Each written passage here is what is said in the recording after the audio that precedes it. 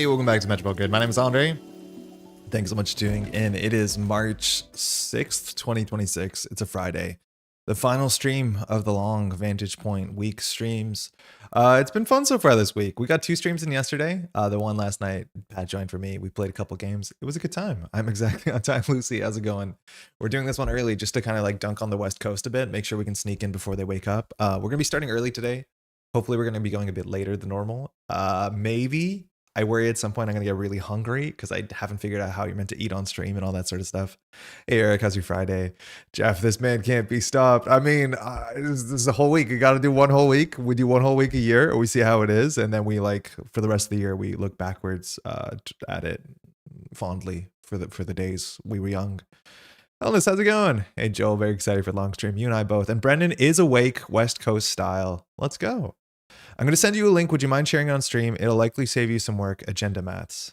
Yeah, okay. Unless it makes all the work I've done redundant. And then I will ignore it. I'll throw it in the trash. What is it, Lucy? I have all the previous VODs to catch up on, but I've been playing too much VP on the side of the job. I mean, that's good. That's what you want. That's what this week is for. So this is the weird thing. So Pat has asked me, he's like, last night, he said, hey, so you've been streaming for a bit so far this week. How are you feeling? Like, is it boring? Are you, what do you still have stuff to do? All that sort of stuff. And my response is like kind of entirely attached to why this set is the way it is and how it's so weird.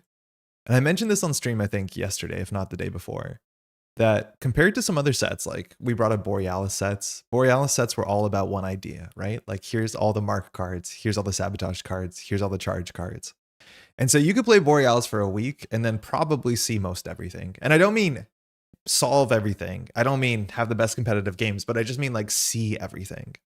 But this set being so damn weird, being like just kind of a mishmash of different things for different people at different times, there is still a lot of things we haven't explored, right? Like a lot of things we haven't explored. And that is why like this has been such a cool set to dive into this deeply. Like there's cards like SIPA you can build a whole deck around. Have we played it? No. Could we build a whole deck around reverb? I mean, maybe. I'm not sure if it's worth it. Reallocate, like whole decks can be built around it. We haven't touched Retirement Plan and Perfect Recall. It's such a weirdly wide open set that it's like there's just so much to touch on this, which is good. Happy weekend. Thank you. Hey, Jai, how's it going? Happy STS2 release day. How's it been? Are people been mostly playing co-op or are people mostly just like grinding it on their own?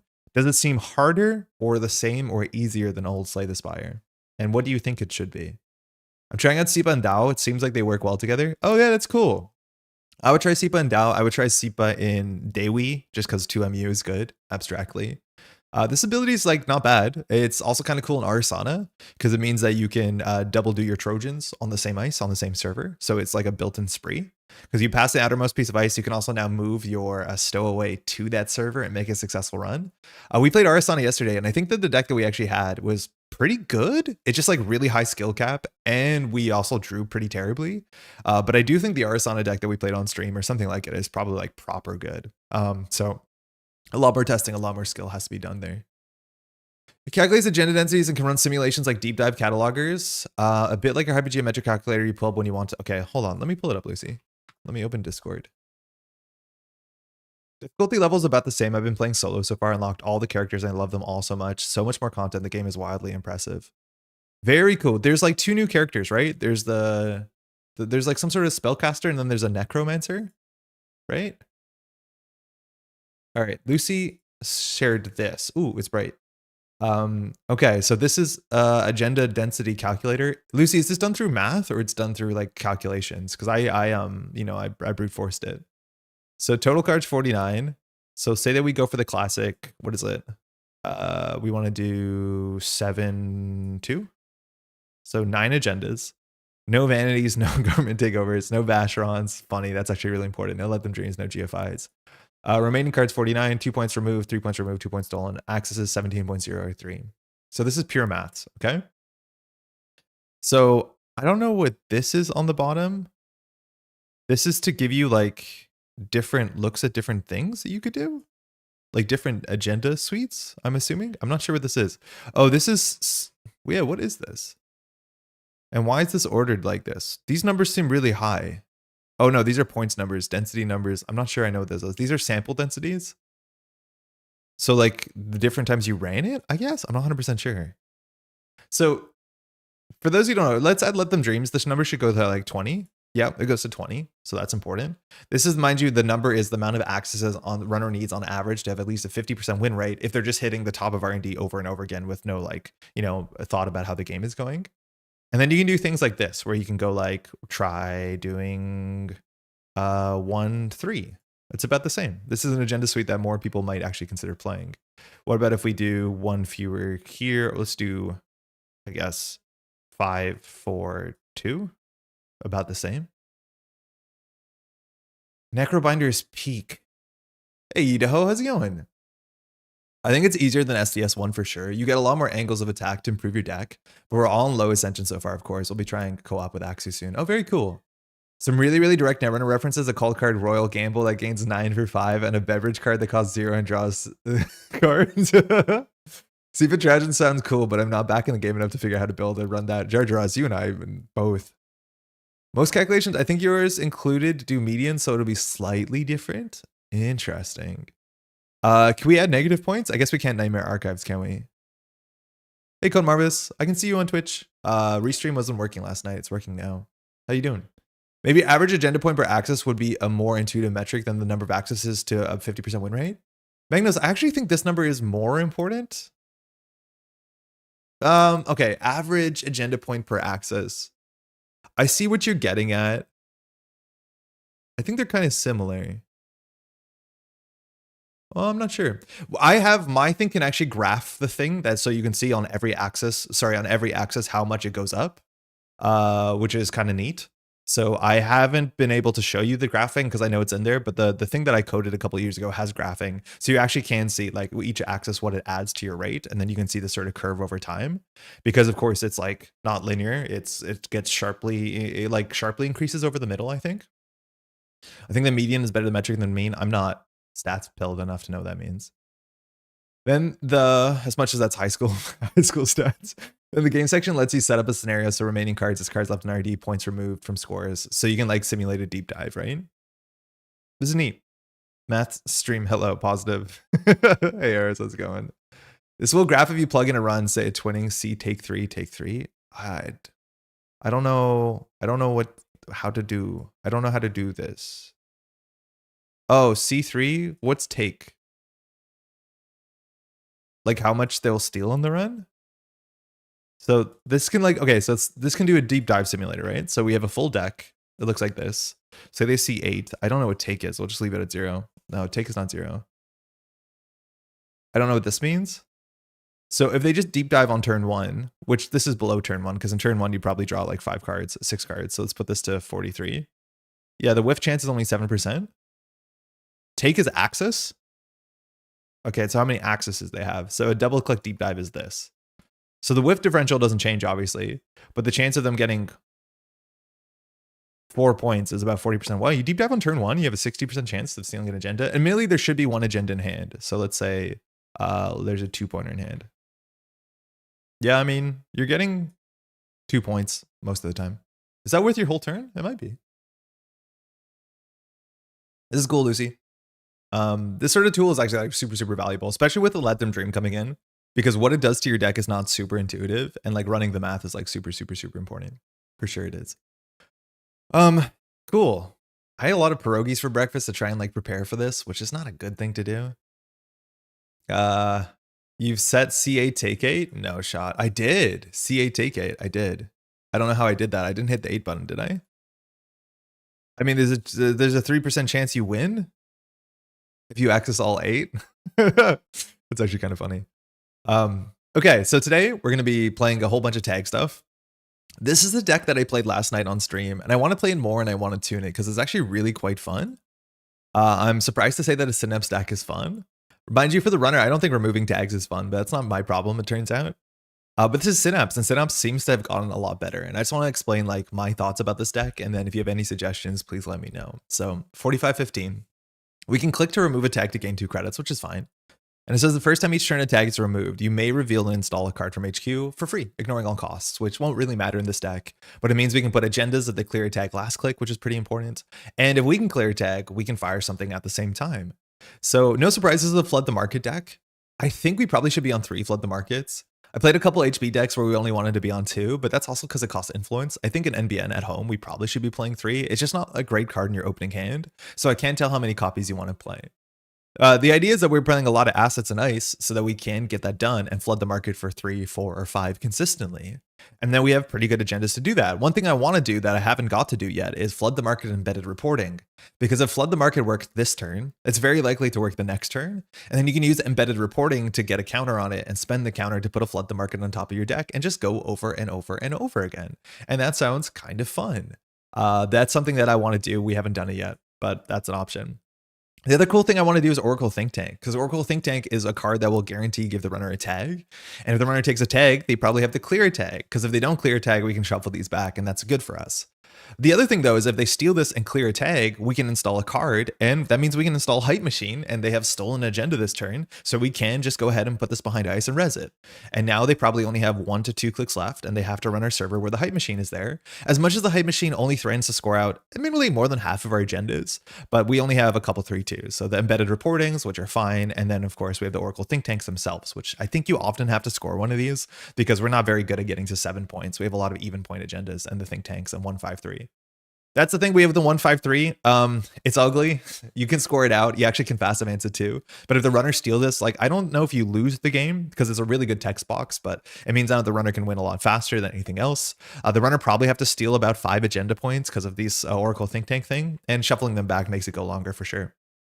I failed with this idea yesterday. Excited to see it try. So far, I've played this sort of archetype twice in paper, and it's been really fun and exciting both times. How's it going, dog? Hey, Manuel, yeah, we're streaming a bit earlier today on Friday because I have the full day off. Tuesday to Thursday, we were working in the morning, so this is a bit different. Now, Offer of Office is just good. I don't know if this has to be here. You could play Crypto Crash. You could play the one that gives you an Advancement Token Remastered Edition. You could play Move Your Influence around and play Let Them Dream and do the math, whether that helps a lot. And then even use the Let Them Dream to bottom the 1-5-3. But the money is good because we don't have a lot of money. Now, there are parts of this deck that I know are not perfect and parts that I don't like. So the two things that are very interesting is Nihilo Agent is a very interesting card. I do think there's certain boards where you just can't res it, because if the runner can chase this down and get a bad publicity, I wouldn't say you lose the game, but getting a bad publicity to a runner a deck that has 16 assets and relatively cheap ice is not a good thing, as much as maybe later the third Nihilo Agent or the second Nihilo Agent can remove the tag. The cool thing about Nihilo Agent, right, is at the start of your turn, you can, well, at the end of your turn, you res this to give the runner a tag, or if they're just tagged. And at the end of their turn, or the beginning of your turn, you can remove the tag for them. You have to. And because you remove the tag, that means you can use Synapse to install an agenda, and then you can either do advance, advance, advance, or if you have a wage workers on the table, you can do quadruple advance. So it becomes like sort of this fast advance thing, which is like kind of neat, kind of fascinating. It's kind of interesting and flexible. And then on top of it, the text for this thing just gives the runner a tag during their turn. And while there's not that much ice in the set that like really cares about the runner having a tag on your turn, the one big one that's really quite good is Lamplighter. Because if the runner hits a Lamplighter while they are tagged, they still probably should be paying 3 credits here, but it will end the run. This ice is one of the, I think, 2 ice in the format that gets better when the runner's tagged. The other one is Capacitor, which like I guess you could play. Maybe it's even better than playing the other one we're playing. We're playing Grubber. Like maybe it could be. But Capacitor is like whatever. We would technically res this for 3 and it has higher strength, which like doesn't really matter in the early games, and it's kind of expensive, but that's a really cool interaction. And I think there's a chance that we want 3 Nihilo Agents, just because firing this on turn 1 or turn 2 is kind of cool. Oh yeah, Starlit Knight, but only Starlit Knight only cares once you're on threat 3, and threat 3 is not, or sorry, threat 4. Is this threat 4? But it's not the point in time where like you really care about this text. Yeah, threat 4 is probably where the Nihilo Agent can be contested, but that's a good shout out for sure. Oh yeah, F2P is the other one. Yeah, you're right. There's a couple. F2P, you can't pay for the thing. I'm not sure I'm excited about F2P. It's not bad though. Like that's a hard thing to deal with. The runner generally has to pay for, but this doesn't end the run to protect your assets. It's just annoying, but that's actually worth keeping in mind. This is not a bad piece of ice. So there is a couple more than I think there is. Hey Conrad, how's it going? Synapse time, let's go. Yo, Diogen, how's it going? Let's see some tags. You're a champion of streaming basically every day for 2+ hours. That's the goal. This will be the end of the week, but we'll do a recap at the end of today. Anyways, card's really cool. Probably should play 3 of, but we have a slots issue, so we'll talk about the slots issues in a second. So next up, B1001, this is a really another good card. We have a lot of ice that gives tags. We really do. And we have ways to give the runner tags. This also removes a tag, which allows us to do a clickless install, which is good. But for this, like you play your pings on central servers to stop impactful runs. You put them on remote servers. It means the VSAs, which are running 3 ofs, they can't just face check because they lose a credit, take a tag. Like B1001 is functionally our tag punishment. Should this deck run Oppo Research? I'm pretty sure it should, but there's a chance you can be greedy and get away with not Oppo Research because we don't have a legitimate tag punishment besides our ice gets better and the B1001. And so far for my testing, it's been okay, but I do think this deck will lose a lot to open deck lists where people realize. That also being said, if the runner floats tags, not only can you trash the resources, but you can also just like click for 2 credits and install a card for a click, which is like a pretty good piece of text. But just keep that in mind. It's like kind of weird how parts of it work and parts of it don't work. I do want to play 3 B1001s because it's very impactful and the runner has to trash it. And it's just a card that makes the board state way more complicated for the runner to deal with. We only have 2. Daily Quest. Deck has no money. This is a big issue. The deck doesn't have money unless you draw really well and get a fully operational. I think it can generally survive on low money. Like you don't need a lot of money to do anything besides maybe a big Oppo. And Daily Quest usually was my Regolith mining license slot. Regolith is a bit slow and a bit like clumsy. Like it takes time. You do want to protect it. It's also a card that will trash itself, which is not exactly perfect for, again, we're playing Flood the Market where we want stuff in servers. There's a chance that Daily Quest will stick. And generally when it fires once or twice, the runner doesn't run it down. Emotionally, they don't want to, but they definitely should. But this has been like the cheapest big econ card we can play in the deck that works with our game plan. I don't think it's perfect. A big thing about this card is you can't put it out uniced for a lot of obvious reasons. I didn't realize the box says Krembler on it. I don't think I realized that until now. That's really funny. But yeah, it's kind of neat. It's definitely an option that I was considering more since we played this in GameNet, which is kind of cool. Plaza's great. Obviously, Threat 2 text makes this fantastic, but these things should be trashed, especially on the first couple turns. Pay the 2 credits to trash them. Spin Doctor. This deck does not have enough card draw.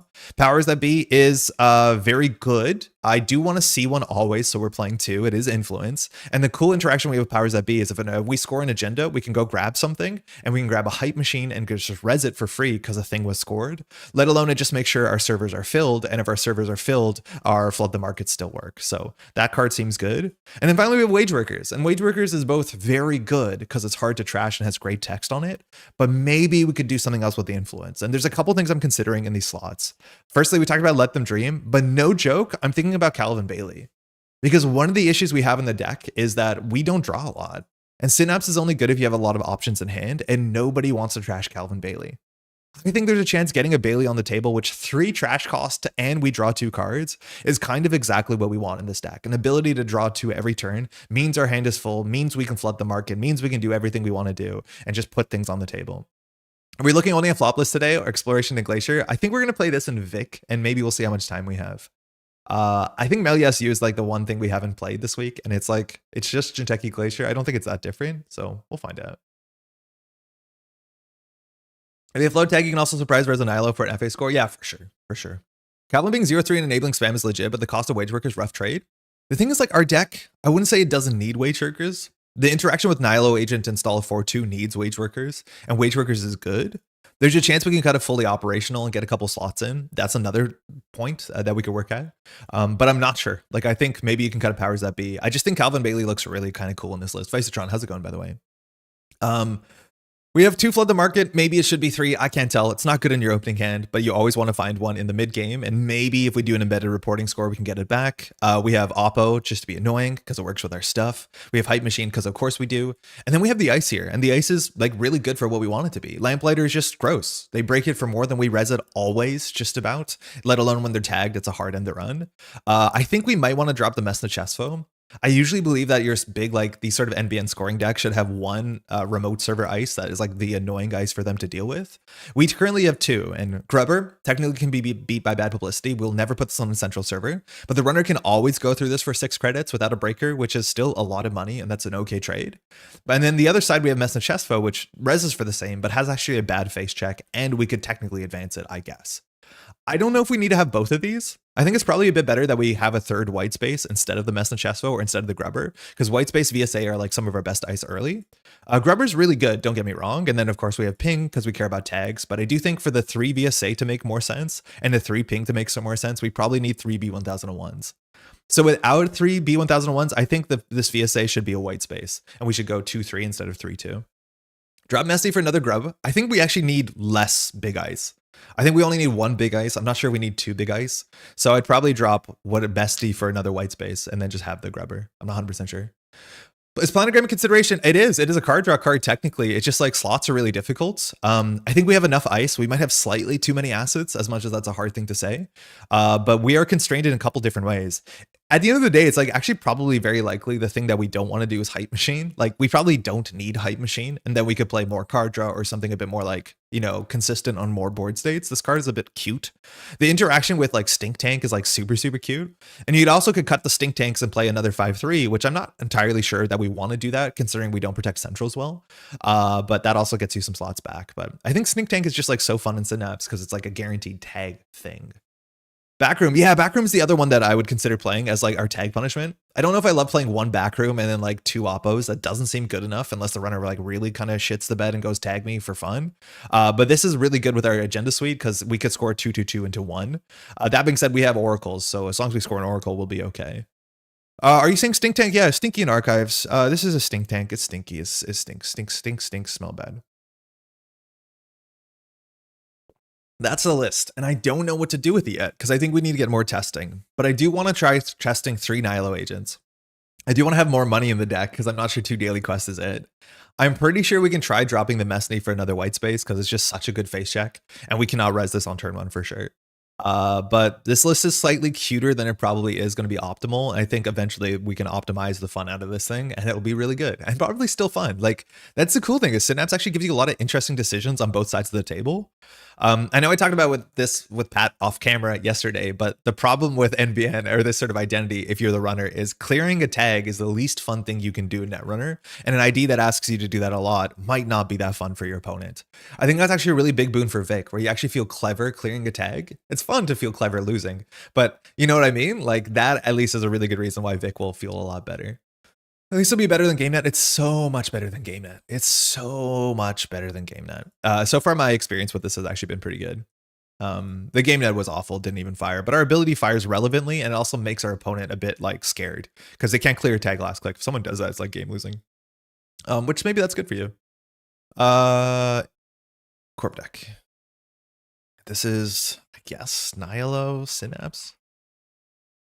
But I think there's something genuinely to this deck. Also, people might try this out and turns out it's just better in Epiphany when you do the exact same stuff, and that's fine. And then Epiphany will play the Epiphany Agenda Suite, which might be better. Like there's a chance that Stoke the Embers Holloman is better than Off-World Office and all that. I'm gonna just for now do 1 fewer Mesny, 1 new white space. Maybe 6 code gates is too much, so hope for the best, I guess. VSA, we could play 1 fewer and play a second grubber. I think figuring out this is pretty good. I don't know if there's any ice that we aren't playing that we obviously should be playing. Because this is like maybe instead we could play 1 Starlit Night as our like second VSA. Because this is a horrible face check. And this is another one of those 5-cost ice that might matter. It also makes Nihilo Agent on threat 4 matter, but like I don't think that card's gonna matter there. So this is something we could definitely do for sure. I just want to try the cheapest ice first to see if we can go. Just discovered another Easter egg in Stay Side 2, a card called Modded. F2P maybe? I think F2P is okay. It's just like F2P doesn't necessarily do anything with our board state. Like it does not help our win condition. Not like obviously. These subroutines are good though. Like give the runner tag is good. Add 1 installed card to the grip is good. So we could try that. Like those are both good subroutines. I know some of the decks that did like horizontal NEH, like I know Keysra was playing this really well, was playing F2P as like, oh, you went tag me. Ooh, that's really bad because this into an end the run stops you in the remote server. And maybe that's worth trying. Actually, let's try that. That's fine. I think we can play it. It's only slightly more expensive. It is a bit more expensive though. Let's do 1 VSA, 1 F2P. Or sorry, 2 VSAs. Yeah, it's just like, it's not, that is better when you play a lot of cheap end the runs, which we're not exactly doing. Oh, my stomach already doesn't feel good. We just started streaming, Andre. We'll get through this. Eric, are you working today? Or you just playing Slay the Spire? I found Vic versus Synapse really interesting because Vic already had to structure its turnaround, having time to shake a tag and not being able to do the last click makes that even trickier. That's what I played against Eric on Neon Static, and it was like a really fun battle box sort of thing where like you need to plan the turn, you need to take the tag, you have cards that want to give you tags, so that would like makes the interaction a bit worse. All right, so we're gonna lose to deep dive. I mean, that's cool. We have Lamplighter Daily Quest, which is like technically a nice start. The thing is, like, if the Lamplighter is broken for 3, this also gets eaten by Slab Vandal, which I'm not sure it's super positive. Hey, City, we've been playing City every day this week, I think. Best of luck. Have fun. Boomerang Transfer Remove Tag does give you a lot of flexibility. Doesn't? Yeah, it doesn't. And then the B1001 comes in too, which is fun. This hand's not amazing, but we'll keep it. We probably shouldn't. Maybe we shouldn't. I don't know. I don't know how we're going to stop deep dive. That's like an issue that we haven't had to concern ourselves with this week so far. We haven't been dived once, but if you can't stop deep dive, I don't know if a deck is what you have here. Let's see if he keeps 46 cards. That's like how I've been playing my Arsana as of yesterday. I have 46 cards I want to play.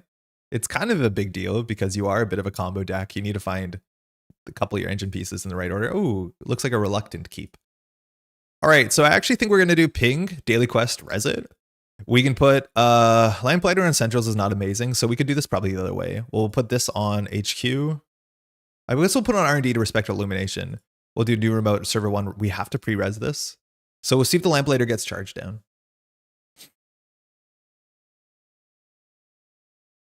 If this sticks for 1 turn, we're happy. 2 turns, it's absurd. But like, you can bypass this for 2 credits with Fizerum. You can technically beat it by paying 3, of course. But sometimes Arsana has liquidity issues. The good thing is the daily quest is only technically 1 to trash. And even if you touch it, you get 2 credits and we don't get 3 credits. So it's a 5 credit swing just to touch the card. Or not even touch it. Successful run this server, technically. I wonder how many work hours have been spent watching under stream this week. I'm going to like look at the numbers for sure to be like how many view hours this week was. It's interesting. Transfer ruins us? I mean, yeah, but I'm not going to play around Arsana Transfer. Technically, yeah, it's bad. But like, you can't play around that. That's my least favorite thing about Shaper Transfer. It's like, what are you going to do? Play around something you don't know it's there? This is why open decklist Netrunner is like way preferable to me than being like, oh, I put transfer in a deck you're not expecting and I win on turn 1 because you didn't play around it. It's like, I could not make a good idea. Transfer's a free tag?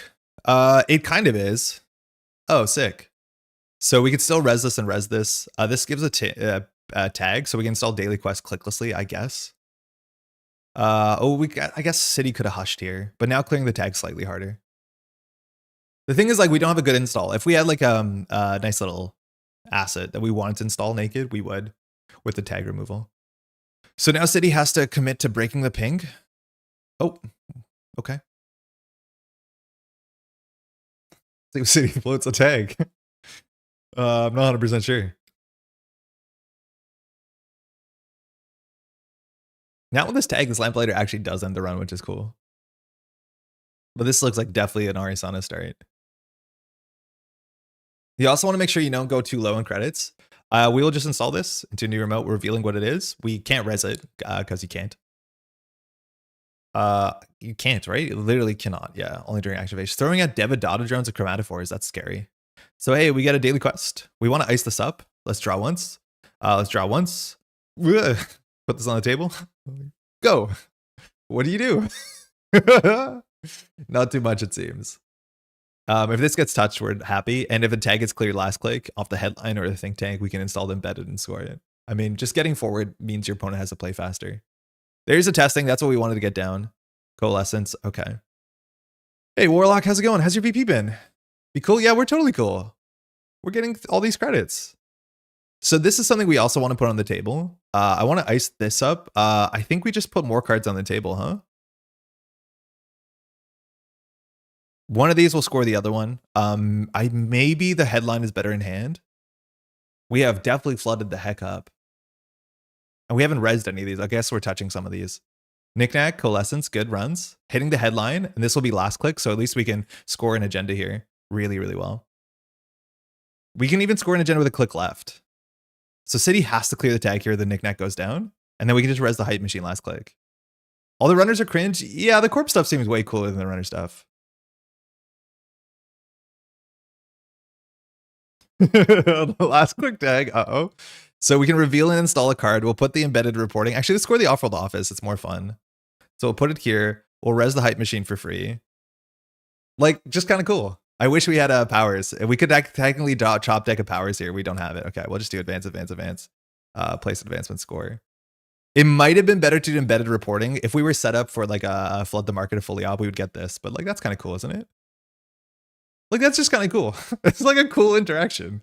Hype Machine's kind of sick. Like if Arasana, if we had the Hype Machine in hand, we just install it and then like res it at end of turn.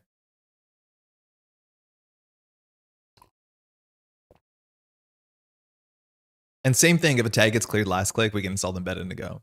Which card is the game-changing card to make Synapse playable? Flood the market is a win condition. Like you have just a win condition here. That's really important.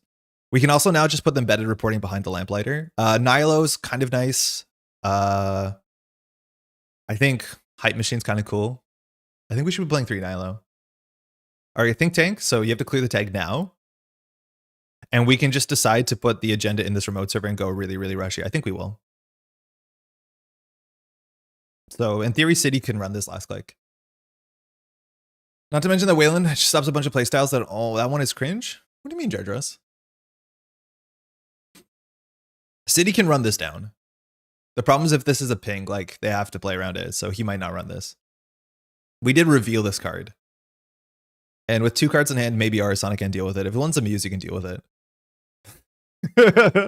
Unfortunately, we're going to lose the Lamplighter and the embedded reporting. So this was maybe a bridge too far. We probably should have just put a public access clause on the table and kept our credits.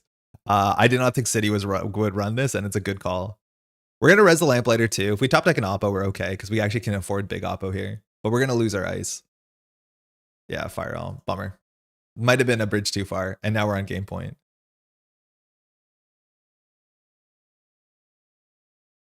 Okay. No servers, no more. Fencer when I was angry. I don't know if you pay for her because you're expecting an Oppo and you need your credits to be able to, yeah, environmental testing. Beans. Okay, so now I think City can just deep dive and win, which is not great for us. So I think we just do, man, the flood the markets are not doing anything. We haven't drawn ice. Well, I guess we did trash one of our eyes. Card those 4 damage if you use stealth credits? I haven't played that one yet. NBA Ice is just awful? No, it seems pretty good. All right, City's back in the money. We'll res the Plaza. That's probably not going to get trashed. 2, 3. So we only have 5 agendas and 34 cards. Why is this happening? Okay, that helps. I mean, we're still going to lose the deep dive. Yeah, we shouldn't have pushed behind the Lamplighter. I thought City would respect it, because if it's a ping, it's like pretty bad because you float a tag and lose environmental testing. If it's a VSA, you lose environmental testing. Maybe City had something in hand, but that was a very risky play on both sides of the table, and we were called on it. And now we're on 5 points. An Oppo last turn would have been amazing because then we can shuffle the Oracle back and not exactly be on game point. I don't think the B1001 is going to do anything here, so I guess we do the powers and hope. I just don't know what we're going to possibly put on the table that like wins the game. Yeah, I mean, if we don't draw ice, we can't win. Unless we just put cards on the table and think City does and check it. And he might not. He does. Cool.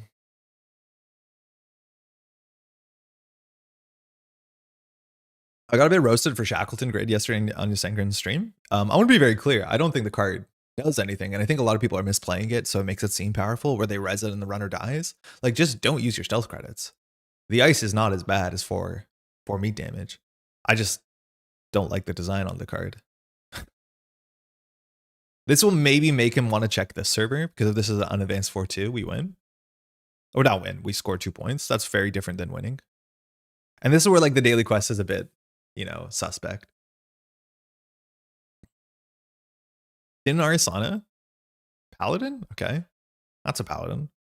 Oh my god, please draw an ice. Let alone a single ice against Arasana is not good enough, because whenever you install something, City will be on like a lot of credits.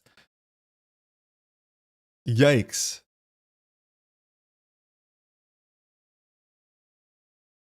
Woof, woof, woof. Don't you certificates are totally legit in a month when runners being far too cute running without real money? No, sure, but it's like, maybe your breakers need stealth credits, but if your breakers need stealth credits, how bad is the ice you're hitting? So upset my watching on Metropole Grid was just the rest of my lives during Metropole Grid. Does it warn you? It'd be like, hey, what are you doing? I think it's fine not to like the design. I think sometimes sharp designs are more interesting. I hear you. I just don't think it's a sharp design. I think it's a I think there's a difference between sharp and fun. All right, so you clear the tag here. So we'll just go ahead and install some garbage.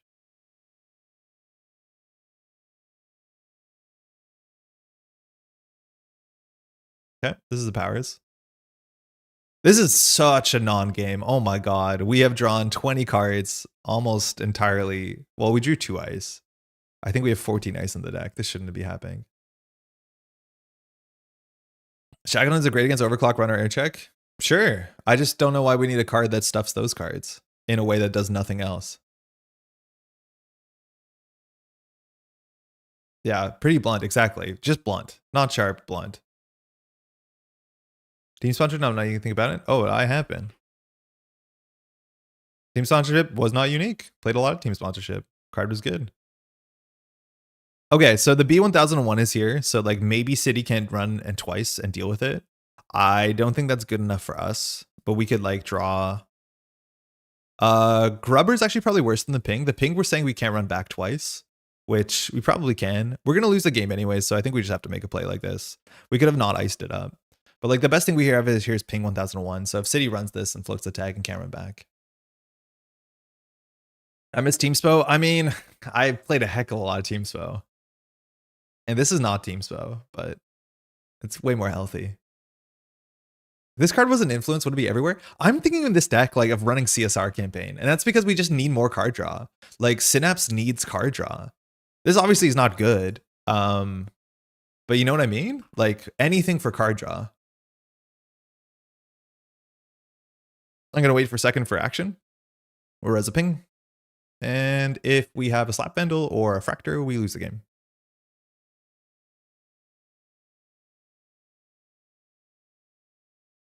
Want a Fed Rail fundraising? Because I want to ice it up, but it also doesn't give you card draw if you don't ice it up.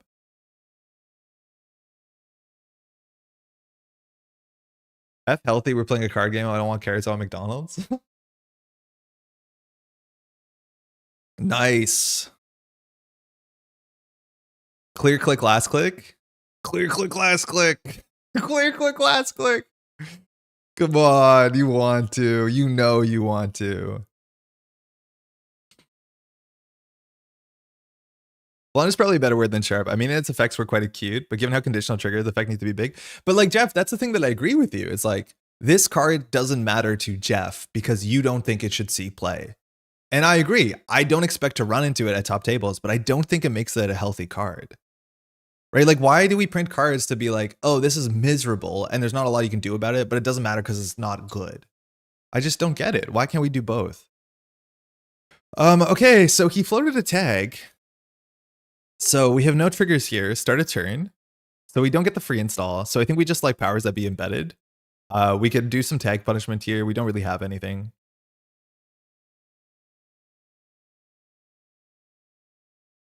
So we can install a card. We can put a hype machine behind it and then try and win from that. I think that's probably the best we have. Are you resing powers? For sure. And then of course we're resing this. This might get some HQ pressure, but like City now has to clear the tag. So this B1001 can stop maybe a deep dive. It's like ganks. Like nobody wants gank to be good, and we hopefully don't expect gank to be in like a competitive deck, but like it's miserable to play into. Yeah, calibration testing was this, but 3 cost and no text. And it was really good.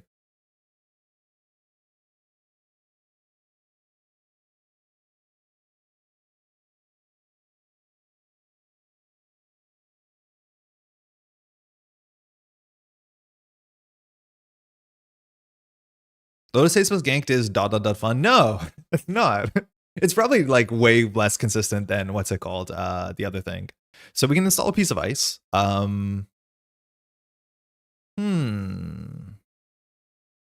Yeah, let's protect this thing. We'll make it 2 different kinds. Growing progressively scared is an Earth Station meta. I'd be surprised if it was. I think you can build decks at Beat Earth Station. But now City's probably going to deep dive next turn. Bass better than Machine. Bass 3 influence. This card free and play again. But Bass is not bad. I don't think Shaq is miserable. When you get blown out, that's a neat story and it won't happen for months. Not every card is going to come out perfect because cards got to get locked in. No, like, I'm not designing cards. I can't complain about it, but I don't know. I'm not into it.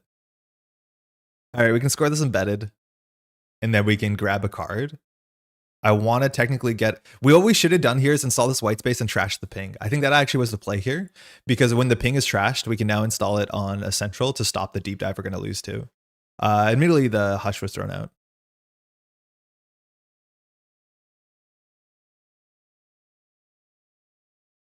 All right, we're both on game point. Oh, maybe I should have shuffled an Oracle Thinktank away. It doesn't make it a huge difference. There's only one more 1-pointer. And so we can get a card back here. We can grab the Hype Machine. The Hype Machine doesn't help us win. The Lamplighter doesn't help us win unless City clears a tag. We could get something on Centrals that gives a tag. So we could just put like the Lamplighter on R&D to get 2 R&D ice. I think that's probably the play. Obviously, I don't know how we're winning, but I don't want to lose the deep dive. Hope everyone has a good rest of the stream. Conrad, enjoy the rest of your work day. The race cost of Shackle Grid was 0 so that Lampades could trash it for a single power counter rather than having to spend stealth credits on it. That's so funny. I don't care about that interaction. I think that interaction is sick. No runs on HQ? Nah, there's no reason to. We've been jamming. So we'll be setting up a flood. I think it's way too hard. With this in our hand and with 3 embedded reporting of tomorrow's headline, we need a 4 counter flood. It's not really possible. We're going to have to jam in a remote server somehow. Like, we're kind of cooked. Like, we only have 1 more 3-1 in the deck, which flood sets up, and our wage workers is gone. So, like, with all the 3-2s out, there's not much we can do. Like, I don't know what to do about it. Maybe we should just do it anyways, but we're going to be drawing a fair bit of ice. Maybe that's right. Maybe we should. Okay, Fazermus for 2 is slightly cheaper. Hype means you only need 2 more ice servers to FA the off. Yeah, but we needed the hype in the server. So I either have to get the hype or get the Lamplighter. Our deck is like not a lot of agendas in it, so I'm not worried about this run. I'm more worried about the deep dive. It's a shame that the Oracle Thinktank here doesn't matter. Okay, all the breakers are down. And awake. Oh, that's scary. Like, this is a really bad state to find ourselves in. Hype Machine got trashed. Okay, we can technically big oppo.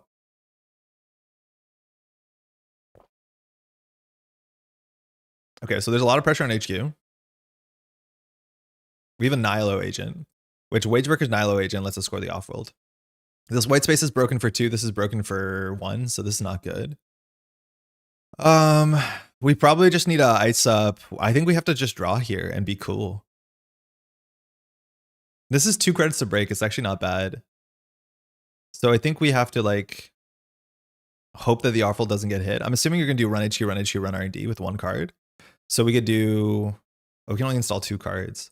So we don't have to put something in this server because we can do it when we do the agenda. So I think we just do 3 and that's not enough. We have to take a tag last click. That's not really easy. So the short or long is I think it's bad. We could discard the off-world and draw for the last 3 too. That's probably a bit better. Okay.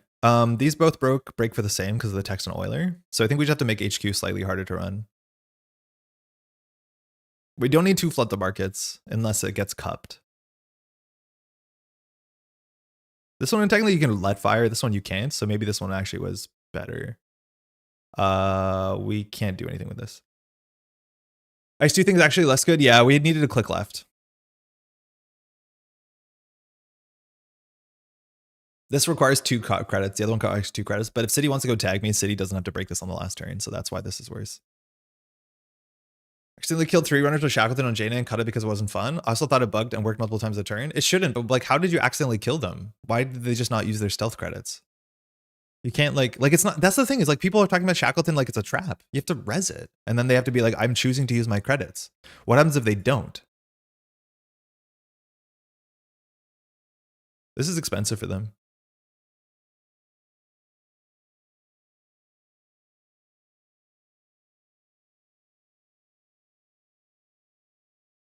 They can use all 4 if they want to.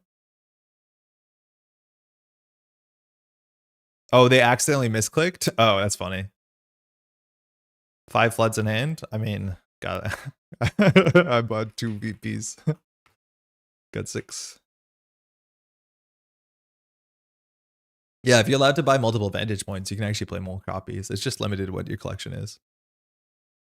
It's pay to win, but like, You can't be too upset. Gotta support the economy. All right, if this whiffs, like an oppo really does change the game. I think, are we going bankrupt on this run and saying C4 wins? I mean, it usually does. 1, 2, 3, 4, 5, 6, 7, 8, 9, 10, 11, 12, 13, 14. There's only 6 points in R&D.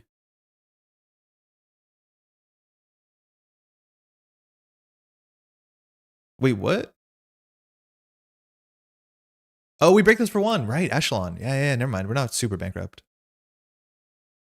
Can't pay to win if we can't print proxies. Where'd you buy your printer, bud? Let's see the dump.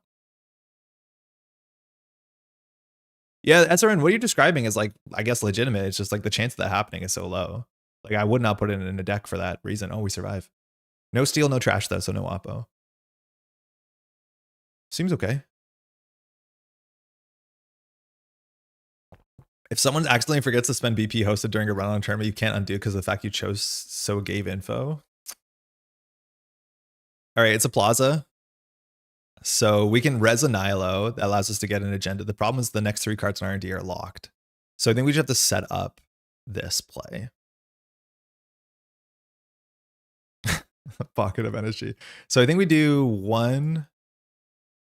I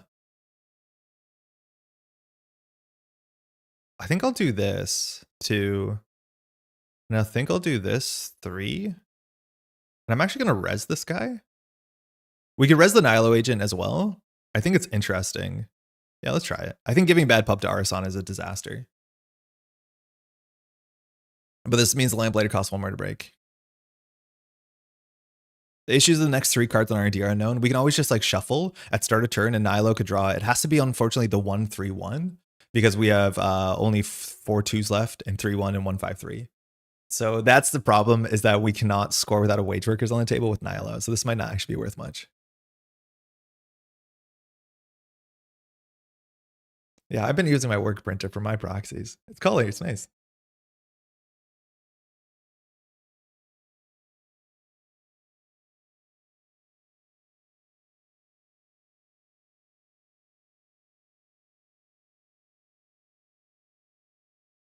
The question is, do you ever manually clear this tag? My guess is no.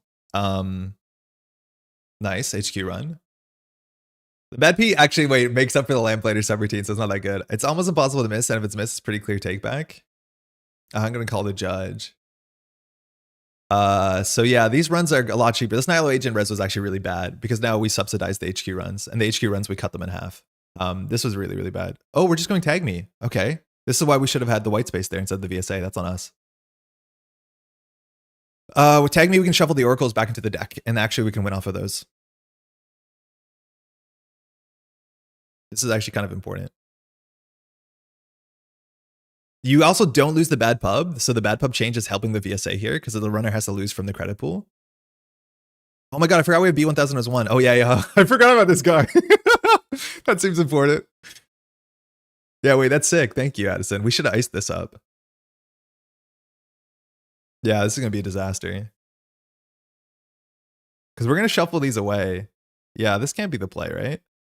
So start turn. We'll reveal a plaza. I mean, I don't think we do. I don't think we need it. We have an oppo. I'm just going to shuffle these back, right? It shuffles the deck, and then B1001 has to be dealt with. Yeah, this seems really good for us. So we do 1, 2. We could trash knickknack. I think we do. That lets us install a plaza. Then we just shuffle. Get back in the deck. Get back in the deck. Go. We just shuffle the deck, and there's still 1-5-3. What can we do about it? But we have the B1001 on deck. They have a bad publicity. I wish we turned this off. It might have actually been right to put the plaza on top of the Nihilo. It might have been correct. But yeah, you can't float tags with the stuff in your score area. We did shuffle the deck, though, so the next 2 cards are now unknown.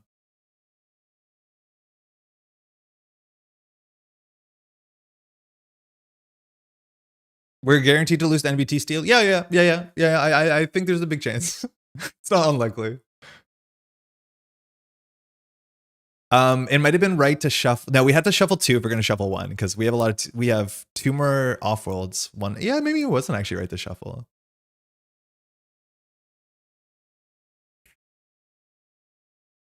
Man, I do think Calvin Bailey would be so good. Hitting that button every turn is exactly what you want because our ability doesn't really have text when we don't have a good hand.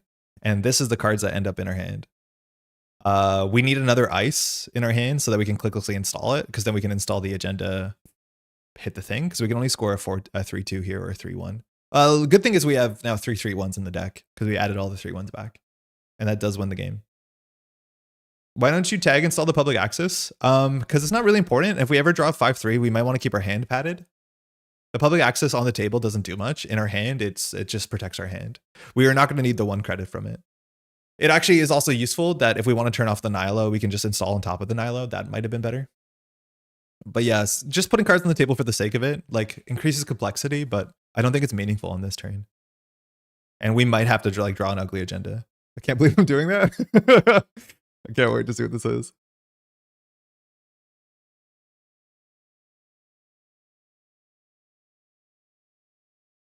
It's like there's a lot of turns where corporations will just play hedge fund when they're on like 16 credits to go to 20, and then they have 1 agenda and 4 cards instead of 1 and 5. Oh, click 1 and 2 creative commission. Uh-oh. Oh no. Oh no, illumination stop. Yeah, this game has swung a fair bit. To break all 2 subroutines, cool. We definitely should have iced this up.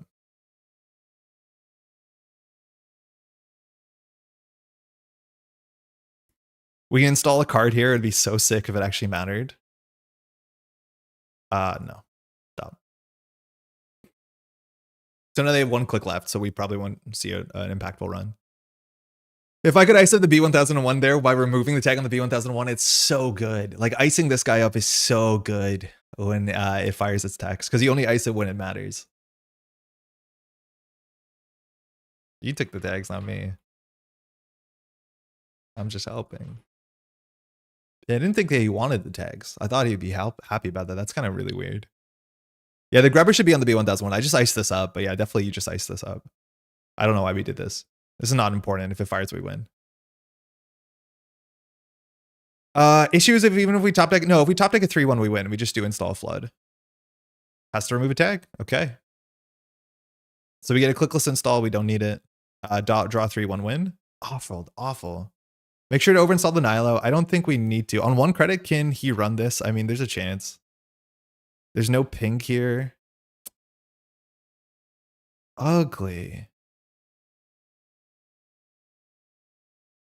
I mean, that's good. Is it? Is it good? So we can just gain a couple credits. We don't need it. And we can put the ping on HQ. The ping on HQ makes the central safe. Did Restream bot die? No, I think it's working. Man, why is it so hard to close the game out?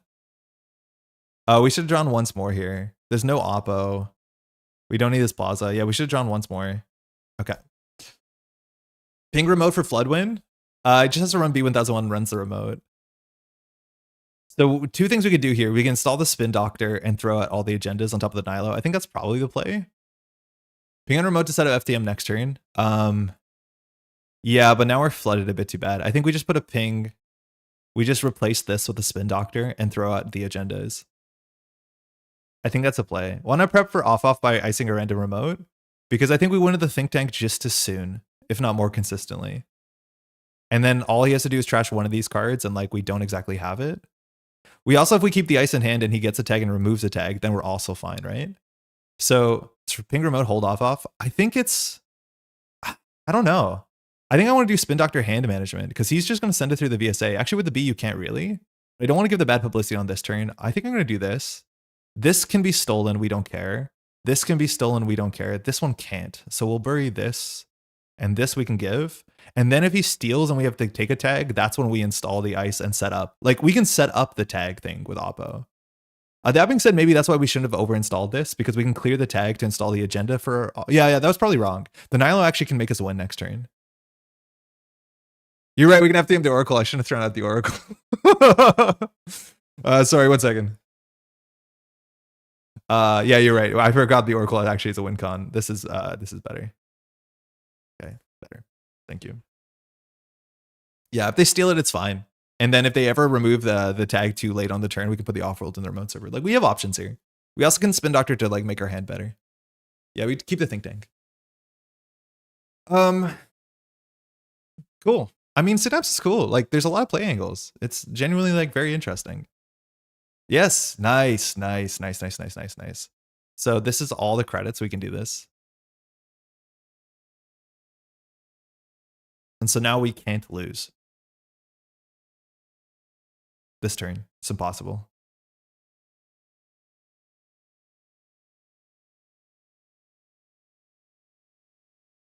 Whoops, spin. No worries, Sana. Okay, that's it. Good game.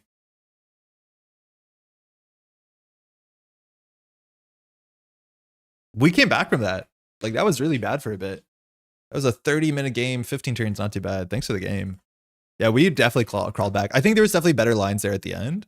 But you can see what the idea of what the deck is. And I think that's the cool thing we can do is we can play around it where like if we can make City get a tag there, we can install the ping to set up the either agenda to score it out clicklessly or do the other thing. Maybe not installing the Nilo, like installing the Nilo apparently made him want to run this, which is interesting. Hey, cheers. Thanks for the game. Cheers. Thank you. Maybe that was fine. Yeah, it's like asset spam, but with like a lot of moving, interesting pieces. And I do think we maybe our early was pretty bad, but we could do better for that. I do think the deck needs 3 B1001s. The card is so good, and like Nihilo is also so interesting that I don't know what to do for slots for it. And I'm also convinced like a full hand means that you can do stuff with Synapse. Like Calvin Bailey probably makes sense. For what it's worth, the Wage Workers got trashed, but maybe we don't need it. Works so cooked at the peaks of nice we want. It's also interact. Yeah, it's very interactive. Like the runner is agency is like really important in how they sequence the turn. Like I'm not a huge NBN asset spam player, but this is like kind of fun. Okay, so I'm gonna cut a Wage Workers. Like, what do we do here? Say that we get rid of the Wage Workers and then we play like 2 Calvin Baileys. That leaves us with some influence left over. I don't think there's tag ice we want to play from a different faction, is my guess. But I want to try this because one of the issues is we don't have enough card draw. I could see us replacing the daily quest with like a cohort. Yo, City, good game. I played so bad. I'm not sure. Got away from you at the end. When you challenged the remote server that had the embedded that took you up to, I think, 5 points. That was rough for us. Because I thought you'd respect a ping there. I'm in this standard. What is the corp ID to recommend for a beginner? No Goats, how's it going? Good question. It's hard to say because the format is like 4 days old, so nobody really knows what's up. I think the things that are more direct and straightforward to play are probably like, I don't know if people are playing good stuff, precision design.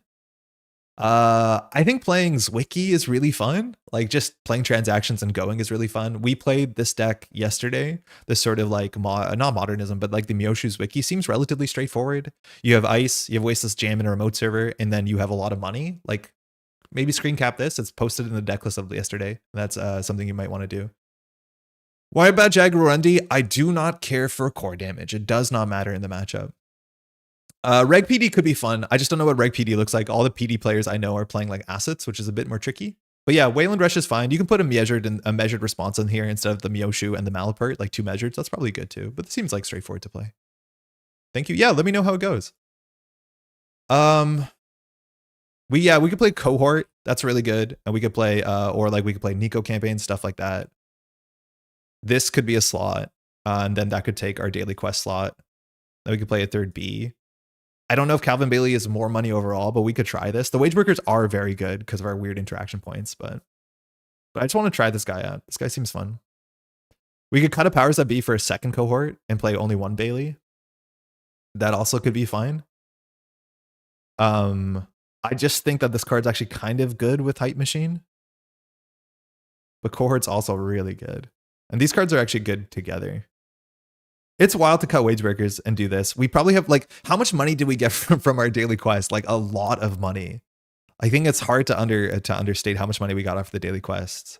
I just want to try Calvin Bailey, but I don't feel like we're making good changes to this deck. I don't feel like we're making great changes. We'll try it. I think we might have made it worse, but at least we'll learn something. Mind you, trying to get like good info from one game is probably not the thing you should be doing. Calvin's good, I promise. Yo, Safer, how's it going? I believe it. I do believe it. Especially because people don't want to trash the guy. And we want to have a full hand. Oh, never mind. We found a guy who wants to trash a guy. Lampadies. How's Nilo Agent been? I think it's worth trying 3 of. It's actually been kind of cool. Our ice cares about the thing, and it installs things at instant speed. Like it's nice. It's maybe too cute. Thanks, you too. All right, Lou's gonna be an issue because Lou's gonna trash all our shit. We have a lot of stuff to put on the table, but no ice behind it. I think we have to mulligan this. Standard sucks. I'll play Eternal. I don't think so. Standard seems pretty okay. Okay, this is a bit better. We can get the Nilo Agent turn 1 and see what happens. And like in theory, we can score an embedded next turn. I just don't know if that's good. Hey, Gyro, happy Friday. How you doing? Okay, so I think we just do 1, 2, 3, and let's see what happens. Here, have a bad publicity, the worst thing we can possibly give Lou, and see if this is worth it for us. I have no idea. If this gets trashed, we lose the game on the spot, I think. Especially because we only have 2 Nilos, so we can't clear the bad pub that fast. All right, we're trashing stuff.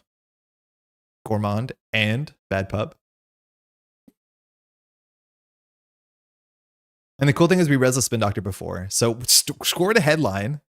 So you can't clear the tag last click. We're 2 tags in as much as 1 will be cleared. Botches run server 1. I mean, yeah, so be it. What can we do? They still lose 3 credits, right? You should be happy.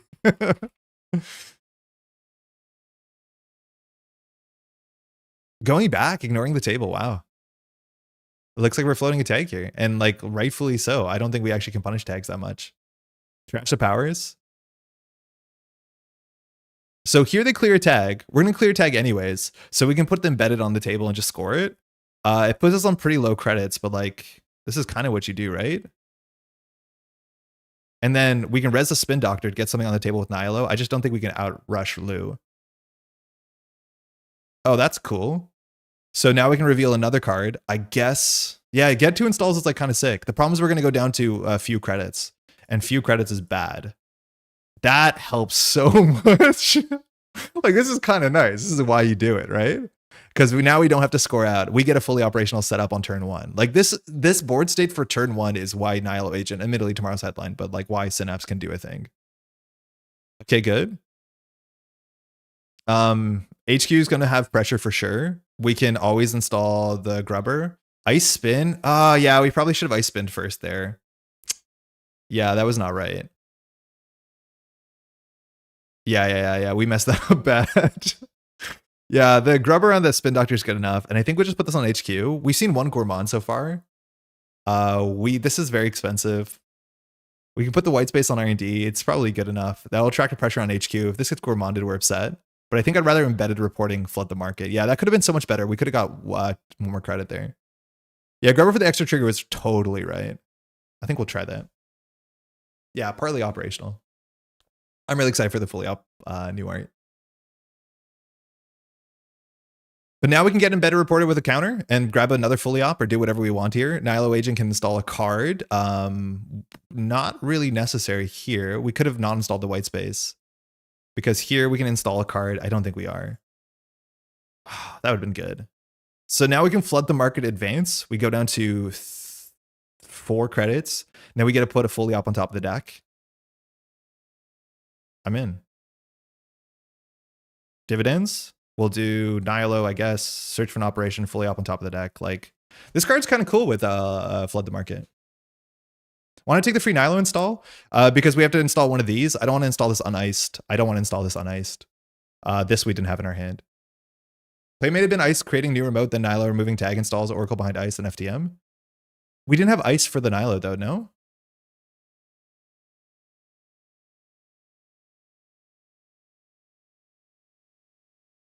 I don't think we had ice the order. I think the ordering was wrong because we didn't have this when the Nilo fired. Next turn now we do install fully op, right? Yeah, white space on RD might be wrong. It might be over respecting Lou, but I think we have to use ice to respect Lou on centrals. I think there's some truth to that. But yeah, now we can grab a fully op and then straight into an embedded, which is like just goofy. And if Varnoth wants to clear the tag, we get a clickless install of this. It just has to not be last click. I guess if Varnoth steals this, we're not super upset. We can always just like remove a tag to install a card and gain 2 credits, which is probably worth it. Like, we are scrappy. We do want to play the game on low credits. Yeah, white space on remote for a bigger push out would have been fine.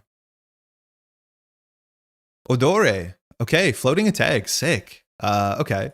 So we have the fully op. So I think we remove a tag to install the Nihilo, revealing it. We install the Oracle, we fully op.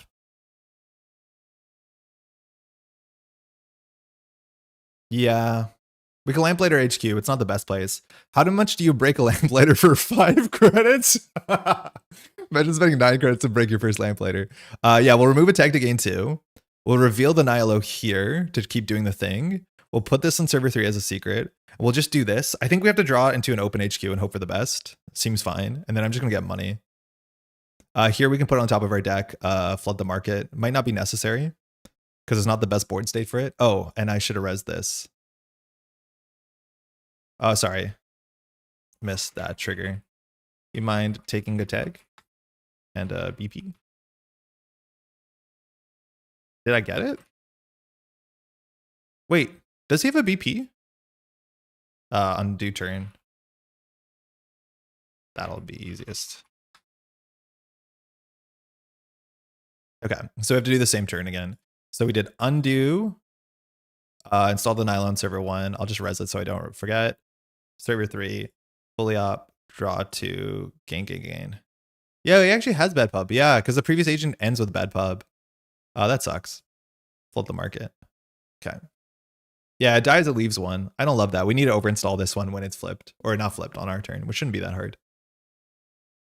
I mean, this is cool. It's kind of cool. I think I like doing Nihilo Ladders on their turn to remove the bad publicity. I think we're going to get both sides of it. But like, this is a free install. It also makes the, I guess, the Lamplighters in our hand. We'll kill the BP by just like doing this. Oh yeah, right, because now we'll be off. Right, yeah, I think you're right. We should have killed the BP with this. Lamplighter, okay, that's a good hit with 2 bad pub. Penumbral, whoa, it's stealth, so Lamp 80s is real. Raindrops. Going straight into a last click ping. This is an Oracle Thinktank, so I think we can give the Oracle Thinktank happily to him.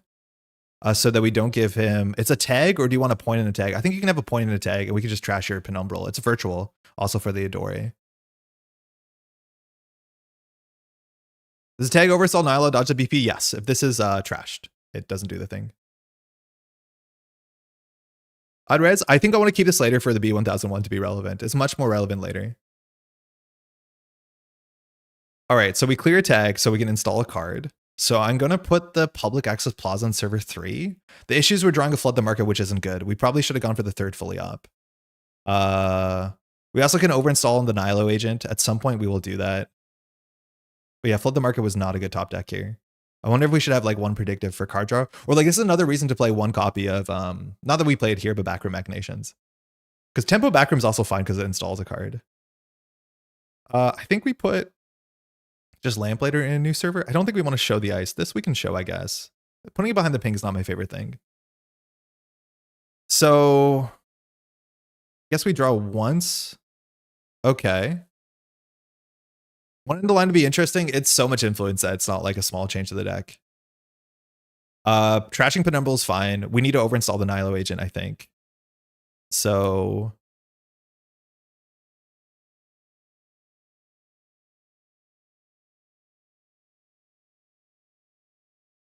I think we just like do max damage here and let the Nihilo agent fire 1 more time. Oh, I shouldn't res that. What am I doing? I thought this was a daily quest. Whatever. Shut up. Shut up. Oh, this is a daily quest. Whatever. It's resed. Shuffling back the think tank is also a thing we consider doing, but we're not in a rush to do it. Especially when we've already synapsed this turn. Pre-res public access plaza for dominance. We did reveal it though, so like who cares?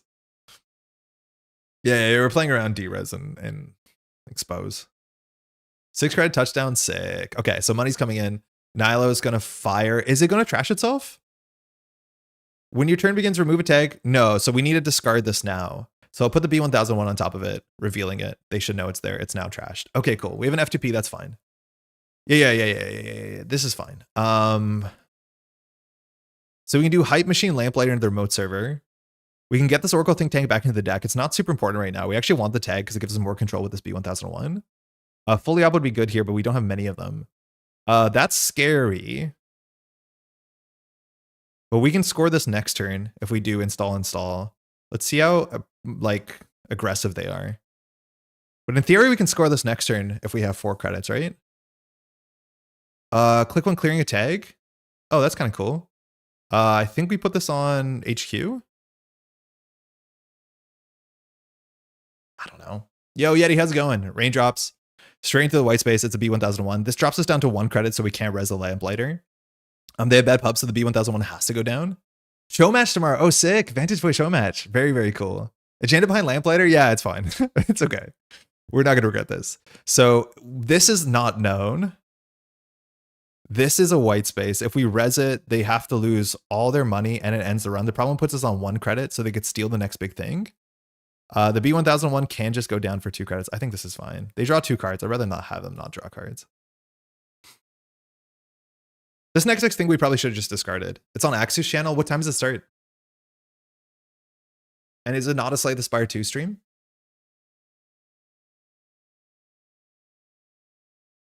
Yeah, this next big thing pushed is cursed. I really don't like this card in the deck. It makes me scared. Okay, that also turns off of our score.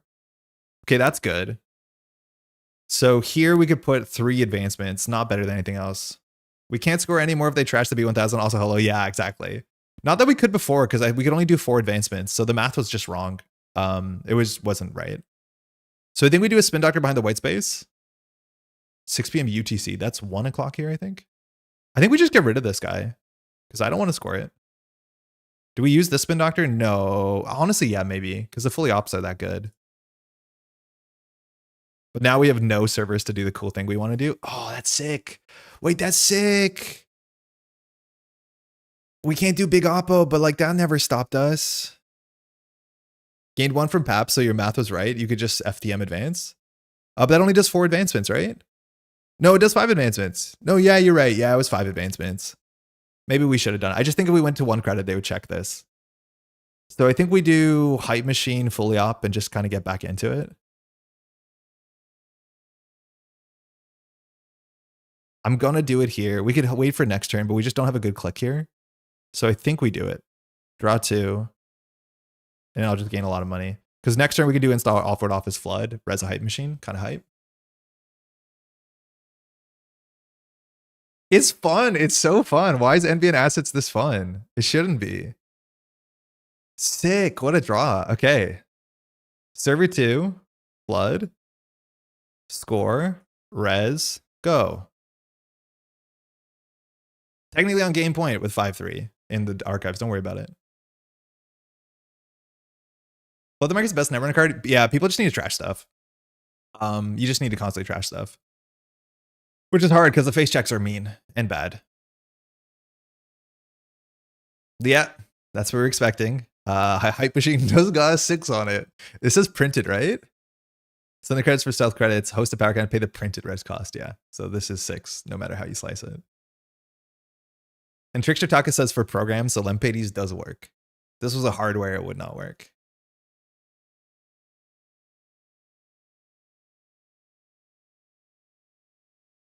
Just kind of cool. Just kind of moving the pieces around.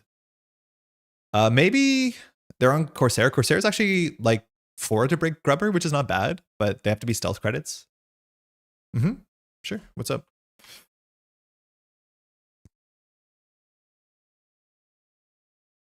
Air check versus white space. You can't lose the credits, and they don't count for the 6+. Yeah. Yeah, so they want to air check us. They're playing air check. Sick. So here they actually have to break the white space. Mind you, air check is a nice way to use Lampades, I guess. Yeah, this is going to end the run. It doesn't work the way they think. Yeah, this will end the run. Yeah, it's all about credit pool. None of the text on white space cares about stealth or BP. Those are all outside of your credit pool. Now that doesn't change. Bad publicity changed, Wait. The runner loses 3. They can't lose air check credits. They lose these 3 credits. Wait, what? Wait, how much money do they have? Wait, hold on. Pay for this event while it's active. Oh, we can't let. Oh, wait, air check has text. Okay, so what I said was true. I didn't realize aircheck has text that says you can't spend or lose. Yeah, good catch, chat. That's really important. If aircheck did not have text and it was just an overclock, what I'm saying is correct. Unfortunately, it's not because aircheck says you can't spend or lose. So this subroutine can't fire. I don't know if it's coded. So it's just the last subroutine goes through. Yeah, nothing happened. That's goofy. Yeah, I forgot this has actually active text. That text is like so easy to forget because it's not super impactful. That's bad. That was a single axis. If we top deck that, we went to 1. It's a double white space play. Are you serious? Air check into double white space is so messed up. I don't think we res this. It doesn't do anything. That's so funny. If this was a lamplighter, you would have to pay from the credit pool. I can't believe they figured out how to do a double air check, double white space. I'm not sure if we revealed this. We lose the hype machine. That's so good. That's the best air check I've ever seen. As much as the credits on it didn't matter. It always has more text. Yeah, like trick shot. Yeah, we have no reason to res this. That was a really good single axis. Oh, yeah. Basics. That's cool. We just fix it manually? Or you can rerun. Both work. Yeah, Pay6 is really funny.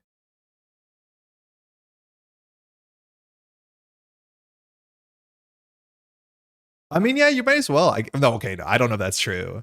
Dumping Taka there sometimes is good, but that's really funny. That is a Lamp 80s counter, which is more expensive overall. Damn, we got ruined that turn. So VSA on the top. R&D we could lose to. We have 1, 2, 3 more 4-2s. I guess we just do a plaza behind the white space and fully op and see what happens. Okay, Think Tank is good. Think Tank is Stink Tank. We could put that behind the grubber relatively safely.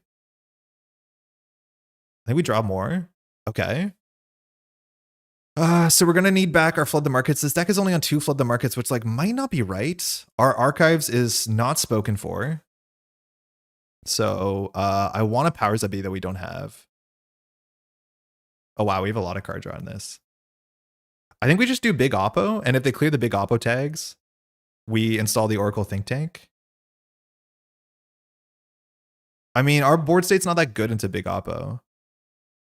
Because the B1001s, that's the thing, is they clear the last tag, we put the B1001 behind the grubber, and then the game's kind of like in a bad spot. But yeah, I guess we'll Big Oppo. Air check Nasir. Hey, you Dottie. It's very neat with Nasir, for sure. Yeah, oh no. Oh no. Trash stuff. Yeah, it shuts down white space really good. It shuts down VSA. I don't know if there's that many other stuff it shuts down though. Yeah, Nasir air check. Veronica, how's it going? It's very, very funny. For those who don't know, Nasir says that when an ice is res, you lose all your credits and gain credits equal to the res cost of the ice, which against this deck is really bad, but it stops you from doing that text. So yeah, as soon as you clear tag, we install B1001 behind the grubber, which is like, this would be better if that was an agenda. But now the game is in a much uglier spot.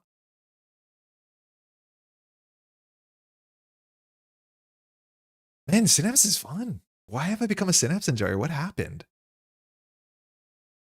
It's like just amount of tags to be like exciting. So this is a B1001. Shed sounds Messney? Yeah, doubly.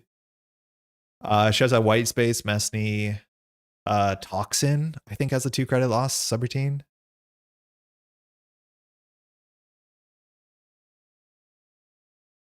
I mean, this is much cooler than it used to be.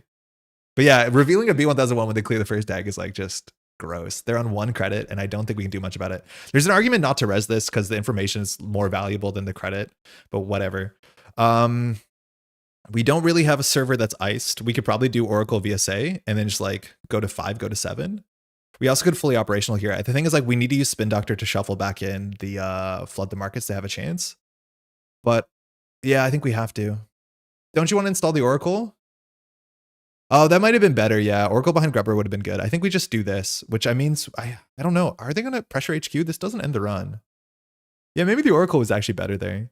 We also don't have a wage breaker, so the off-world offices are just way harder to score. If we do 1-2, I guess we could draw once. We don't have to fully operational here. I mean, we might as well. Okay, is that better? Oh, that actually helps score the off-world. This gets broken for 3. This gives a tag guaranteed. Tag guaranteed is better because of B. So I think we just gain 1 billion credits, and then we do Oracle B. Let's see what happens. That's a really big thing. Like, them clearing the tags there was important, because if he didn't, we could Oracle and pull him off of game point. Off shuffling in the floods before drawing. What are we drawing for? I'm not 100% sure. I think it's like I'm scared because there's a 3-point in archives and we don't shuffle them back and don't draw a Spin Doctor. We're cooked. Maybe we should have like fully operational for card draw. Okay, F2P. So this is interesting. This is only an F2P, which if we res, we can return. I don't honestly know what we return. But you can't spend credits from your credit pool. So I mean, we might as well res this. It doesn't do much. Because this is now spend 4 credits, and that's the air check credits. And then we lose on 1 and 4 times here. Wait, yeah, you can pay. Yeah, they can use the air check credits to pay. They just can't use Taka because it's for programs, so they can use Touchstone air check. Shove FDM and NVT is a half measure. That might be right. It might have been better just to shuffle in the FDMs, and say like, what are you going to do? Like, you're not going to run archives, and then we would have drawn more aggressively with the Spin Doctor. That probably was right. A possible pay tag is present, but it isn't. The tag wasn't present.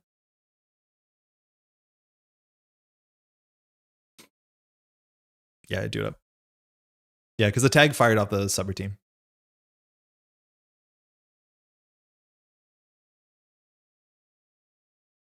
Yeah, they fired the F2P. They shouldn't have. But you're right. If they're tagged, they have to fire it. Yeah, I don't know. Would this have been better as a VSA? Yeah, actually, it would have been. Would it be better as a white space? No. Actually, yeah, white space would end the run. So whatever. So 1 and 4 we lose here. Nice. Best hit.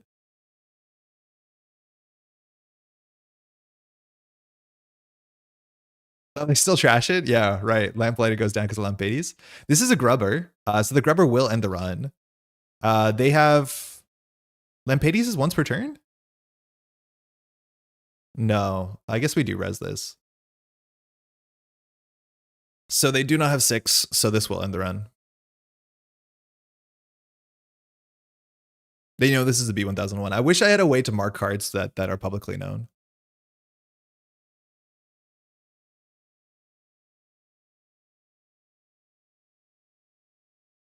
Lampades has no limitations? Yeah. I thought it might be like a once per turn thing, but it's not. It's just the power counters.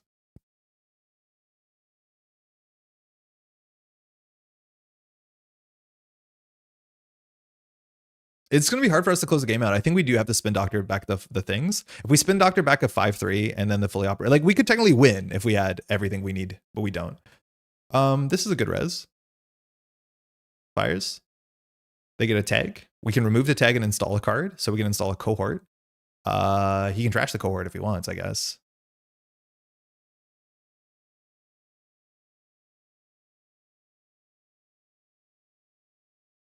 Things that F2P really doesn't end the run. No, trigger. The cohort's not bad, actually. We probably could have done the cohort. He could do credit run the cohort because he would know the cohort. Actually, we'd install the cohort behind the plaza because it's better. Yeah, that probably was right to install the cohort. Oh, we have a tag here.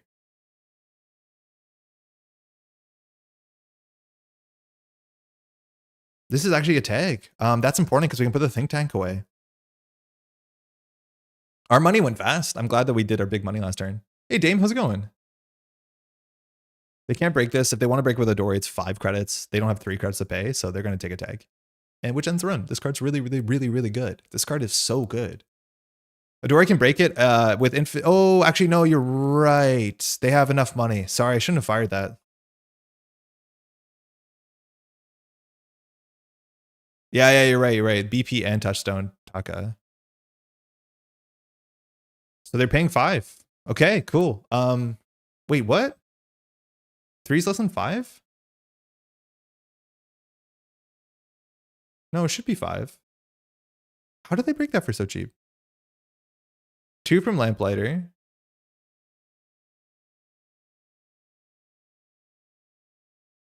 Wait, but huh? Wait. Yeah. How much did you pay? I think it's 5, no? Oh, you just paid, right. Got it. Right, they can use the touchdown to pay for 3. Okay, so the spin doctor can be used, so we're gonna go ahead and shuffle it. Okay, that seemed like it'd be better for us than it was. Flood the market top deck can do something. Yeah, they don't break. Yeah. I forgot the touchdown credits can be used for anything during a run. It's fine. All right, scrappy endgame. We have Calvin Bailey. We could score the Oracle Thinktank, but it like doesn't do that much. How's feeling really good. Genuinely really good. Very fun, very interesting. They paid not to get tagged, which is like way better for like 17 reasons. I think we do Bailey. Bailey gets Lampades. This is the first time we played against Lampades, which is like kind of sick. Yeah. So we only have, I think we probably should be on 3 flood the markets. It's like so important to close the game out. We're only on 2. That can't be right. So this is the best server that we have. You'd have to figure out how to run it twice. So I think this is the server that we have to put an agenda in. I think we start with a Calvin Bailey, or we can do cohort offworld, but we need face down cards. I think I'll start here and see what happens, because this card's just really fun. Okay, we could do another small oppo. Small oppo lets us put a card behind the ping, which is kind of cool, but we can't score at a 4-2. How do we score an offworld office in this deck that we took all the damn wage workers out? Like if this is a wage workers, it would have probably been better for us. If we go down to 2 credits, we can res 1 of these, which is good enough. And then you're oppo to the end of the world, so you can't make any runs. I think we just do big oppo here. No, then we go down to 0 credits. Then the 1 Axis Plaza gets trashed. That's really hard. Yeah, 3 is probably correct, because it's like how we end the game, and we're struggling. It's 1 card in 14 to end the game. I think we just do big oppo and say, I don't care. We have 2 plazas. I'm going to try it. Single SVFV might be the way. Shipment from Vlad? What are we meant to do here? The thing is, like, he can just send it HQ. I guess you can't with B1000. Yeah, F it. Have all the tags. I don't care. We can install a cohort and not res it. So it's not good, but he can't clear all the tags, so the oracles are kind of safe. So like maybe this turn you just do the F2P, but we can always like B1000 our way outside of that. And this will disrupt Taka and Lampades and Keiko and all that sort of stuff. We have to remember you can use the Taka to get a Keiko to get a credit to break the next subroutine, that sort of stuff. Card's very good. I was talking about like Stealth Addict playing Keiko, and I'm assuming that's right. Take a dive. Wait, this won't work. We have B1001. I don't think you want this to happen, because this needs a successful run. This can't be right. Yeah, this can't be right. Unless they're breaking it? Because this needs a successful run. Yeah, this can't be it. Like, B is so good.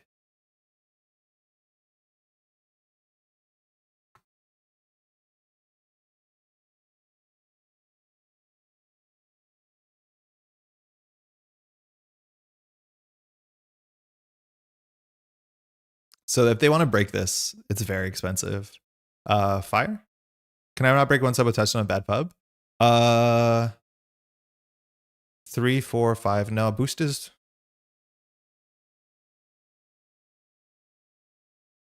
Yeah, boosting is 6. I don't think you have the money.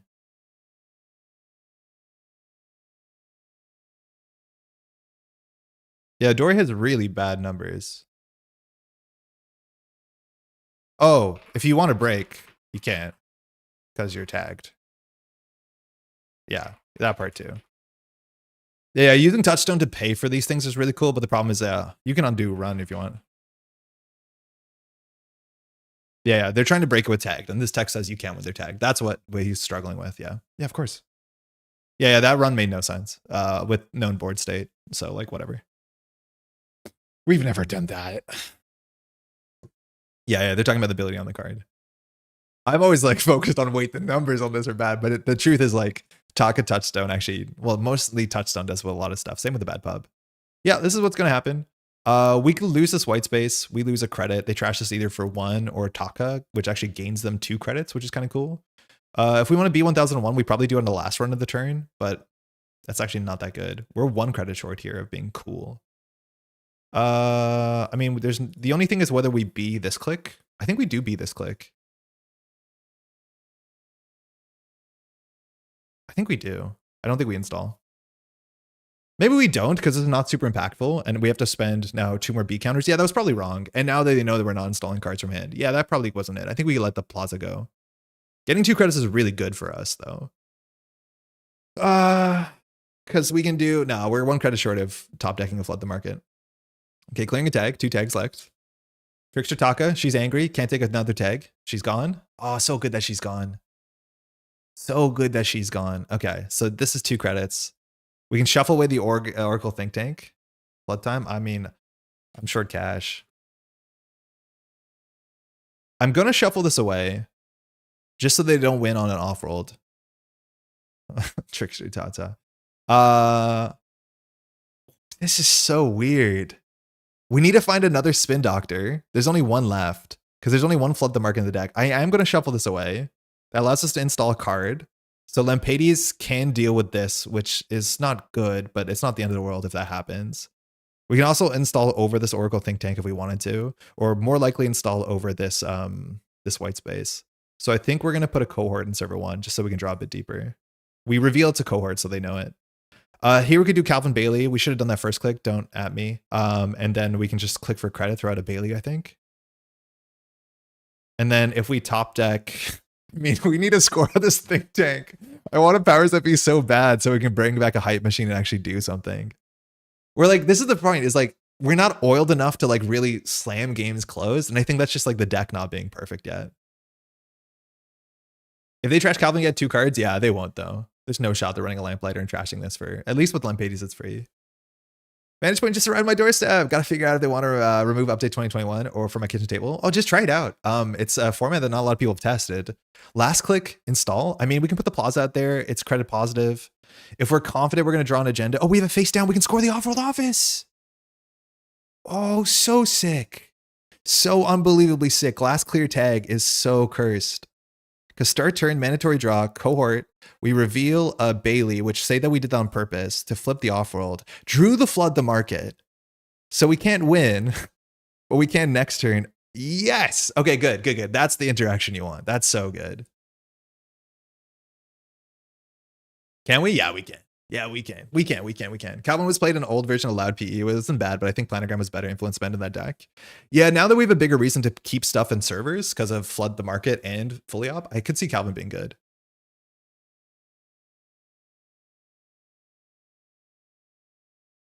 Scrappy game. I like the Lou deck. We can also triple events without the next turn without flood. Yeah, but like, where's the style in that, Spark? It's a Friday. All right, this is happening. Remove either snare or bite. I mean, play both. Nanobiotic. Let's go. All the wage workers fires. Fire all. We're giving a tag. Wait, you can't give a tag on this run though. Yeah. I think they're realizing. Yeah.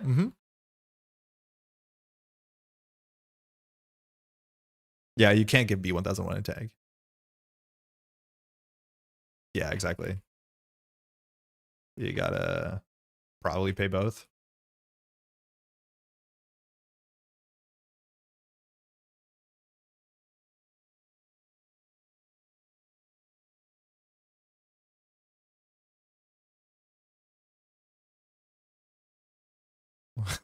If they pay both, they're not diving. Oh yeah, so true. Get a bounce a card. Yeah, you're right. They have to fire subroutine. Yeah. Just undo for sure. Yeah, so they're gonna let us return a card, which is not that bad. I think the card that we want to return, it's not obvious what it is. They have 0 subs you can break with the B gets involved. Yeah. So they're going to let us return an installed card to the runner's grip. Adore doesn't do anything. With 2 bad publicity, still doesn't do anything. Lampades is annoying. That's kind of it. Keiko's money. I think we returned the touchstone. It's just credits, right? Is there a card that adds a sub? I feel like there might be. It's called Stick and Poke. I think it's a touchstone here because they haven't fired Keiko yet. And this actually works with it. Oh no, it's only from a companion. I'm thinking of twinning. I'm not scared of the Lampades because they have no stealth credits. Yeah, I think we'll just do that. All right, bad pub happened. The wolf is Dovin. Hit a plaza. Can't Lampades it. Actually can't loot trash it either.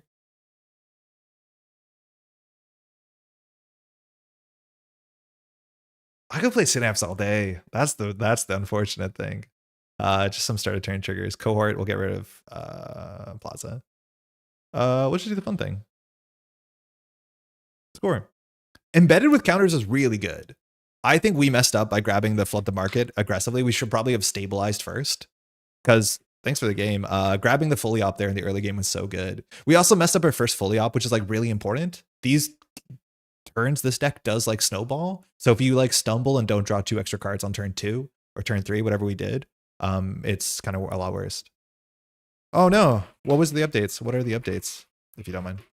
The deck looks cool. GG, thank you. Do we have Synapse and Binder fodder? Did we? Yeah, we did. We definitely did. But like new set. Jeff, I need to ask you off camera if you're down to do the tier list at some point. I'll ping you on Discord. Sitting on a buffer drive with nothing to fire. Oh, beans. Okay. No Audrey, huh? Biobands is sick. Is sick with BP. Yeah, Biobands is really good. Earlier, I read the German translation of VP. And did y'all clock that take a dive is supposed to be like pretending to take a dive for sympathy? Yeah. Wait, are you saying that was not known? Or sorry, I'm not sure that I understand exactly the text on what you meant to what we're saying. But the idea with take a dive, there's like a bunch of different references. Firstly, it's like the crying wolf. I think is really fun. But the idea with this art is that Lou is meant to be like winking, being like, oh, I'm pretending I'm hurt when I'm not. And then that's meant to generate sympathy. No, it's on Audrey, no on Corsair. It was on Audrey, no on Corsair, Odori, Abbasid. Toolkit is virtual, so Miami Taco Toolkit at 120. Oh, very cool. Embedded with counters into Hiram is hilarious. There's so much tech in the set that like just goofs on Hiram.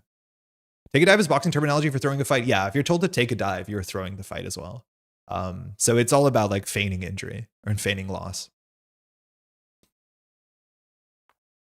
Yeah, for what it's worth, Safer, this is a lot because of what you said on the Neon Static podcast, how you think like horizontal synapse might be a thing in the new set because Flood the Market is just really generally good because click compressed installing is really, really good. And it just works with the sort of ice that you want to play in this sort of horizontal list. And I heard that and I'm like, hell yeah, I'm in. And so far it's been cool. It's been really cool. Oh, I could see that. Yeah, very cool. It was neat to see the penumbral. I assume they should be on the 1 cost as well. Solidarity badge. Hey, cheers. Thanks for the game. Yeah, is the German translation like totally messed up? Hiram goofs on Hiram. I'm slowly agreeing with you, which is unfortunate. Eternal, most of the cards are kind of broken. Okay, it is 1 o'clock. We've been streaming for about 2 hours. I'm gonna do one more corp game, then I'm probably gonna run to the restroom for 5 minutes, and then we'll come back and we'll play some like good stuff. Vic, how's everyone's Friday been? Hey, it's Cat. I think we just keep getting crushed by Cat over and over again this week. It was translated as simulating, so I immediately got it. Oh, like a simulated dive.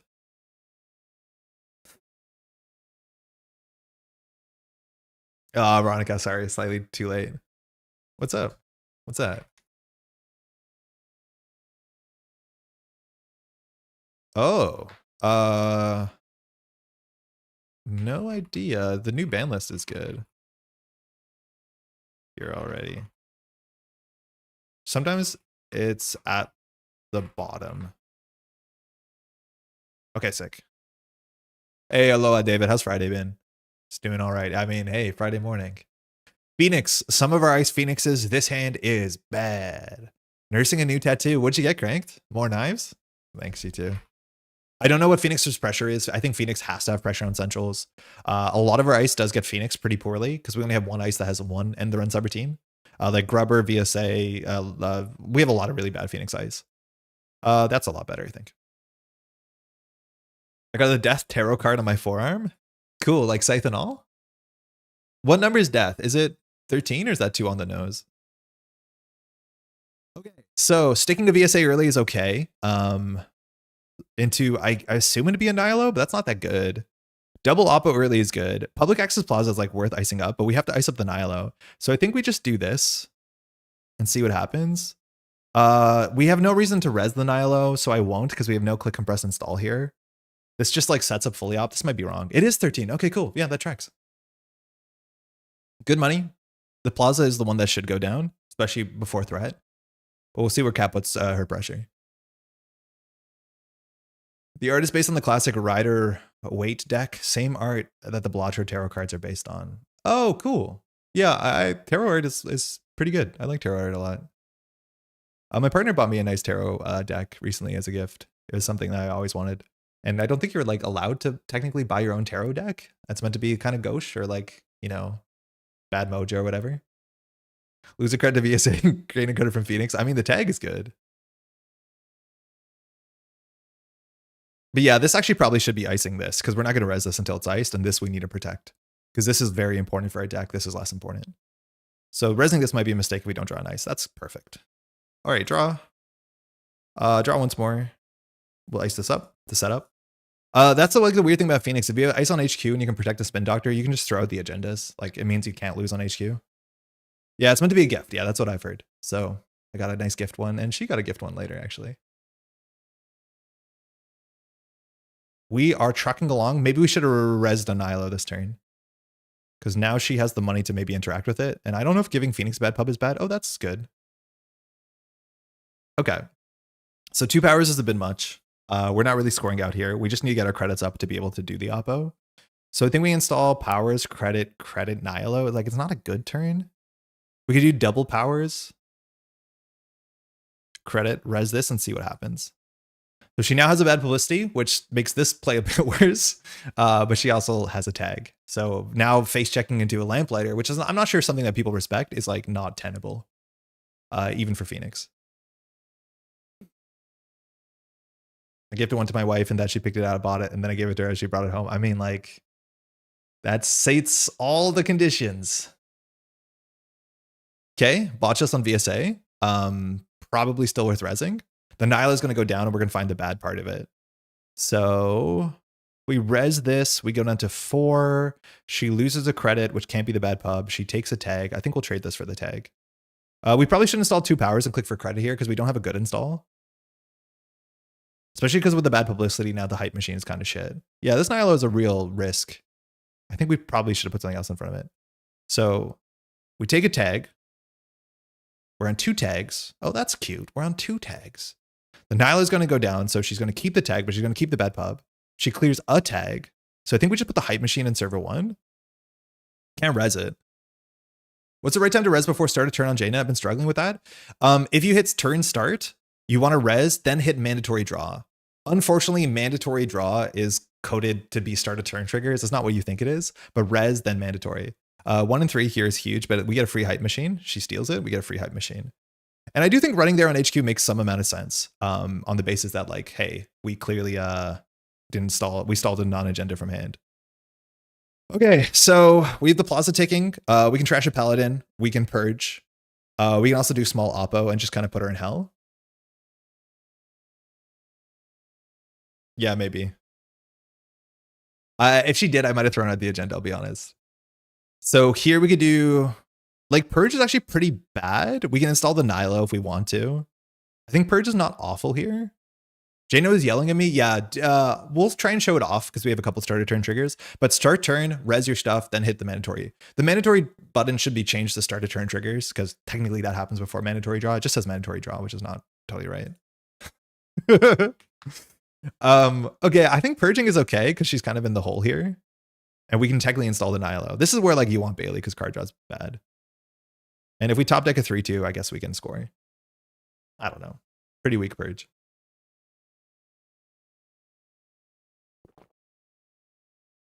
she uses the Paladin, we probably won't trash it. Yeah, you can just res at the end of the runner's turn. That's usually correct.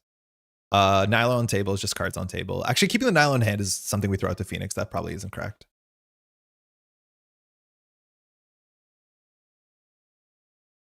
Simul chip, okay, no targets yet. And we're getting money. Top deck a Lamplighter. Okay, that's good with the Nihilo agent. As much as Phoenix might have tricks for this. We definitely need to find something for the server. Thinktank is okay. With the powers that be, we can score it for 2 and then return the Hype Machine, which is like fine. I think we can ice up the Nihilo and see what happens. If she gets a second bad pub, we're so cooked. But we could ice up the Lamplighter with the Nihilo. This also does get beaten by Botulus, but not perfectly, but good enough. I just don't know if the second Nihilo is what we want here. I think we ice powers that be. Oh, we have a click left? I would have drawn. Too bad. We actually do want to give her the first Oracle.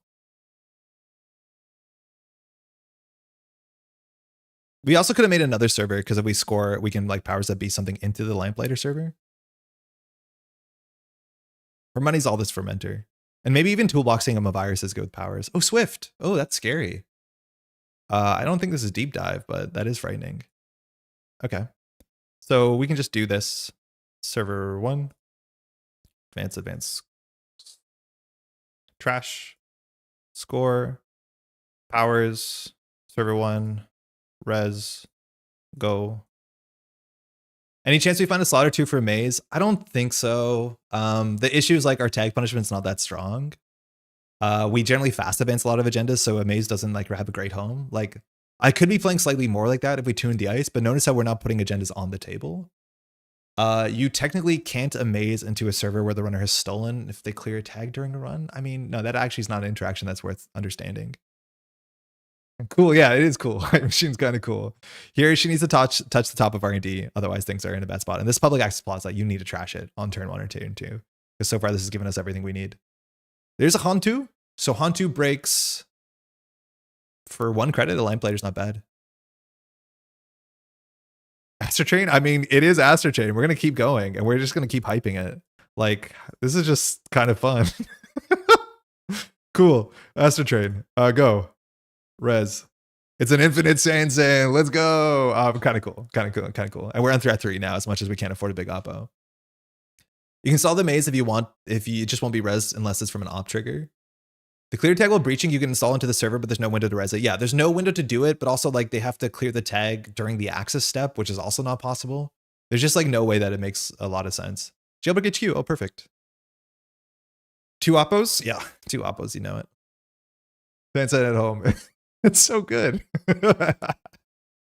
I think she was much better off, yeah, jailbreaking guarantee here, but I wonder if she's just deep diving us with 17 influence. Oh, that's scary. Yeah, I guess we lose to deep dive here. 1 at 8 times. Yeah, okay. This is the first time we got deep dived.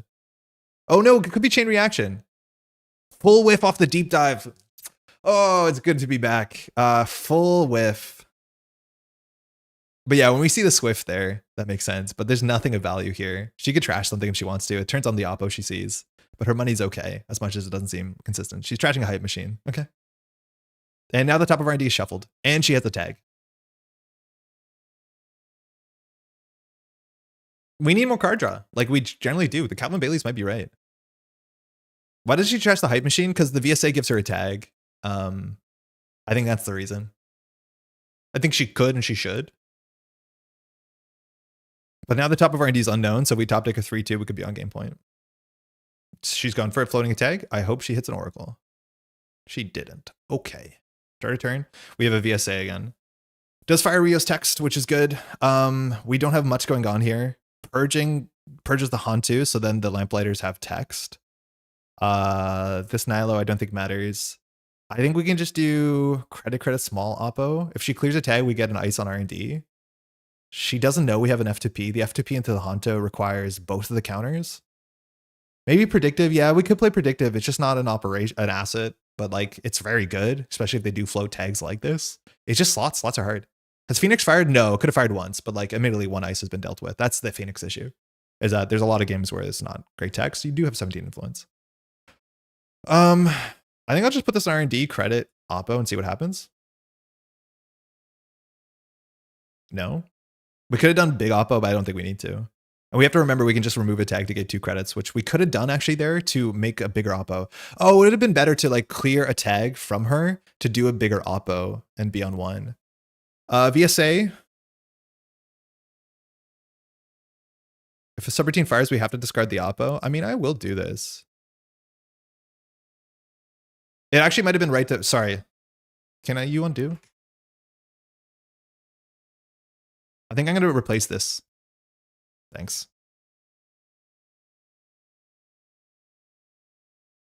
This seems better. It was free, but we can still trash. She knows what this is. So it's actually not a huge overinstall because she can just tank the credit, which she gets back. So actually that was probably kind of shit. It seemed good, but in context of freedom, it's not that good because you get a tag anyways. If she loses a credit, she gets it back. So it's actually better that she lets it fire. So that was not good. Card like DBS would go wild in a deck like this. Yeah, maybe we should just play the card draw one. Why do we want to replace the VSA? I thought it was smart. It means that simulchip is a bit harder to do, but in the context of this deck, it's not great. Yeah, that was a mistake. It felt clever. It was probably too clever. Simulchip on table, yeah, but she has to use it this turn, which like is not that easy if she wants to interact with 2 tags or not. It might have been better also to get another thing iced. So in theory, like Blood the Market has 4 servers, but I don't know. Yeah, it wasn't a great play. We've seen 5, 6, 7, 8, 9 influence. Verbal, cool. She's tagged though.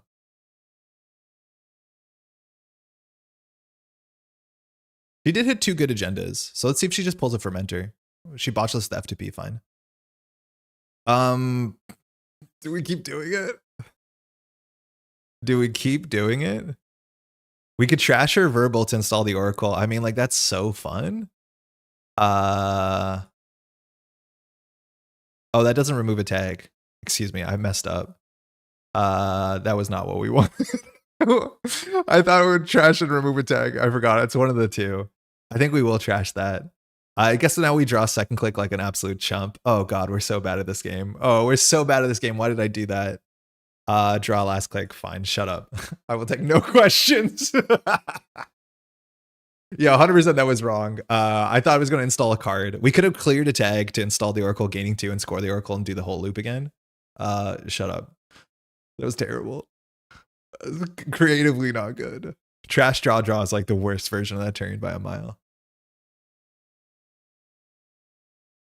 Yeah, no notes for sure. She doesn't know this is an FTP. Okay, great. Hit the Oracle, please. Nice. 3 tags.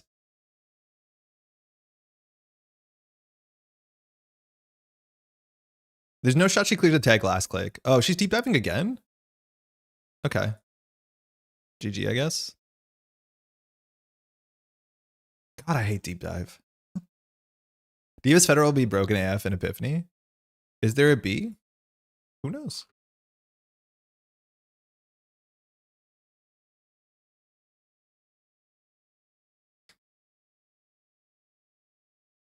You res a turn beginning and install off?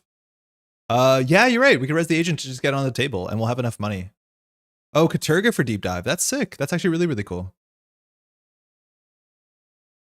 There's a lot of 2-pointers in the deck and a 3-pointer.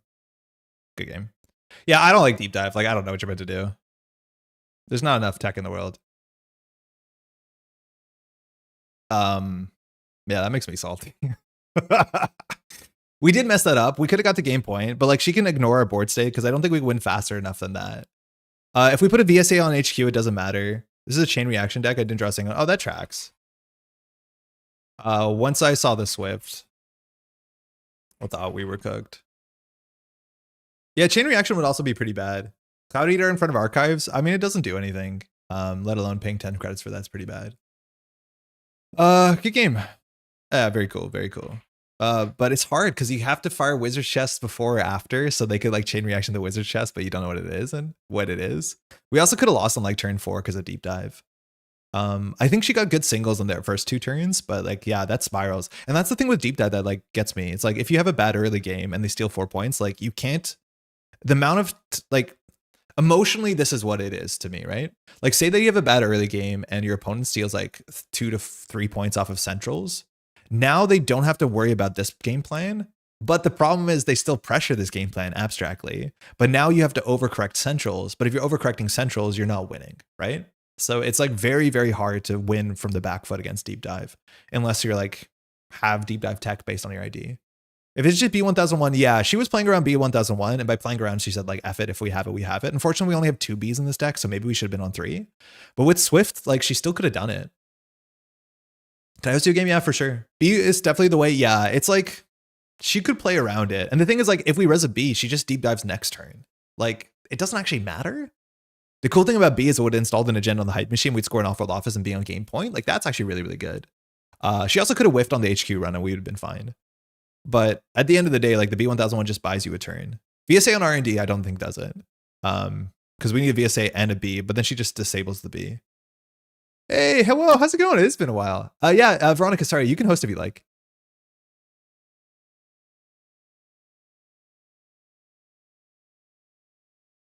Yeah, I don't know. I don't think I'm ever gonna like deep dive, but I just generally don't like the cards that say like ignore the game. Seb's probably a bad matchup, huh? Public Access Plaza White Space is good. We have to Ice HQ. B1001 is our most powerful card. We probably should find slots for 3. I still don't know if the Nihilo is worth the slot or not. Best of luck, have fun. This hand's good though. This hand's really good. The issues, our ice is really small. I think we're gonna pull it apart. Deep Dive was a priority click that only fired if then went on to run all 3 centrals to be fair. Oh my god, yeah, that would be so much worse. But if you had to play Deep Dive as a priority, and then once you ran all 3, then it fired immediately, yes, it would be so much more reasonable. The way that I see the game. It'd be like miles worse. But it's like, yeah, that would make it, oh, you see it coming, you can play around it. But yeah, that's obviously not the case. Oh, that's not a good draw. All right, so we need to make HQ end the run. I think we'll just get the plaza behind a lamplighter. What tag punishment are you on? B1001 lamplighter, that's it. For better, for worse. That might not be right, but that is what we're playing. I think we just do the white space here. It doesn't give a tag. It's kind of fun to see Andre of the Metropole Grid implying there are multiple people that run Metropole Grid. Hey, Francie. What's the what for? Face check into white space. Pretty good. Bigger picture, I'm not on it. I can't find slots for it. I'm not sure if we want it or not. Because the lose 5 credits part is good. NFR Synapse, like it seems good. It's a slots issue for me. Like I just can't make the slots make sense. We'll run R&D here, I reckon. Shipment? Yeah, slots. I don't know. I need to cut something for slots. And maybe it's we have too many assets. Cut the Nihilo? I think the problem is we probably do cut the Nihilo. I think it's cute, but it might not be good enough. Oh, didn't run R&D. Interesting. Plaza? Okay. So we could do embedded white space. I just think scoring out is going to bankrupt us, so I don't want to. Oppo turns off Seb, which is good. We need to respect archives, but yeah, if the Gourmand doesn't fire, HQ is probably safe for a bit. That's really important. So we'll ice up the lamplighter with the B and we'll put this on R&D.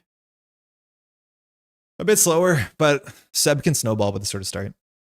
Now is cute, but the fail state of getting stuck with BP seems miserable for us. It's been not good. Oh, now we can't res everything. This is bad nearly half the time. Yeah, that's fine.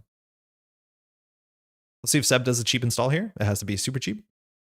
Manuel cheap. Okay, so we're see 2 on R&D. And then in theory, we can go back to HQ.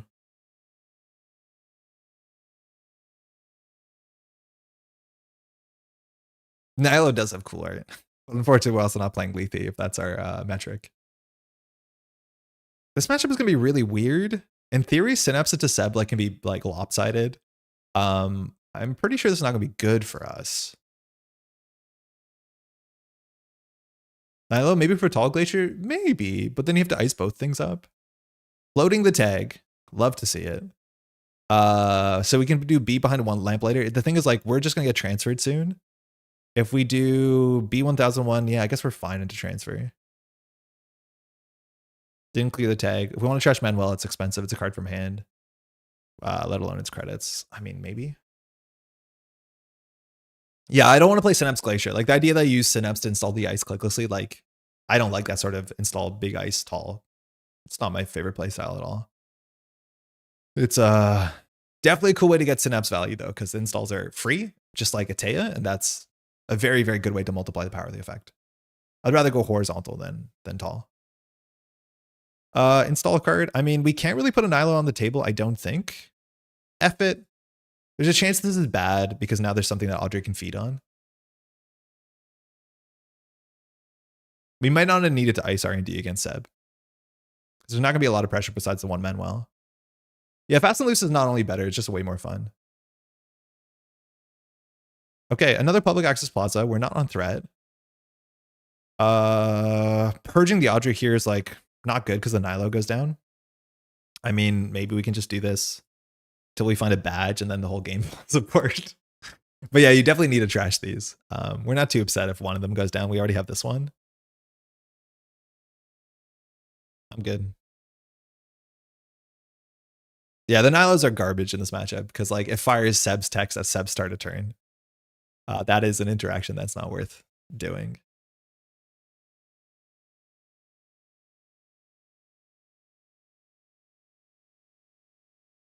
Coolest plaza has to be gourmanded. We'd love to maybe you give an agenda early. I'm not sure. Maybe IP enforcement is what we want to play. I like IP enforcement a lot. It's just a fun card.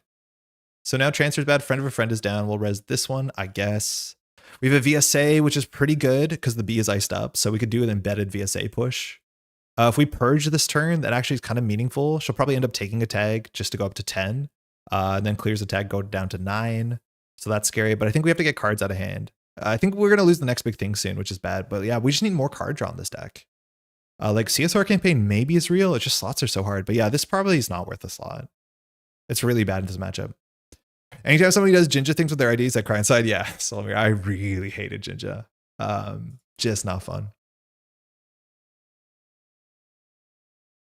I should have played that faster. That was a suspiciously slow turn, but it was mostly chat. Do you know what card draws? NBT? I mean, at a cost, but yeah, when we're in that situation, we do that. Federal could help with a draw, even though it's a cursed card. Yeah, it's probably worth something. Hannah, this is not going to be good for us. We maybe shouldn't have installed the embedded because it's very likely that Seb is going to clear a tag this turn and we get no value. I think we should have played around that a bit. What's up?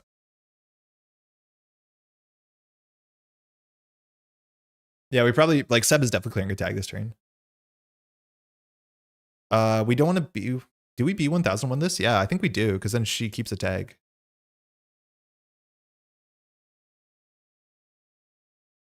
Yeah, because it trades the Hannah tag for a Hannah tag. It tells her about the B, and it gives her another tag for Seb. But like, it keeps some plaza around. So now she has to clear the tag unless she wants to float a tag this turn. If we had a Spin Doctor on our turn, we'd be happy to throw out a next big thing to Seb text. I think the Hannah has to go down. Francie, we're on 2 Calvins. We're actually on 2 Calvins in the deck and a cohort. So just tempo. Yeah, we're going to have to ice up R&D sooner than later. And now the Lamplighter B is going to go down. It's a bit expensive, but now Server 6 goes down. This matchup is cursed. Veronica, why did you want to do this? We're going to get just stomped. Your deck gives value when we do our thing. Yeah, just even cheaper. Yeah, Veronica, why'd you set us up like this? This is not good. We can score them embedded reporting. Doesn't do anything. Just gets points and cards out of hand. It puts us down to 2 credits, so transfer is okay. I mean, Praxis is going to show up sooner than later. I think I'm just going to do this because we have nothing else to do. Our deck gets value when she does her thing. I mean, sort of. If you're ahead, you can stomp. If you're not, it's bad. I can score Pap, so trashing gives the runner bonus value. Yeah, now these are slightly better, but it also makes Veronica stronger. But like, she might not mind that. And we're gonna have to take a turn to purge at some point, especially when this Nilo agent gets destroyed. So she's floating a tag. We have a Spin Doctor, that's good. So we can just remove the tag for her, which doesn't fire Sab, and install the Spin Doctor. I think Manuel's worth trashing. Audrey is worth purging. Spin Doctor, do we remove the tag for her? No, removing the tag costs her 1 and a click. We could do an Oppa Research, which turns her cards off. We had the Public Access Plaza ticking. This card's so important for our deck. Kind of missed the daily quest. But like, how do we get out of this? I think we need to feed her garbage.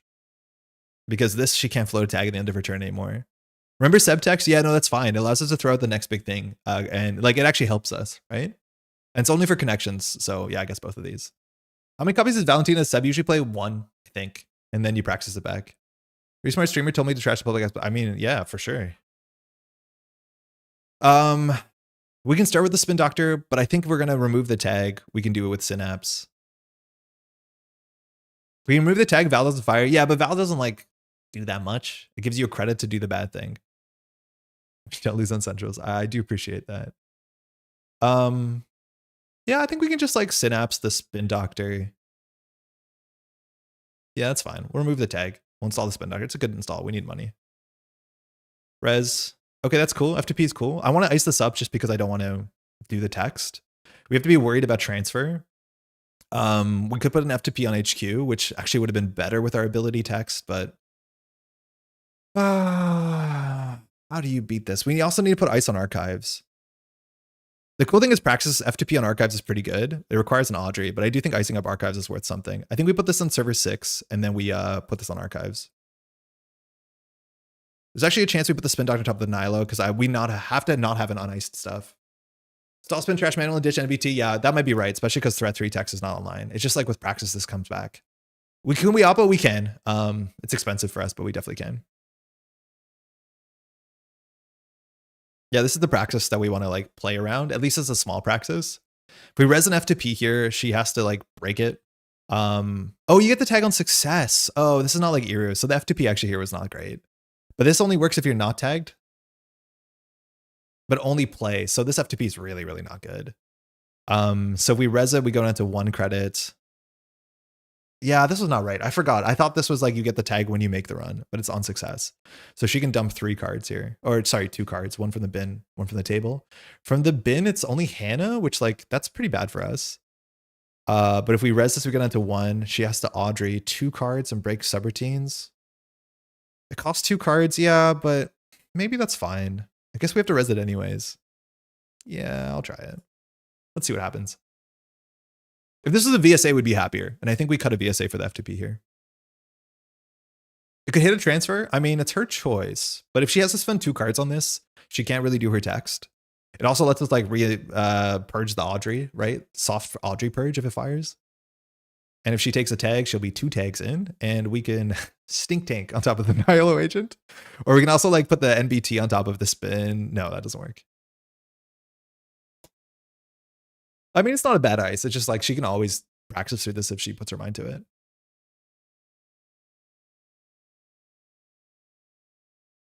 Fire all. So she has another tag. So now she can Seb. There's a crew. That's gonna, yeah, this matchup doesn't seem good. So now she can't Seb because she already did Seb, and Seb is only when you're not tagged. Take 1 or more when you have 0. So we have Hannah, crew, we have no money. What if Stink Tank could be installed like an upgrade? Oh, that was a misclick, okay.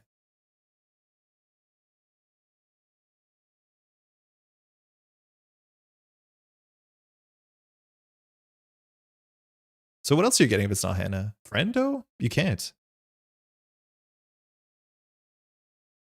Yeah, you have to do Hannah here. Yeah. Yeah, I think she was going for friend, but you need 1 credit because this installs for a reduction of 2. I mean, Hannah's not bad. The issue is now like you can punch an server open and then like Audrey kind of refills itself, and both of this ice, especially because transfer hasn't happened yet. The best thing we can do is play on low credits to like beat transfer, but I don't know if that's the case. Like at least not getting a friendo here is good. That's what we stopped, I guess, by resing the F2P. Maybe that's okay. We used to have Stink Tank like upgrades. There used to be like the Trace 9 card, Trace 5, Trace 9. Bernice Mai. So we could give her a Stink Tank. We can't score it next turn, but we could just put it on the table and say if you score it, that's fine. I think that's actually acceptable. I think this is acceptable to put this in server 3. We don't care what happens to this. It's a Stink Tank. Enjoy it. This might be wrong. I just think this is like the fun aggressive line. Yeah, Trace 5, give the runner a tag on an upgrade. It's very fun. Very cool card. She leaves the Stink Tank on the table, which makes sense. She installed the Manuensis, which like in this matchup, this is such not a good card to install, I think, because we can now remove the tag to make the Manuensis not fire.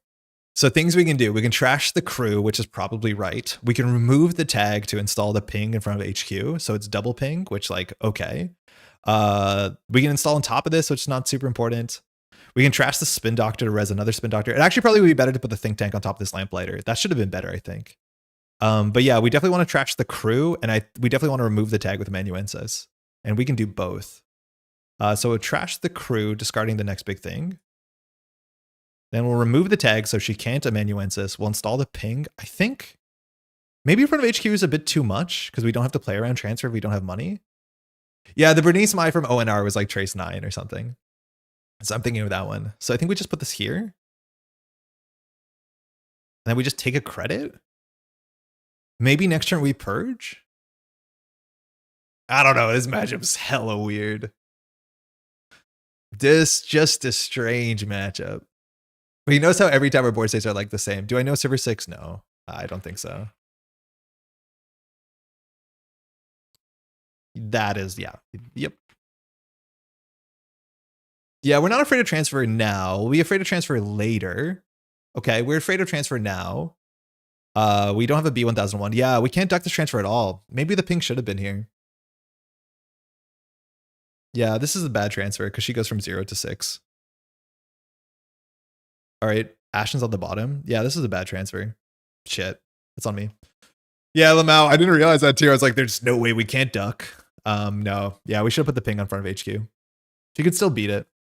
No reveal. Oh, we could have spin doctored there. You have to ask for a trigger there because if there's a spin doctor here, we can res it into respawn. So before she clears the tag, in theory, we have to be like, wait. But it turns out that tells us there's a spin doctor on the table, which is not quite nice.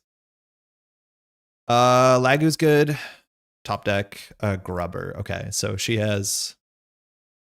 If we just purge here, we can't keep the Audrey out. If we click for 3, we lose to transfer 2 and 3.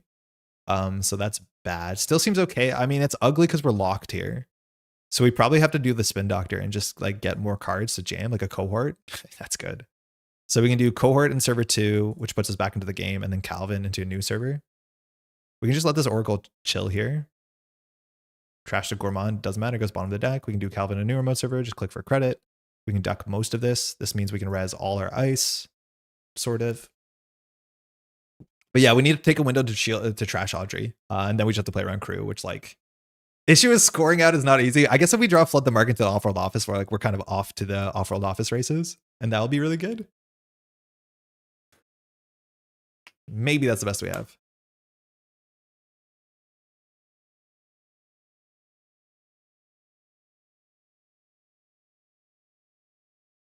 But yeah, amanuensis is like not doable in this matchup because we will always remove the tag for you.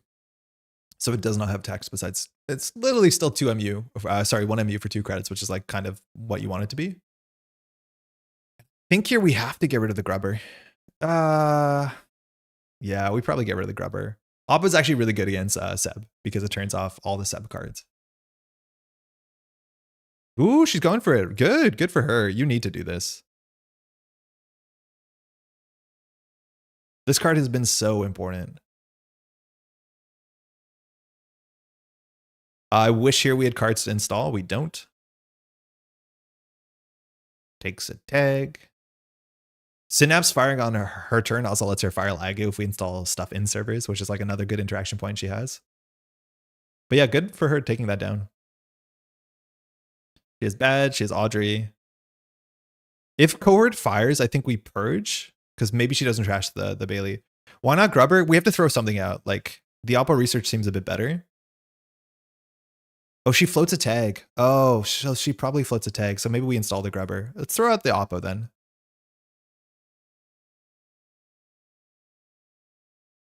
Okay, that's way better. So we can reveal one of these cards.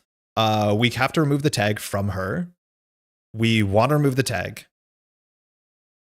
So we remove a tag, install a lamplighter, put a B behind it. And then that's all our turn. I guess we could res Calvin first. So we could use Calvin, install a B, install a lamplighter with... yeah, we have to remove the tag. Okay, sick. Actually kind of cool. So we can remove the tag to install I guess we'll show the lamplighter, install the B. We can duck a bit of a siphon. Yeah, it's not the end of the world. We can also just put like, this is only just one card with Audrey. We need to find a window to purge. This Calvin on ice is like kind of sus. We have fully ops in the deck. Like at some point we will hit the moon. We just haven't drawn our fully ops yet. So we will remove the tag so she can't amanuensis. So we'll install. Yeah, I'm hoping I'm dreaming of that day. Yeah, the fully ops would be good. The flood the markets would be good. So we'll show the lamplighter, I think. We'll make a new remote server. She doesn't get amanuensis. And we install the B in there as our little secret. She has to Lagu on this one, which is fine. White space is 0 cards for Audrey. Oh my god, yeah, you're right. I always get Audrey backwards. It's 0 cards. It's Fire's counter. I just meant it's easy to deal with. You're totally right. So transfer's not that bad. This is requiring some heat.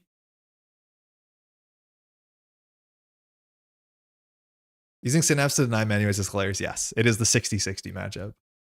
Like this will not fire if we don't want it to. Because this is whenever you remove one of our tags. That's not whenever someone removes a tag, which is really funny. Oh, she's going for the think tank here. Very cool. I wonder why. It allows us to install a think tank last click. This gives her a tag. I don't think we want to give her a tag, but this gives her a tag anyways. So I guess we might as well just give her a tag on this and let her use the Audrey counter. In theory, she could like crew this, which like whatever. But this gets cards out of servers, which is something she needs to do. Friend of, okay. She's going to get it anyways because she's going to get the tag off the amanuensis. Imagine we big oppo. It turns off her text. It's just like we have to get the money. So fully op into big oppo is like the thing. Fully oppo. Think tank is a tag. So she could do friend of remove a tag. Okay. We can install a card. Do we just put another think tank back? It fires her Lago, which gives her another card, which is kind of funny. We could have B1001 that run, but I don't want to show it. I think we actually do this because it's like that good. I guess we put this in server 3. She can Lago here. Nice. We've already used buffer drive, so she does lose a card there. Just another think tank. This card is fun when it's fun. Yeah, this card I hate playing against it, but it is very, very enjoyable. Valentina removes a tag. She can run back, but then she floats a tag, which like we've talked about that. Going for the cohort, good for her. That's definitely what she should be doing. She's doing a good job keeping her stuff down.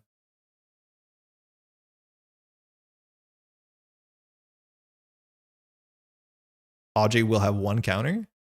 Okay. Her money is good.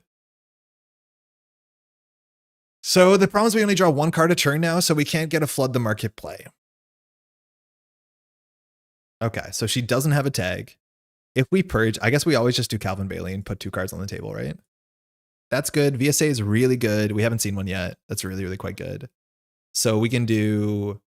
Hype Machine will be scored sooner than later because of the think tank. So we can put the Hype Machine behind the lamplighter. Can we duck? Yeah, we can duck a bit. When your turn begins, remove a tag. I mean, we can just install these. I think we just install the Hype Machine and Spin Doctor. If we get transferred, we only duck 1. I mean, it's fine. VSA in front of lamplighter. That's a fun interaction. I think we want to do it when we clear a tag. I think we just need things in servers. Like this Bailey's been good. Spin Doctor opens up a flood the market play. We have a credit problem. I think is the biggest thing. Yeah, I can't tell what we want to do here. Just keep her busy. We have enough remotes that I don't think we're really worried. Issues like we have 3 fully ops and 2 flood the markets in the deck and 20 cards. So we have like 5 absurd draws that blow the game open. Like fully op can go a lot. Leech, okay. We're running centrals. Devil Charm, we're destroying centrals. Ooh, we get away with it. So we could res a Spin Doctor here, trashing the Spin Doctor. The bin already has 1 Spin Doctor. I think we do that if we don't draw well. Okay. So now we just do Spin Doctor. Because if we find a 4-2, we can install it in here and off-world office and go to the moon. So I think we just trash this to res this one. Find a 4-2. Okay, that's honestly good enough because we can get a thing back. And now we can do server 6, flood, put a thing on top of our deck because this gets dividends counters. It has 4 dividends counters. End turn. res Hype Machine, end turn, grab a fully op. Embedded reporting with counters is actually quite good. We are cooking. This deck is fun. Yeah, 4 counters is a nonsense number. And that fast events gets fast events. Yeah, embedded is really good. Yeah, it sounds like it. And the Oracle Thinktank being a remote, like if she takes a tag, we just install more cards. Yeah. Yeah, 4 is a lot. Yeah, this is such a good card with Flood the Market. The issue is like we have an agenda in archive, so like if the Spin Doctor gets shuffled, we get rid of our fully op. So let's see what happens here. Lamplighter is a card in virus counters, or she could pay 3. We have an HQ for transfer. We have 0 credits. Eventually we will. But like we can still install fully op. Okay, trashes. Good. Cormana to R&D would be bad. No way around it. Getting a B1001 down for cheap is good. She needs to trash. This is the most important card in her deck. Bailey's hard to trash. Draws are fully op. Doesn't matter for the context of the next turn, really. We also have to click for a credit, which sucks. She knows this is a stink tank. And the Spin Doctor, we can't shuffle with the Spin Doctor. Wait, that's hella cursed. Because this is our last Spin Doctor. I think it's fine because we have 3 embedded reportings. I think we have to do this. I think we need to shuffle in 2 Spin Doctors into the deck. Maybe I just do shuffle. Like, we still have 3 fully ops. It's fine. So I think we do Spin Doctor fully op. Maybe we do Spin Doctor, Spin Doctor. I think we just do Spin Spin. Because like with 3 counters, whatever. She buys a turn. It's not even a great turn because we have no servers and we have no credits. She has no tags. We'll draw fully up anyways. Okay, that's fun. So I think we just have to do credit to installs and just keep her busy.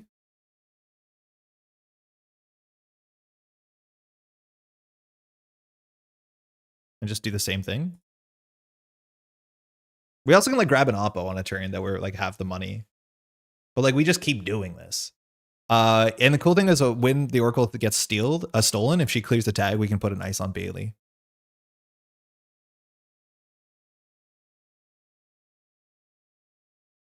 There's points in there too, yeah, but I'm hoping for the best. Like she has no good reason to run archives. She only wants to practice archives.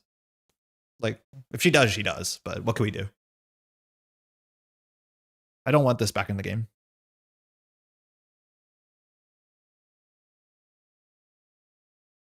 Agenda Lamplighter server? Oh, you're so right. I should have done that backwards. Yeah, that's 100% backwards. I was on autopilot. Yeah, that's bad. Because I can't score this. Yeah, 100% bad. It's okay though. Hide for 1. Yeah, that's actually really bad. That's a very easy flip. I was autopiloting crew. Okay. So she's going to destroy her ice. That's another way to do it. She needs to click for credit though. Yeah, losing 2 servers this turn is really bad. And the cool thing is we can remove a tag to install a thing to get the credits. So Valentina clears the tag. We'll just go ahead and put a grubber on Calvin.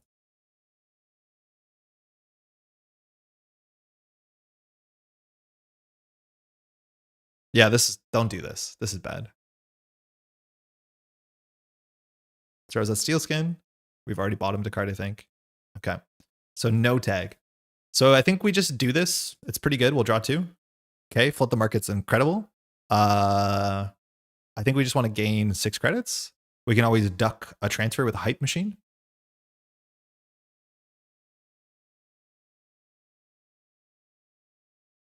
We can put the Flood the Market on top of the deck. I think we just put another draw card on top of the deck. I think we'd probably draw once more. I think we draw once more. Yeah, that's better because we want a Spin Doctor to be able to like break lock. 2 Oracles are out. So I think we just install Spin Doctor, install Hype Machine. The Spin Doctor gives us safety. This server is bad. I would have clicked Calvin for an install before flop. Calvin draws cards, not installs, right? Oh, you would have gotten one more install. So you do Calvin to draw 2 to install. Yeah, I think you're right. But this allows us to respond more with the cards we've drawn. Maybe that's actually better. I'll keep the Hype Machine in hand if she takes a tag. By lock, you mean your own lock with embedded? Yeah, we can lock the top of the deck, which is really cool.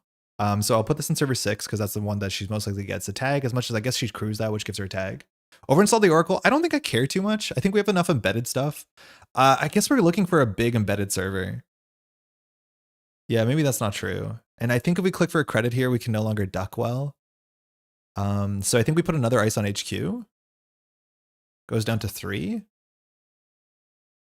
Maybe? Grab a fully op? Try that. And we always can now just draw the fully op with spin. Embedded is absurd.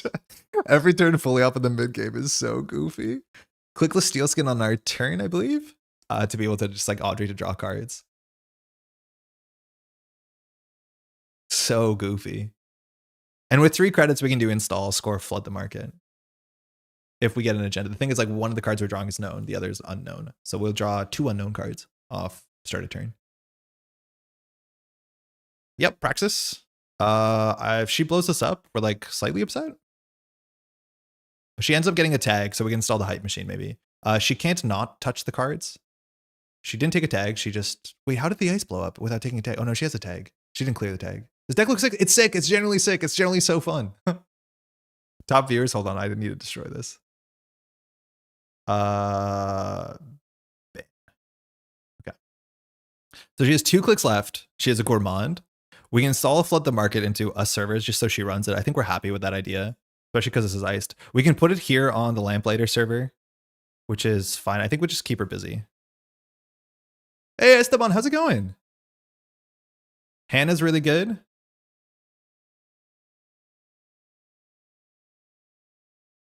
Okay, she's handing the VSA.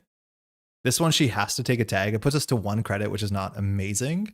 I think we'd rather keep 3 credits because we have a flood the market. So I think we just do the spin doctor and go. This does clear a server though. Yeah, that was a Praxis tag on the successful run. So I think we'll put the next big thing back into the deck. The fully ops are in hand, of course. And then I think we just put a flood the market back. Maybe we put B, but I think she can run everything now. Things have kind of got out of control. Okay. We're going to lose the Lamplighter server. We did this way wrong. That's on us.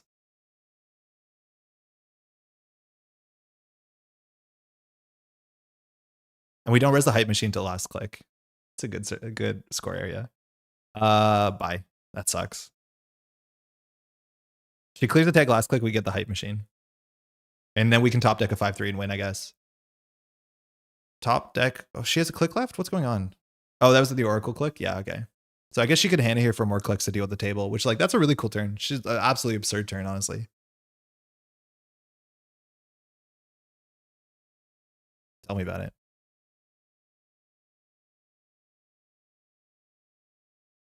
Yeah, Hannah's absurd. Just absurd.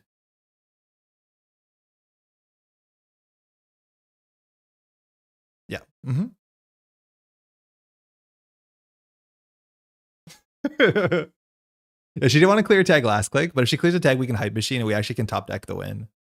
I mean, can't Synapse last click. Does she know there's a Hype Machine here? Does she know? Oh yeah, we showed it. Yeah. Yeah, she's right. She does have to destroy this. So the best thing we can do is fast advance. Yeah, man, losing the ice was really bad. I'll just res it. I don't think there's a reason not to.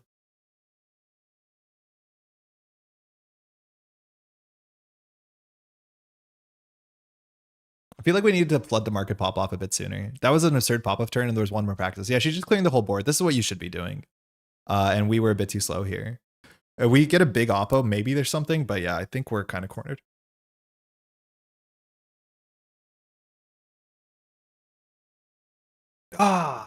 Yeah, very diligent. So we have one more oppo in the deck. Fully op is bad. She has 4 credits.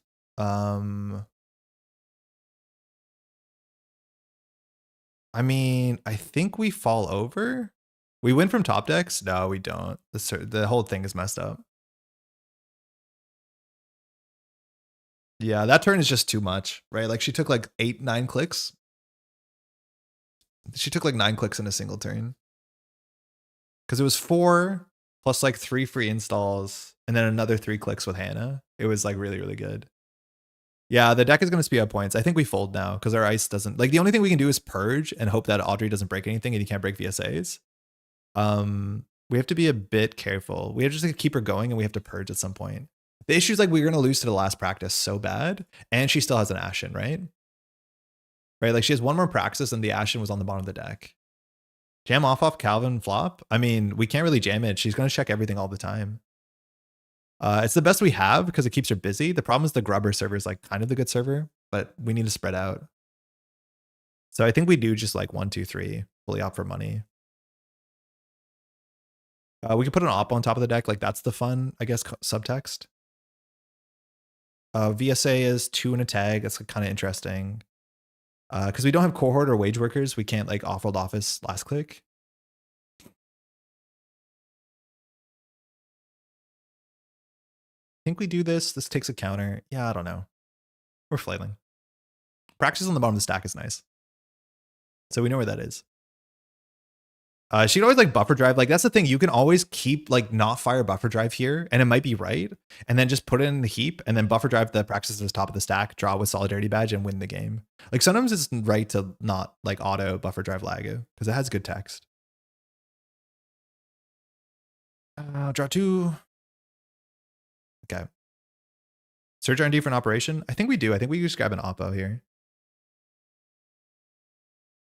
Jam Calvin behind white space. Over existing Calvin with off. I think we need 3 servers here because of flood market, because otherwise we can't do anything. I think we just eat this. If we give her a tag, is it that important? We just go down to 6, we go down to 3. What does flop mean? Oh, Amputread. Always please ask if you don't know the slang. It's fully operational. We just don't say the whole word because of a lot of syllables. But flop is fully op. This takes us down to 5. I think that's fine.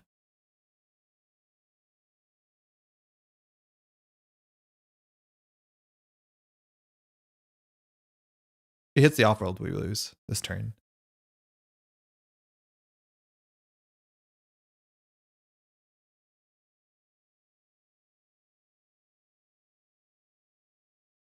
Oh, she sees 2 cards there, right? Yeah. Yeah, we're very likely to lose. We also have to play around Eru to some extent. It doesn't really matter. So we have 5 cards in our ice, doesn't do anything.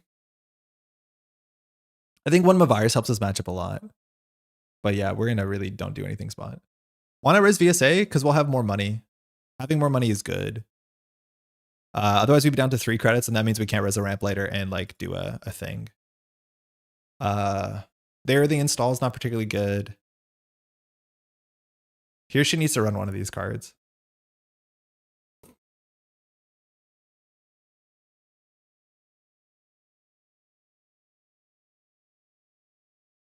Verbal stims.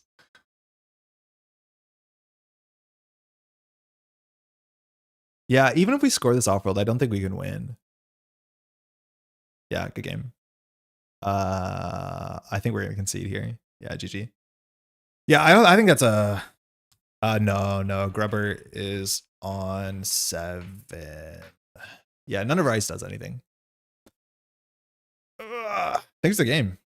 Yeah, I don't know about that matchup. I think you have to play really sharp on both sides. I think it's a sort of 60-60 matchup, but I do think if we don't get a good start, like we probably lose that a heck of a lot more than we do.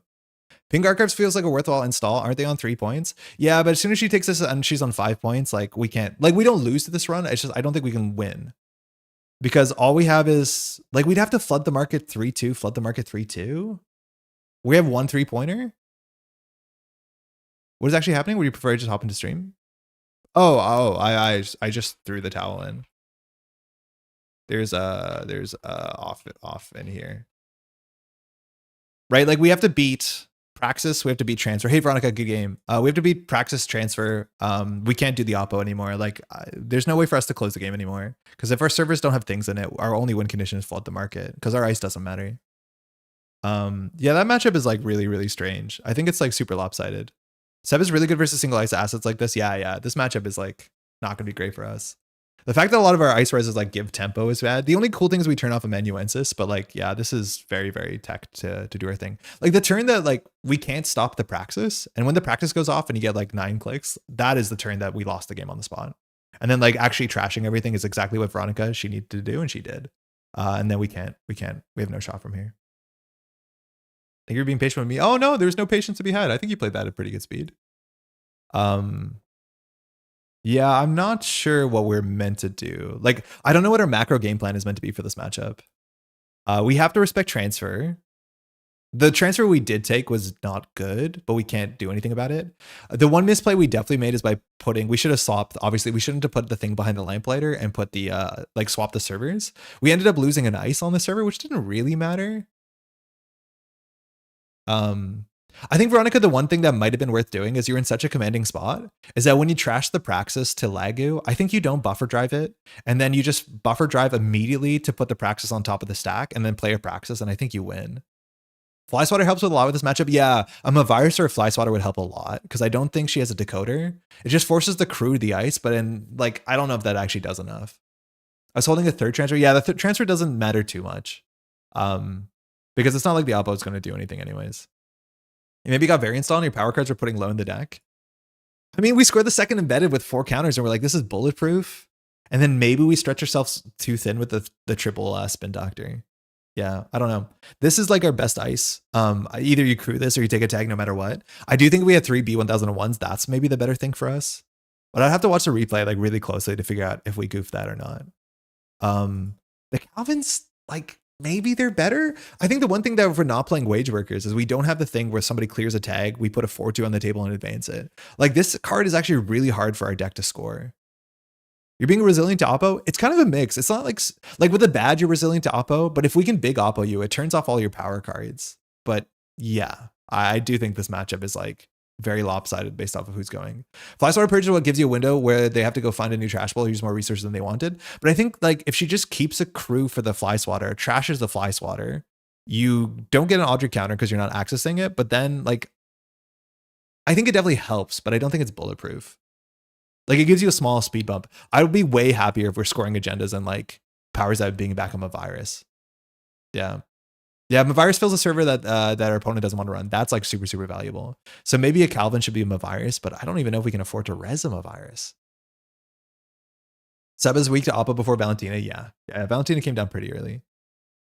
Just figure that with a counter and solidarity badge, Valentina means I just don't lose nearly as much. Yeah, you're like very, very safe. Like badge clears, you get a credit, and like you clear the next tag for. Yeah, I don't think we have any way to close the game here.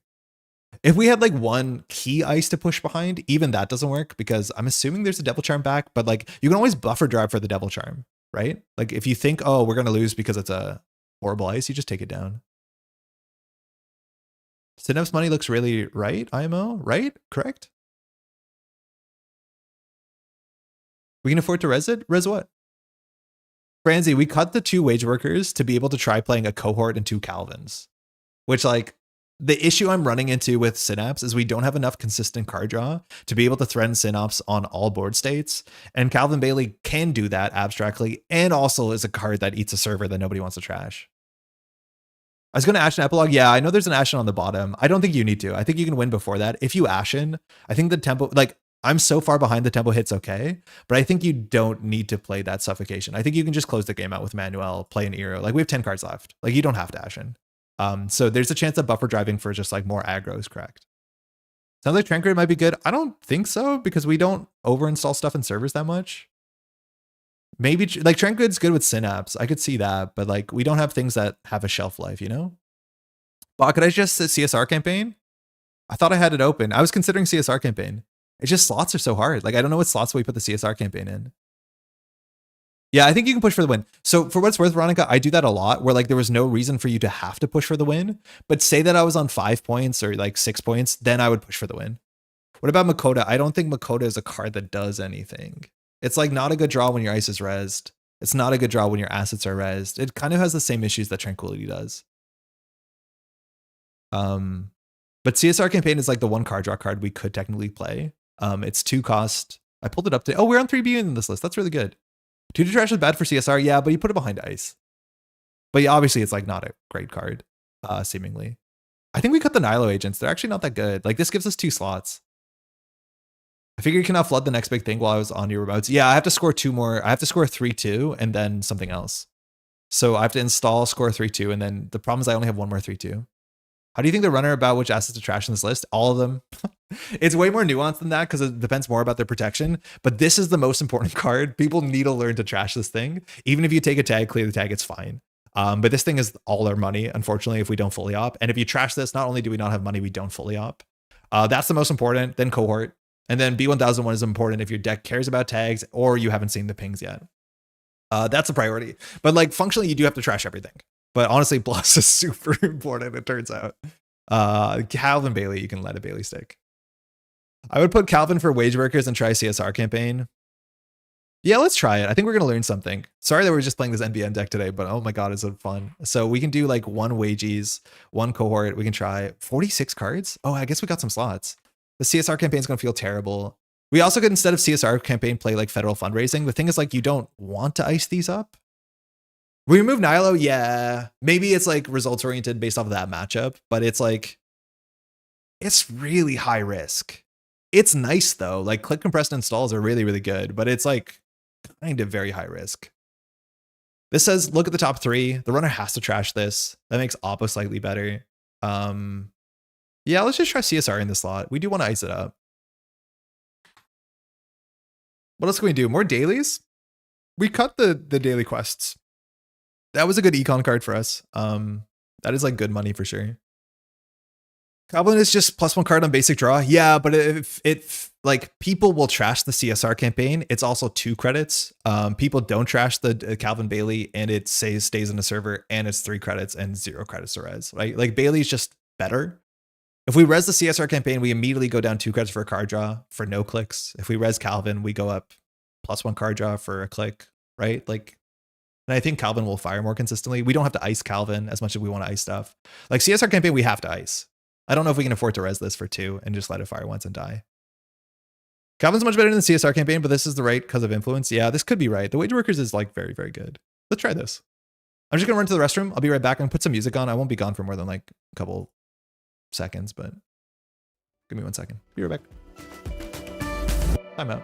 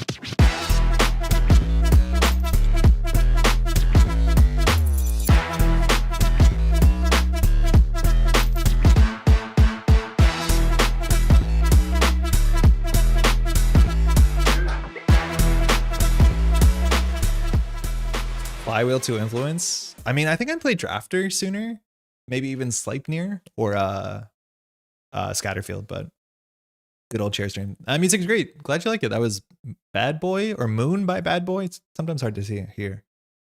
Yeah, chair stream was like short-lived. That one clip of the one streamer where like the numbers go up when his chair stream is the funniest thing. Let's keep going. Flyly was one influence I'd probably consider it. I mean, 2 influence is good. You can't put the horse in every deck. You can. I was terrified yesterday because I thought I only got 2 horses in my my Vantage Point copy. I was missing the 3rd horse. I found it. I misplaced it. Yeah, Sleipnir's good. All right, Lat. This definitely should be deep dive, right? Definitely should be. We have early Lamplighter. We have Oracle Thinktank to be annoying. B1000 Lamplighter is like kind of fine. Hey, Ultra Filter, how's it going?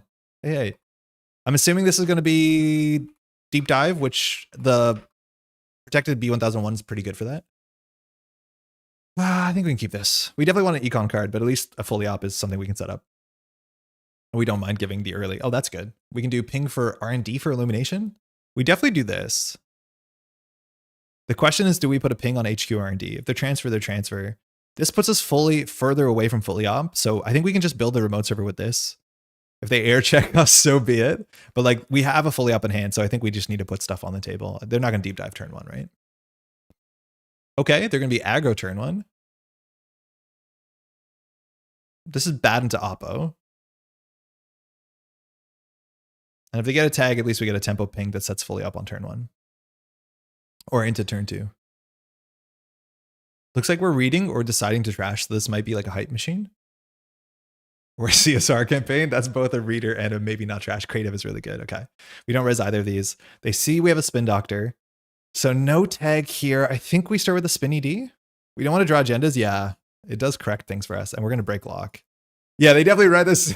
We're reading a CSR campaign.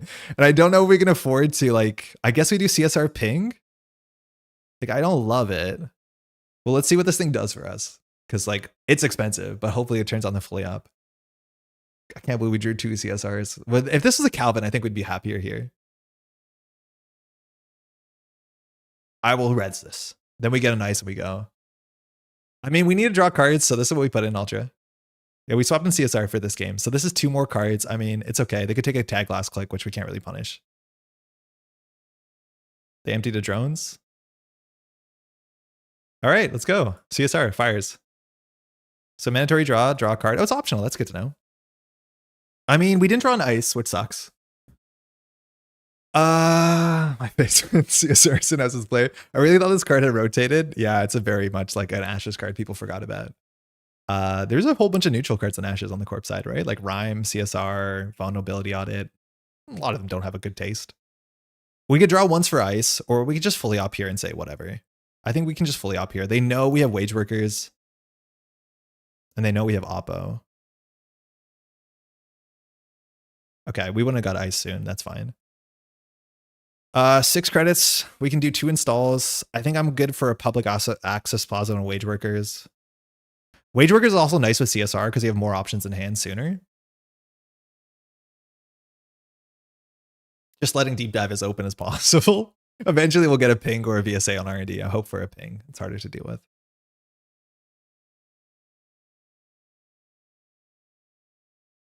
Okay, Unity VSA is dealt with.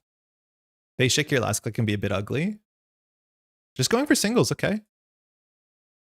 Nothing we have to res here. Hype machine on the table would be hype. But this deck has like 11 agendas and 36, so they should be finding something they don't. Plaza, CSR, let's go. Drew 2 cards for 2 credits. Seems good. We got the embedded that got through lock. Issues, we don't have much to do. We probably do triple install here, draw, right? Like powers, embedded Oracle, and then another CSR maybe, and just like go straight to the moon. We've drawn no ice.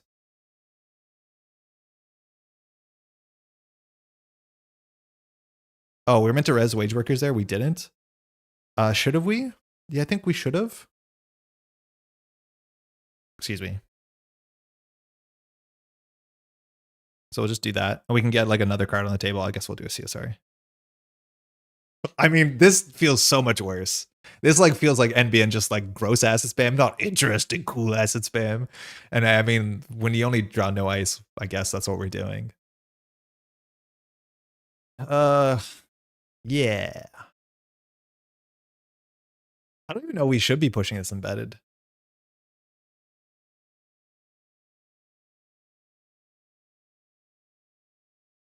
Excuse me. Horizontal we go.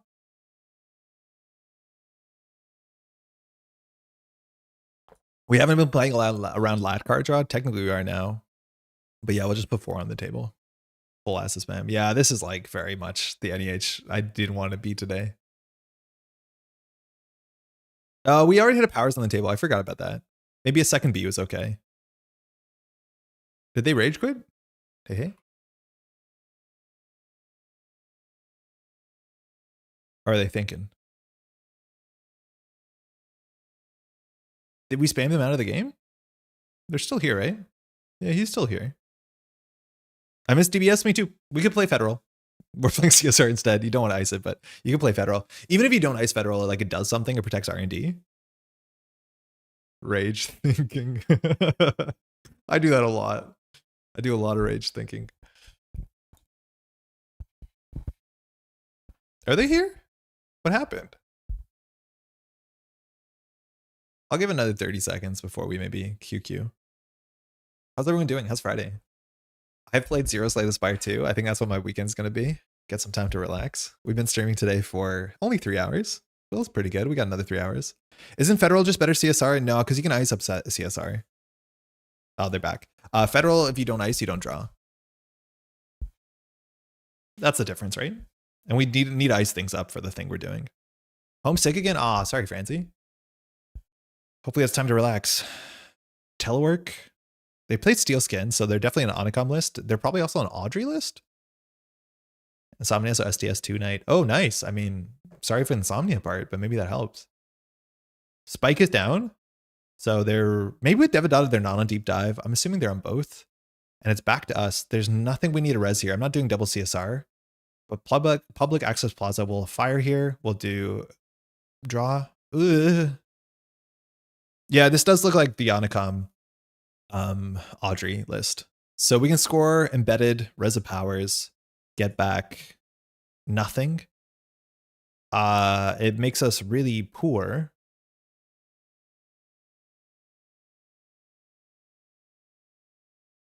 It puts us down to 1 credit so the CSR can go down. We should be doing something better than this, but we're not. Oh, we do get wages. That's nice. Card from hand, I think.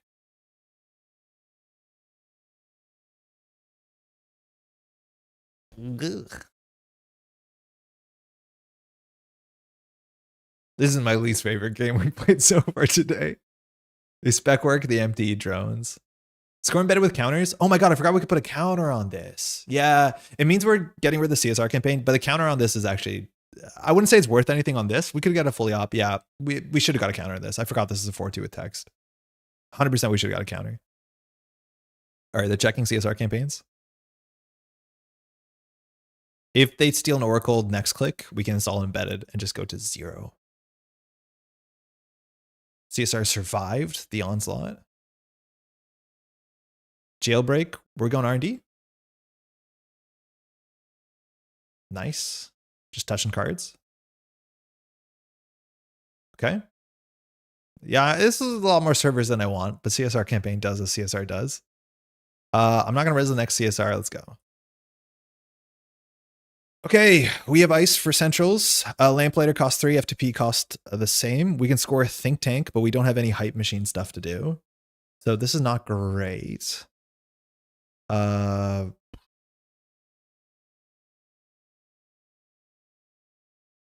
we draw once, we could do triple install again. Blood 10 counters embedded, let's go.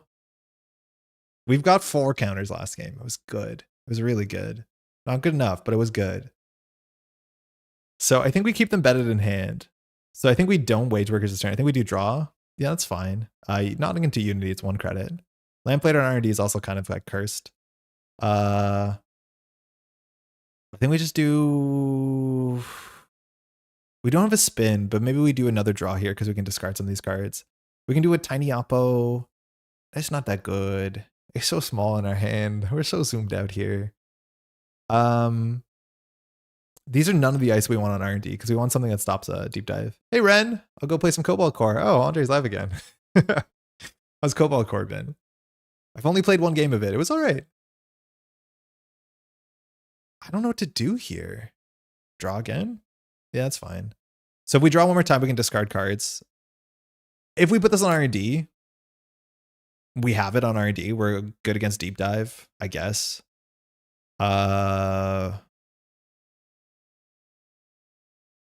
Obviously, we're not setting up a flood the market. Next turn, we could do install flood the market. It's not good. We could flood the market advance. Not good. We need more ice for that. So maybe if they take a tag, clear tag, we install a lamplighter and set up a flood the market. We do have a spin? Yeah, I guess we do. Yeah, I guess we do. I forgot we do. Yeah, draw 3 there was correct for sure. Sorry, I'm so zoomed out. That took way too long. Now Andreas like went off to make a sandwich, which I don't blame him. So far, the CSR campaigns have been good, but this is my least favorite deck, least favorite game we played today. And I think it's because of what we've become, which is this.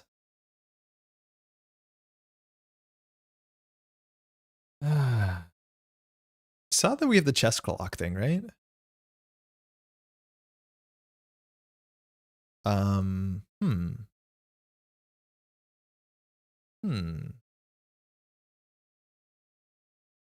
don't know how to do that. All right, we'll hang out for a bit. It's probably my favorite roguelike Hades series aside. It's so charming. It feels very good to play. Highly recommend. The story's also good.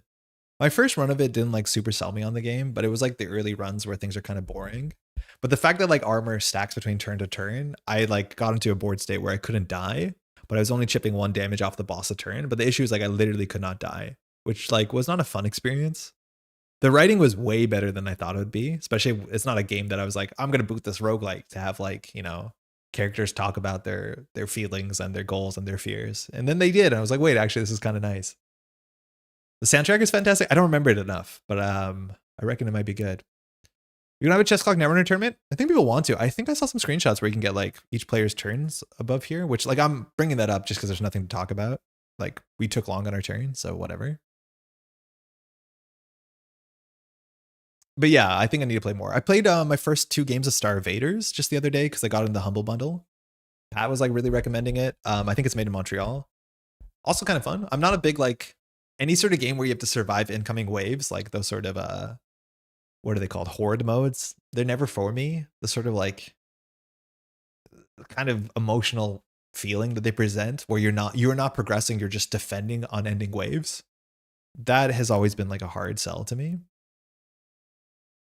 I like Star Invaders, but I lost this Buster pretty quickly. Why do you think? I was constantly unlocking cool stuff. And like my first run and my second run were like radically different in terms of the strategy. All right, they're back. I know we took long. Maybe we'll bail if it continues to take us long. I don't know. Into the depths, nice. So we can stop this. It's on a lamplighter. So we res this.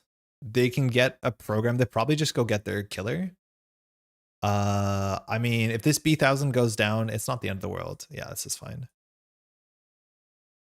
Lamplighter makes him. We're not making him spend any money, which is like the scary thing here. But like this does not seem like a functional deck. Yeah, there's the echelon. So it does break Lamplighter now for 1.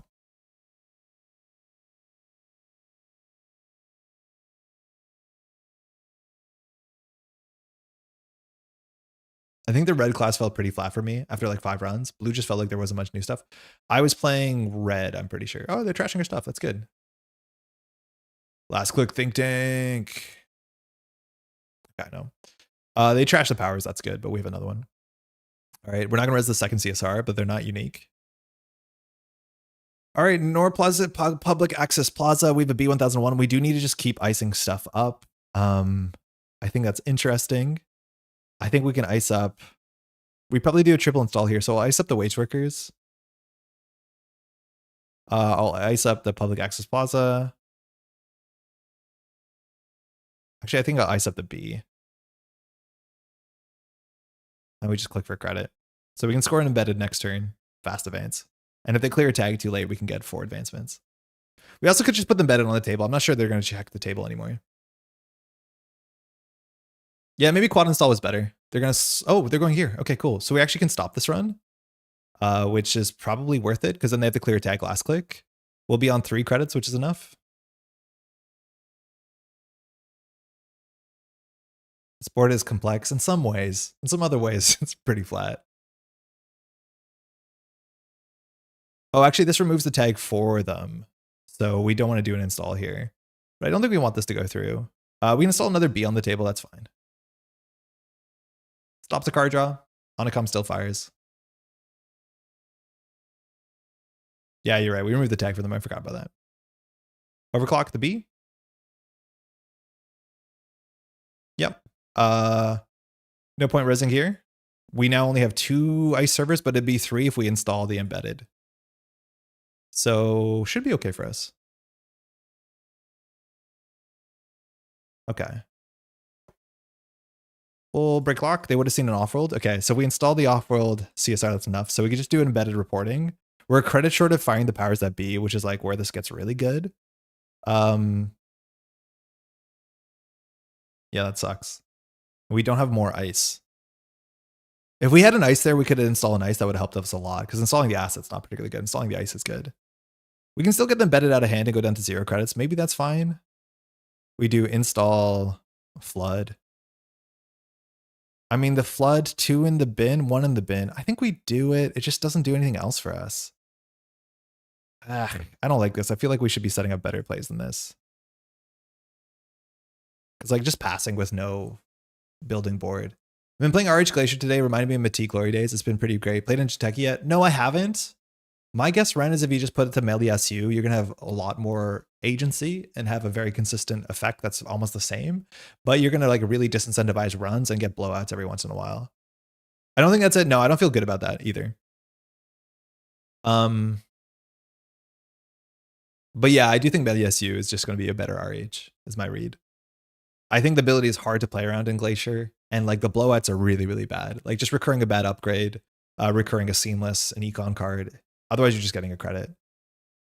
They have too many face down servers to deal with. Yeah, but then they won't deal with these. And if they don't deal with this, we don't do anything. Our CSR campaign, we got one on turn 1. They haven't trashed them. So like, unfortunately, we're just playing full asset spam, not like fully op asset spam, it feels like. But they haven't been dealing with our table pretty proactively. They've kind of given up on it. But it's been okay. It's been fine. They've been walking away between turns, which like, I know I take long on my turn, but this is not fun. Put that off on the table and quad advance it with wage. Yeah, it would have to be next turn. Like, I think this turn was only good if we fired powers that be to bring back like, I don't know, a B or something. I'm hoping that they take an Oracle and then we install the off-world office. The issues will only have 2 credits maybe. In this case, they should run the 2 public access plazas. No. It's more important that they trash the CSR and the wage, because then we don't have fully operational. And then if we have no money, then next turn I deal with the public access plazas. It's a nice turn to take the tag with the plaza because it's not like we're installing anything that matters. So yeah, maybe keeping us down on 0 is good. Maybe this turn that actually is the right thing to do. And yeah, actually that is more important because we have no money. We can't actually do anything with our fully ops. But if they want to crush the fully ops, they have to trash these cards. But it's a good turn to do everything if they can. Why did it censor your word there, Eris? But yeah, here, if we have no money, we can't play the game. So stopping our money is good. And the tag probably doesn't matter unless we have a bigger picture in hand. Yeah, we're getting roped between turns pretty bad. I think we might just walk away. Is everything good?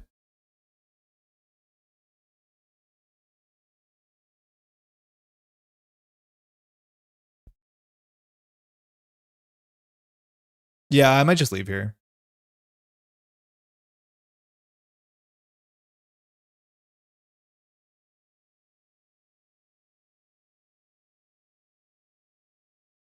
I'm like sensitive about this because I know I take long on turns because we're talking and we're explaining our plays, which is slower than just doing it. But we might just dip from this.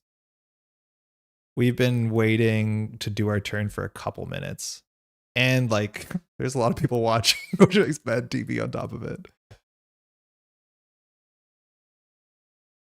Like a couple turns would have been good. Like the thing is like, even if you have to communicate it, like I have to dodge between turns because of X, Y, Z, like communicating it helps a heck of a lot. Yeah, I'm assuming it was Jinteki.net. I just don't know why it would censor. Oh, it censored it because it's a URL. Okay, I get it. Yeah, that makes sense. I was like, why is JNet? That's not a slur, but yeah, they just censor URLs.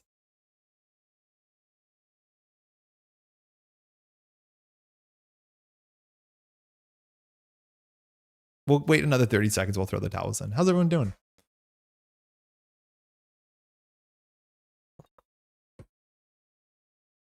It looks so much worse as a sensor. It looks way worse.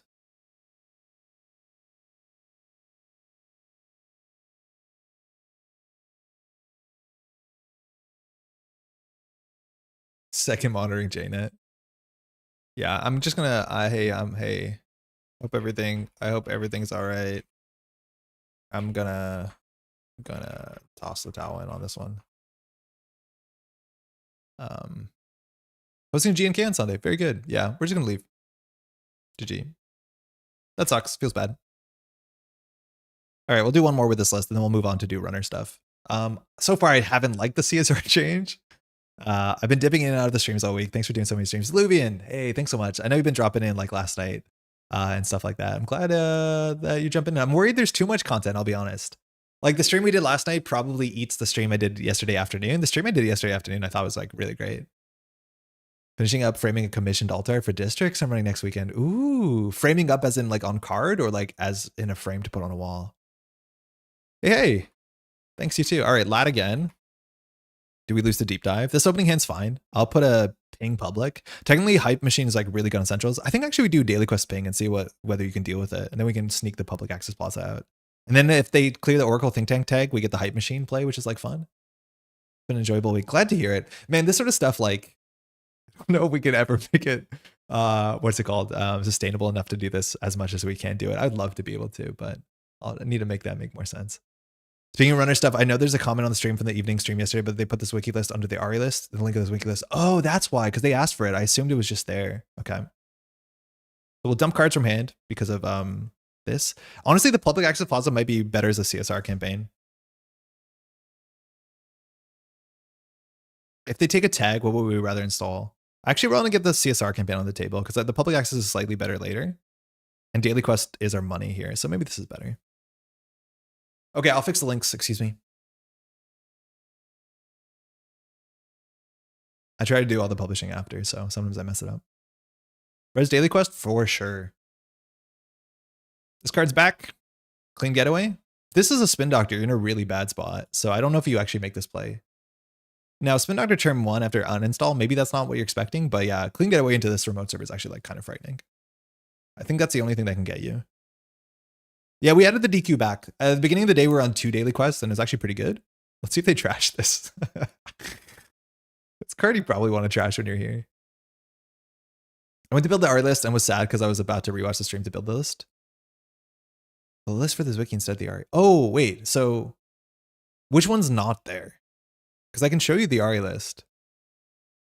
Oh, wow. Wow, this is rude. So if we res a ping, they'll have a tag. So we can install in the server. If we don't res the overclock credits, they have to just use on the SMC as they will. And that's fine. I don't think we res here. Does it feel weird watching big Netrunner streamers only to become like Mr. Netrunner? It happened gradually. So kind of like, sort of, I don't know. It was nice though, like all the people that were making content when I was like new to the game were always very nice. Ari is missing. Oh, okay. I'll add the Ari. So let's see what they grab here. Whether it's like an Azimut. They're on SMC, they're more likely to be on Azimut. Okay, let me show you. Oh, Revolver. Sick. That's not a huge difference into our deck because either you break for 2 or break for 3. Hold on. The RE list, if you want to see it really quickly, like screenshot really quick, I'll do it on their turn probably. So do we res this? I mean, I guess we do. We're paying 2 for a card draw, which is not super affordable. Ugh. Okay. I think we do public access plaza, Oracle Thinktank, credit. Like we have to ice this up. If they take this, we're happy. Powers that be means we can score next turn. I don't think we do. I think we just take a credit here because we have to res both of these. The RE list that I was playing, I believe was this list, Tungsten RE. So here you go. Screenshot real quick. and I'll add the link back after. I do think I'd make changes to this. I'd cut the prognostic, play Buzzsaw, play a Rising Tide, maybe. But also if I just draw better, maybe the deck is just good enough.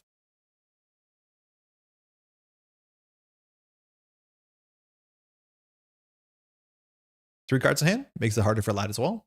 Just be dumping. Daily casts, okay, 4 cards, they don't get it. We get more cards with this. We don't need to score this. Get both our triggers, nice. Okay.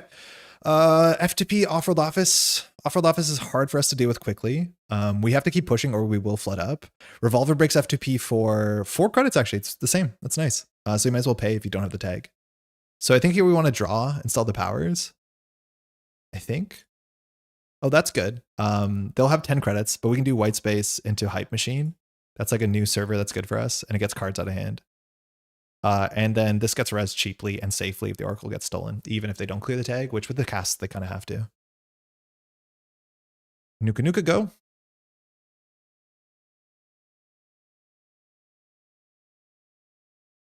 This is not iced and it's firing. I think a federal fundraising would draw more heat, but they'll probably like cup this, I guess. They gonna run HQ with the cup, or are they just gonna take the lat draw? You got it. Yeah. Oh, they didn't ask. They should ask, because in theory this could be a spin doctor. Okay. Nice. Nice. Okay, wage workers. That will probably get cupped sooner than later. It means we can sneak an Off-World Office on the table. I just assume the Off-World Office won't stick. Now we want the ping server, which is annoying. We don't have the credits to do the grubber, but grubber they would probably pay to. So I think we have to just take a risk here where we put Off-World on the table. So I think we do like powers that be wage workers, ice it up and then put the Off-World. This is not bulletproof. Like we're taking a risk here, but this is at least interesting. Yeah, wage behind FTP. At least we can res the FTP if we think it's necessary. And like I'd rather have the grubber for a remote server later because the wage workers might just sit. We also just want to dump cards from hand. They got a lot of money. I think they just want to steal a couple points and then deep dive because like, look at centrals.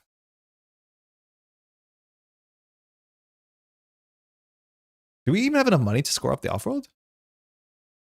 Will be a 5? No, we can't even score the Off-World. Why did we do this? Euler, okay. On the turn it comes down. Now the white spaces are a bit better, but a bit worse.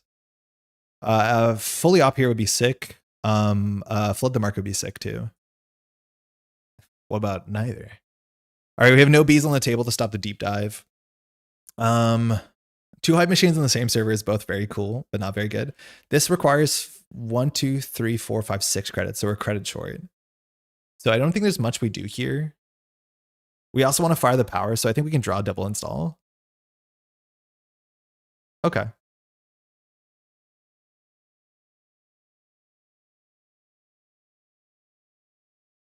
We could ice this up. We have a lot of reasons to. I mean, that's fine. We also probably don't have to be this like aggressive on our plays because if they ever take a tag, which there's a couple ways on this table, we get a free install, and just installing ice means we'll get a fully up. But I'm scared. I don't know why they're not interacting. I'm thinking at 17 credits with 3 breakers or 2 breakers, they probably start interacting now, and that's bad for us. This is not good. It looks like we don't draw fully up. We don't have anything. We could try Gaslight instead of the CSR campaign. That actually might be better. It draws the 1 good card. They're a deep dive deck, so we'll lose sooner than later to that, unless we draw B1001 and get our 3rd ping on centrals, which seems so unlikely. Yeah, I don't know. This does feel a bit like if you snowball, you snowball. If you don't, you don't. Oh, that's scary. Oof. So the bottom, the Oracle, leave the Off-World in hand and just go for it. I mean, still with the CSR, we have a chance the Hype Machine's good. I haven't seen this in a minute. But yeah, I think we can't win this match anymore.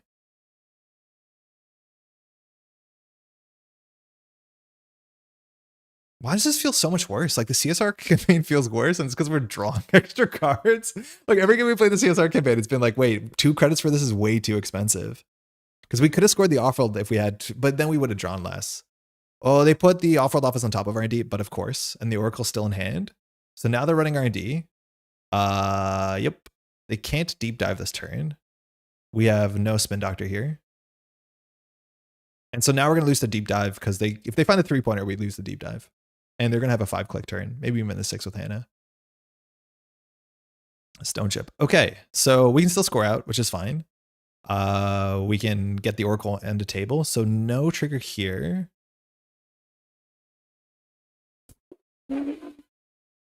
Fuck, that's bad. Holy shit, that's bad. Oh, that's bad. Okay, be cool. So we'll do wage workers, off-world office, powers that be can't be res. This is 4, 5, 6. So it's all our money. Yeah, we'll res the hype. Oh, we could have resed that turn. Oh, it would have been better. It doesn't really matter, but it would have been better.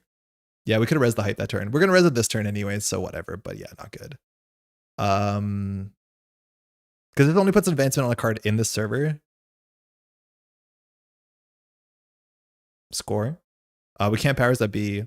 We'll res the hype and pass. I don't know. We can lose to burner here. There's just burner deep dive. We lose like 100% of the time. Like 80% of the time. Because they're very likely 75% of the time they find the next big thing. If it goes on top of R&D, we almost definitely lose on the deep dive.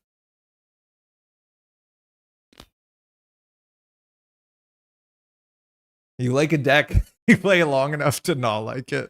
I think after this, we'll definitely go and play Vic. Yeah, they're definitely drawing for it here because like it's as open as it possibly could be. That's why the agendas are in HQ. I'm worried about the burner. Like you probably play 2 burners. Okay, overclock to get a click. Maybe we're charging the hype machine. I don't know. Oh yeah, we're just deep diving this turn because we're just getting a click back from this. Good thing is if they run HQ and hit the grubber, like then at least we have 7 points in hand. Sorry, 6 points.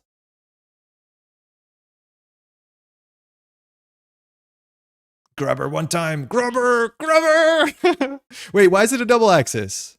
Oh, it was a compilation. Oh yeah, good game.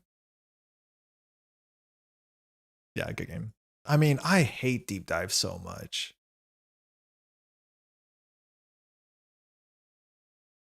No, it's cool. GG.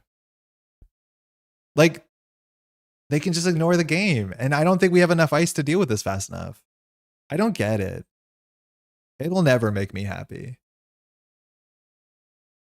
6 minutes at least. Thanks for the game. And like maybe the idea is that this like, yeah, it's fine. Cheers. All right, let's try and play some runner. So I think we're gonna try Vic. I think Vic is the one thing that we haven't tried. I'm sorry, it's a powerful combo. No, I know, but I think people feel bad, like, you know, stealing 5 that many points on the HQ axis. The thing is like, I think my issue with deep dive is like, I think the amount of stuff you have to put in your deck to not lose to deep dive is actually pretty significant. Like, I don't think a small bit of tech beats deep dive. It feels like a lot of tech beats deep dive. But then like, I don't think anything's going to happen to it because I don't think deep dive seems to be amazing and competitive right now from at least what I've heard at the small amount that I've heard. So maybe it's not even that good. But the issue is like it crushes out so many sort of like archetypes. Like there's just a lot of archetypes that I don't think can exist on the corp side when deep dive is around, right? Like, can you play a deck like this? Probably not. At least in HB, you have like the Méliès Luxury City line, which makes it a bit harder to like lose that hard that quickly because they generally have to get like 2 click gain abilities and that can slow them down. They could have just cupped HQ and played Finale Maker's Eye has the same outcome. Yeah, but they don't have to take that risk, right? Like there's very low risk in deep dive. If we put a single ice on centrals, that's not enough. A B1001 is not enough. It just lays at a turn. Deep dive is the best win con in the game. I mean, Daogen, gotta read the room on this one. I don't know if it's the best win con in the game right now, but like, oh my God, is it the alternate win cons like that? Like I would so be happier if they just drop a conduit and be like, okay, what are you going to do about it? And then like, we have way more angles to interact with it. I think, I don't know. Whatever. I guess we're trying Vic. I'm assuming the Vic decks will just be like good stuff now, right? Let's go. All right. So Vic, I don't think there is enough tag support in the game for you to build a deck where like tags are the biggest part of your Vic deck. Why did you decide not to play Revanchulate? It has a pretty bad non-bow with the other stuff we're playing. Revanchulate says that as an additional cost to steal an agenda, the runner must pay 3 credits. And because we're adding an additional cost, the runner now can access an agenda and not steal it, right? This text is cool for sure, but they can now access a card and not steal it. And Revanchulate is still a good card and probably would be even better if we're playing bigger picture and econ denial. But because our specific version of the deck is playing Oracle Thinktank, they can now hit an Oracle Thinktank and decide not to steal it. And a lot of what we're trying to do is give the runner Oracle Thinktank when it sucks. In that matchup, the Oracle Thinktank didn't have text, right? But they can no longer trap a Thinktank to make us fire our ability. That being said, there might be versions of the deck that cut the Thinktank, play Revanchulate, also cut the probably the Hype Machines, because they're only particularly interesting with the Thinktank, I think. And maybe that deck's more consistent, I don't know. We just have a reason to want to play with some of the new cards. Have you played against a Conduit combo deck, though? No, I haven't in a bit, but if you don't Ice R&D, it doesn't do the thing. I've only watched it. I haven't played against it. The set was, I think, kind to Corpse, at least to that combo, I'm pretty sure. Okay, so this is Vic. I don't think so. If you just check this out, right? If you search the word tag in Criminal, there's not that many cards that actually actively give you tags. You could spend some influence on some of the Anarch cards, and I think you do. But it does seem like Vic's text is mostly just this identity digital line. And then the tag matchups are a bit easier to swallow and transfer in the stuff you play. But like the Criminal card pool right now does not actually support tags, which is interesting, right? Like a lot of these cards remove tags. So the actual cards that give you tags that make Vic easier to play are Transfer, which you do play 3 of course you do. Rotary, which I'm not convinced you play. It just seems like Hermes has more impact on the game as a whole, or Penny Shaver. And I think you can get multi-X's in other slots. And this card is just kind of expensive. Like compared to Penny Shaver, which is an econ card, and Hermes, which is cheaper than this, it does seem expensive. Or even Swift if you want to, for sure. And then the only other card that gives you a tag is Bachlan Botchkin, which is not a terrible card. You have to be very aggro for this to be good. But like making the Bachlan's downside slightly less bad is okay, but I don't know if that's a reason why you play Vic.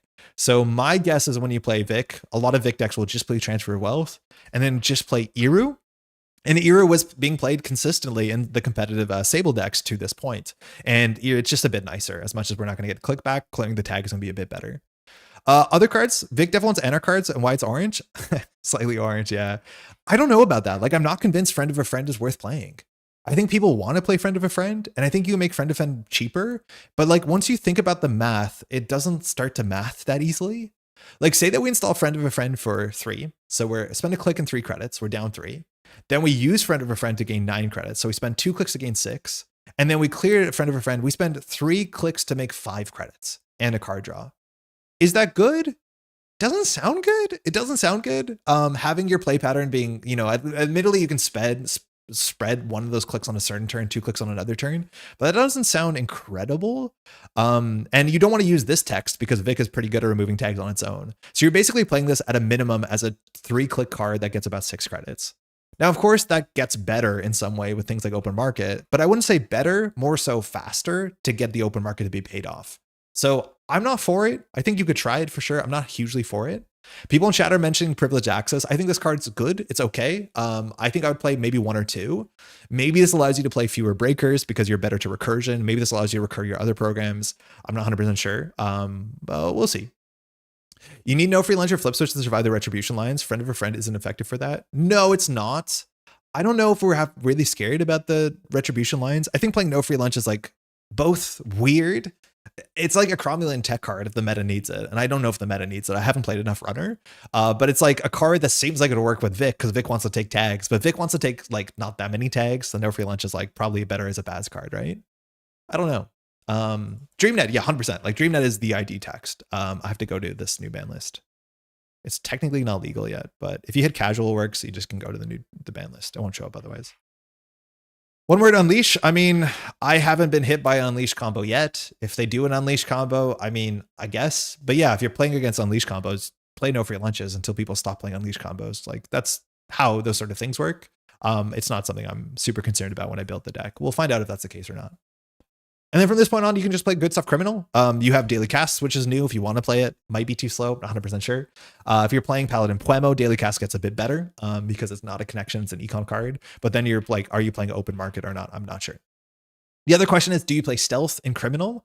And I could not tell you if you play Stealth in Criminal. Criminal only has 1 Stealth creation card. You have a lot of events, so you could play Touchstone if you want to. But like the issue with Stealth, or the big payout in Stealth, I guess there's 2 in Criminal. One of them is Baker. Baker seems a bit anti-synergistic with Eru because you already have really good multi-access that puts pressure on archives, and having 2 cards with the same payoff so the corp can 2-for-1 you by icing up archives doesn't seem amazing.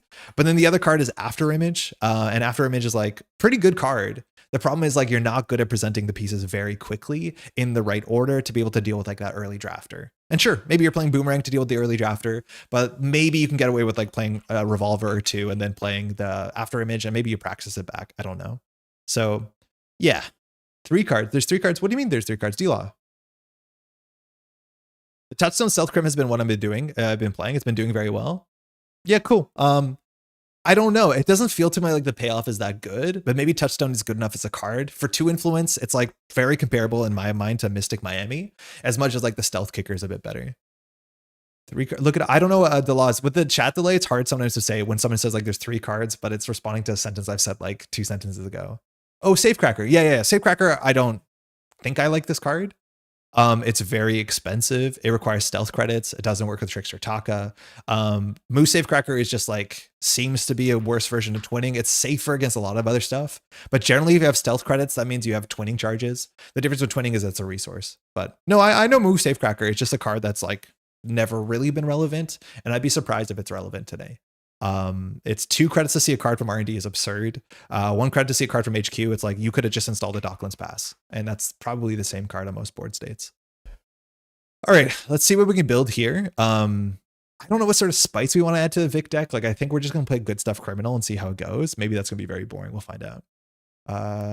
Were you banned twice? Yeah, you were banned twice. Okay, cool. So we'll do bravados and clean getaways. We're just playing good stuff criminal, I think. Mutual favor will probably pay 1. 2 pinholes, I guess. This is worth shouting out borrowed, the borrowed mem chip or whatever it's called, the borrowed goods. This card's a bit cheaper if you take a tag anyways. We don't have enough like consistent tag effects or like reasons to build into this. I don't know if you do. It's nice to have extra MU in criminal, but I think if you want extra MU in criminal, it's because you are playing like a mantle or another stealth card. So Debbie's really good with crims. I'm on the fence with Debbie. I think if you play enough run events, Debbie is good. Debbie is nice also for the twinning. But she's good. She's really good if you're playing enough run events, and you usually do. Manuel, I don't think so, because we actually can't float tags. I only think Manuel is playable if you have a lot of ways to take tags, and I don't think we have a lot of ways to take tags. I think you can maybe play a Vic deck that runs like tag destruction, so you play like, you know, crew, and crew is a nice way to take tags. I don't think that's us though. Like, I'm not 100% convinced we can take tags consistently enough to make Manuel good.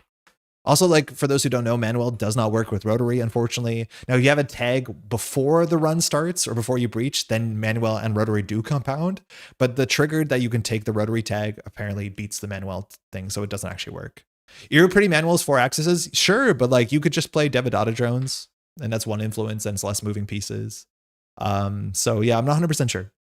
I do think there's a chance you play Pretty Mary and a bit more Central's Pressure, because I don't know what our win con is. Yeah, I'm not 100% sure. Manuel is like 2 or 3 influence, 2 influence. That's not the worst, but we just don't consistently give ourselves a tag that this is dead in a lot of board states. We'll play some Shergambies. Bachlin's a decent spice, pretty neat if you hit a Glacier list. Yeah, Bachlin is like the sort of card that I think you tech play in the matchup. Same with like Compromat might be a bit too techy. Same with, what's it called? Window of Opportunity is a bit techy. But Bachlin's like really nice into things like Event Horizon. I think it's worth considering, but it's like more of a meta thing than anything. I also want cards that can deal with assets. Currently we don't. So whether we play a single Fence or Fueno, that's probably it. Bans is also not a bad card at all. It's more run events, and it means we can use Chesvas, but like I'm pretty sure a lot of the Vic decks are going to look kind of a lot like the Sable decks, because there just doesn't seem to be enough card pool that supports Vics like this actually being relevant on all turns, the way that you can make Seb relevant on all turns. Because that's a big difference. Seb wants to take a tag because Seb's text is really good. Vic's text is like, it just makes a bad thing less bad. But it's like a fair bit different, actually. We play 3 Shergambles. You could play Jailbreak if you're playing Devadata drones, it would be fine. And we'll play 2 Bans. We'll see where the lesser the influence goes. Our console, I'm assuming we're playing Hermes. We'll just play 2. We want to find it. We definitely want to find it. Boomerang, we can play 2 for sure. We'll see how quickly we produce our breakers. With 1 mutual favor, we might need 2 of each breakers. We can play like 1 good early game, 1 good late game one. One thing I want to try is like whether we can play Reg Breakers, Tungsten Taylor style, and play like Buzzsaw. There's some good breakpoints that certain things hit with some of your breakers, because the breakpoints on what's it called is really bad early. The breakpoints on Shibboleth, and making Shibboleth 2 strength in the late game is good into like VSA, I guess, and making Shibboleth 4 strength early is pretty good. Is Info Bounty worth it now that we have a DreamNet back? I think there's a chance, yeah. If we're playing multiple Chesva, I would try Info Bounty. This card is unbanned, which I think a lot of people can forget, but it's not bad because we get 3 credits in a card draw if we run. And as long as we're subsidizing our runs by playing like Chesvas, Leeches, and have a good breaker suite, this could definitely be worth it. And it puts a lot of good central pressure early. Maybe it's extra with DreamNet, but like 3 credits is good. The other card I want to explore is Zenith Chip. Like Zenith Chip also is a really nice way to make your DreamNet even better. I don't know if you play enough of this stuff to want to go play Tremolo and that sort of build. And that being said, if you are playing Zenith Chip, or if you're playing Baker, I think maybe you can even play the card that like takes credits away from them. I forget the name of it, Panwave. Like maybe you can do that because it does count as an HQ run, I think. Stealth is technically a way to run cheaply as well, which is cool. Okay. Anything else we want here? I don't think so. Lucky Charm is a tech card you can play as you want. For sure. I think Jade Chinyo is worth looking at in the meta. I think it's kind of hard against like just pure Glacier. I'm gonna play one Wake, I guess. We have good reasons to run HQ. That's dependent on the matchup. Otherwise, we're probably gonna play a twinning. Yeah, sorry, this deck is gonna be kind of boring, right? Yeah, Nuka is usually where we spend a lot of our influence. Like our first 6 influences is usually 3 Nukas. And then we have a twinning, a fencer, and Iru. That is, maybe we cut the Baya bands here to play a Mystic, just so that we have a couple ways to get counters. Fencer, Iru, Nuka, twinning is a lot. So here we could play Mystic to get some more credits to play our events. This works well with Debbie too. We probably want to play a couple more events that cost credits. 15 is maybe a bit soft. We, in theory, could also play like the Carpe Diem if we have Info Banny, but maybe that's wild. I think Nuka's starting to show up in too many decks. Yeah, I could hear it. She's really good.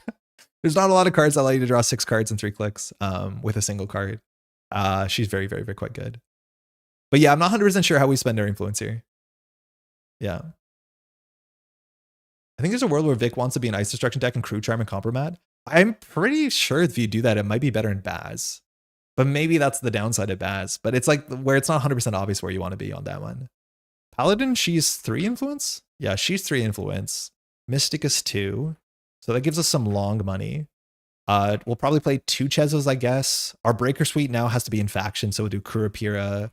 I would love to not do 2 Shibboleths, but maybe we have to. And then we can do like a Revolver and a Carmen. This feels a bit too old school. We're only on 39 cards, so we got some resources to play. Class Act is good. Probably still 3. Open Market is good. We have a lot of targets. We have way many resources. We're at 45 cards. That's terrifying. I don't think we need any of these other cards. Oh yeah, one Valentina is definitely worth playing. Yeah, I forgot about Valentina. She's good with the open market. So we might cut some of these down. Maybe the Info Bounty goes. I'm not 100% sure. And otherwise, I think this is the deck. The only card that we're not playing that we could consider is Daily Casts. Maybe Mystic is not right. The issue with Paladin is that we have too many connections for Paladin to be like super consistent. But we have Nuka, DreamNet, Iru, Fencer, Bounty. Like maybe we don't need Fencer because DreamNet is like kind of a soft Fencer. Mystic, Open Market, Class Act, twinning. Does Tungsten have a chance if we want to run every turn? It's probably 2+ credits a turn once we start hitting ice. I think it could be, but I think if you play Tungsten, you have to probably build around like Buzzsaw and Fixed Strength Breaker stuff, which might be fine. This deck looks like it could have a hacker space. I'm not sure, right? Like Nuka is good on this. Class Act is fine on this. Companions are okay on this. We have 2 of them. The +2 hand size we don't really use. So this has to be an econ card that like we install for 2 and then we save like maybe 3 credits. And if you draw at the mid to late game, it's like doesn't do anything. If this game had a card, like if the meta wanted you to have hand size, I could see it.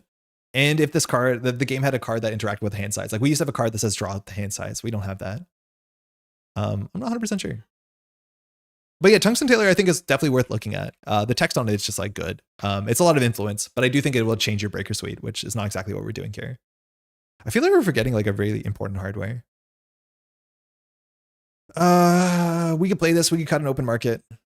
I don't know if this Mystic is good enough. It could be a Debbie. We have only 15 run events.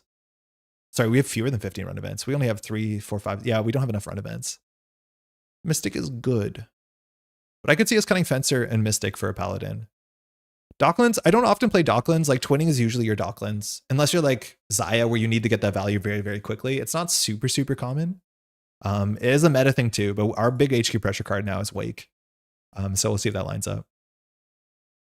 Let's give this a shot. I think this could be fine. I think this could be fine. Simple Vic, 46 is fine.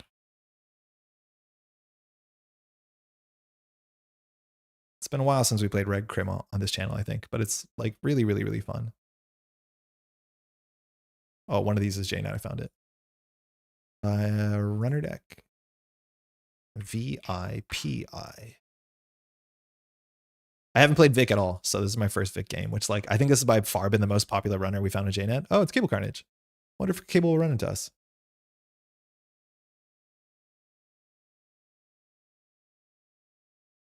Hey, we got Ish.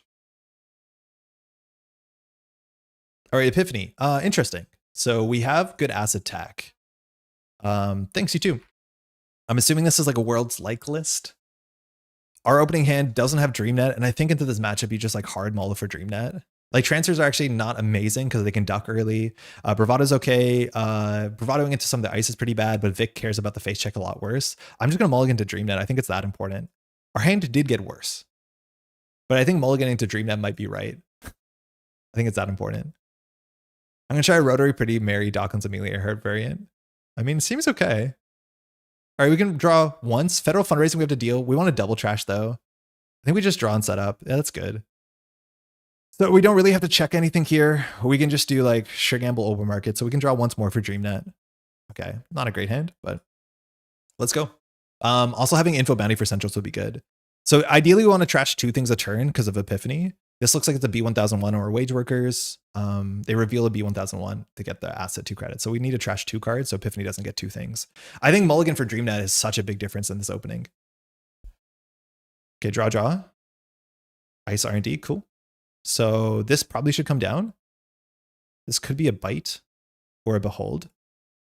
No DreamNet, that's fine. We can install Valentina technically for free. I don't think we want to. We'll trash this, they'll get a counter. We'll check this to see if it's a Holloman. In theory, we should do the other order because this is a Spin Doctor. Yeah, that was bad. I think we do trash this because then they have an ability to shuffle the deck. We don't like that. Mutual Favor is good in the matchup. Pinhole is good because it lets us not deal with VSA. I think we just click for a credit here.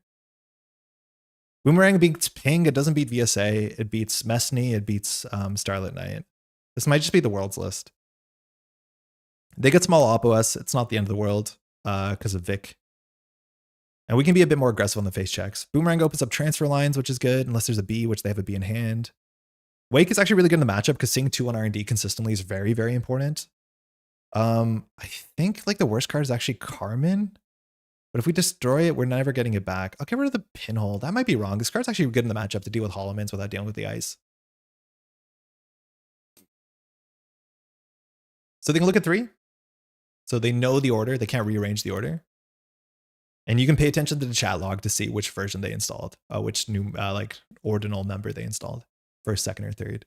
Gives you a bit of information. Because if they install the bottom, it usually means the first and second might be safe, but it looks like they installed the top one. So I don't know. Please DreamNet us. Please just draw DreamNet. Just draw DreamNet. Clean getaway. Okay, we'll take it. Do we need to check these? We don't need to, but we could. We can check 2. B, we have to trash B. Powers that B. I mean, we've already trashed one thing. Oppo's not the end of the world.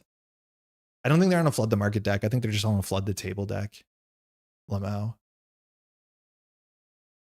Kingdom for a DreamNet.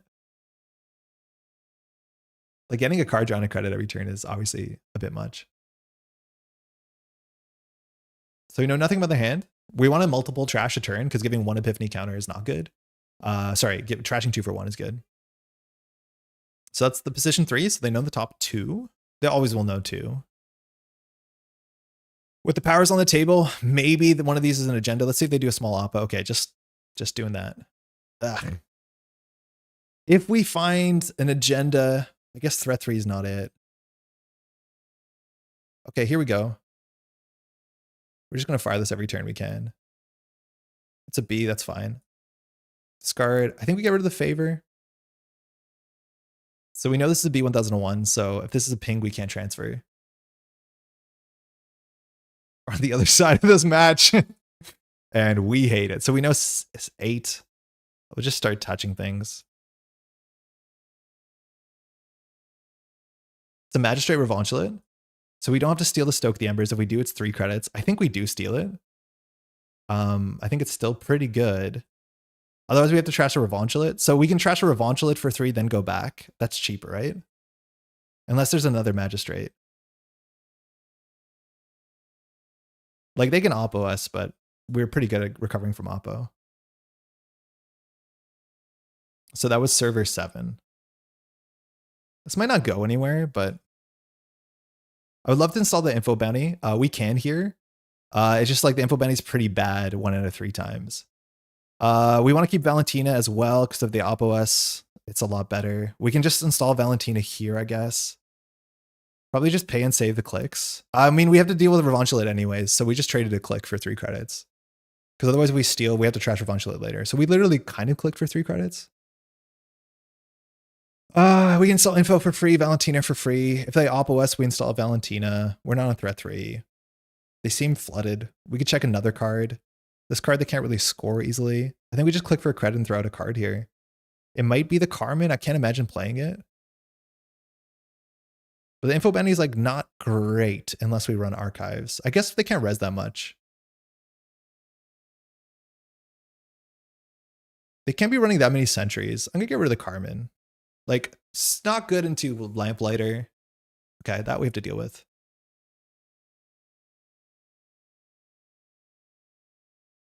Again, having us on turn 1 versus not, at least we got it sooner than later. Because now obviously we can deal with the board while progressing our game state, which is just like draw cards. This we have to deal with because they see the top of the deck. There's a Holloman on the table on 4 credits. I think they can score a Stoke. Like, this is their scariest card. So Holloman into Stoke is like, I think they can score out on 4 or 5 credits and then still have credits after. As long as they have an Epiphany counter. And they know the order of stuff. So if they do double install oppo, they don't. Okay, so federal fundraising is important. We just want to check a couple cards. This we can run last because we have full information. Spin, okay, let's see if they crack it. They do, so we don't get Dream Knight yet, but that's fine.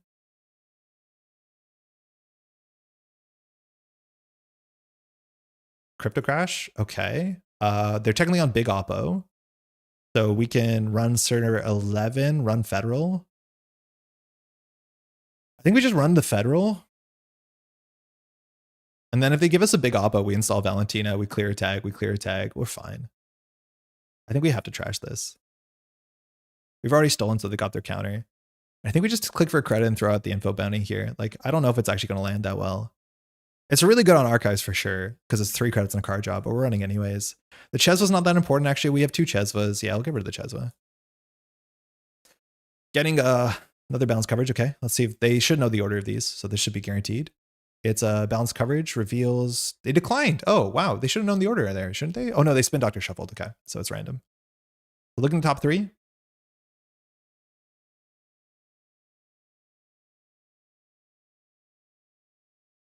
Hermes actually would be pretty sick here on the basis that like it opens HQ.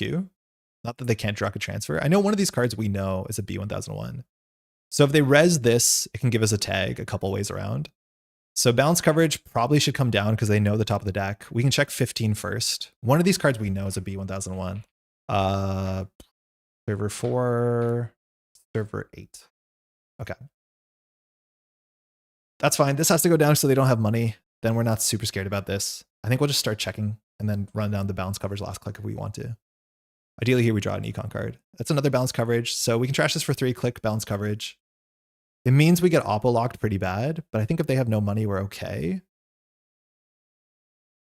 We could do credit. I don't think we play the twinning. I think we play the wake here, right? So I think we do credit, run balance coverage, credit. If they give us 2 tags, we can do credit, install Valentina, Vic, float a tag, I guess. I don't know. This is a bit aggressive, but if they don't have money, I don't know how they win. Would Compromat be good on this board state? I don't know, because they can probably res and de-res their ice. It's like pings and BSAs. It's cheap. Obviously really good to have bad pub. Like, don't get me wrong. But I'm not 100% sure.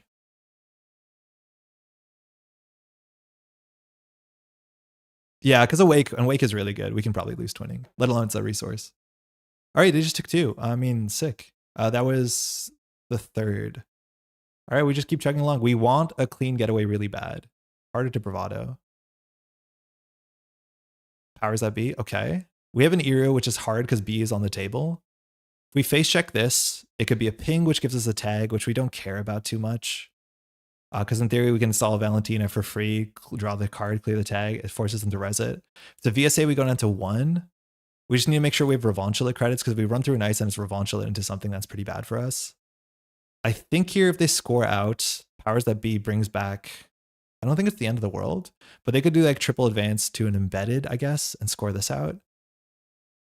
I think we could put down the info bounty and hope and click credits, but I think we can, like, maybe Eero is worth throwing out because of the B1000 matchup. I think we just click 3 here. Like, we're drawing a card a turn, which is good enough.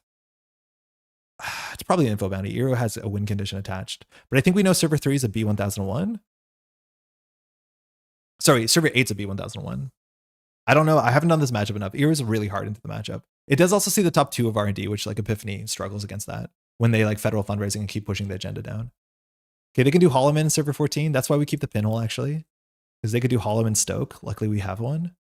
And this deck is on probably 10 2-pointers, so they're not likely to have the next big thing. Position 3 again. We know this, right? This is powers. This is B. 3 unknowns. I don't think we know server 10. No, we don't.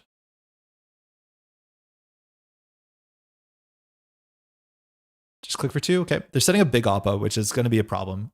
We could do Valentina, clear tag, but we need to keep money for that. We hit a behold, the game's like in a bad spot.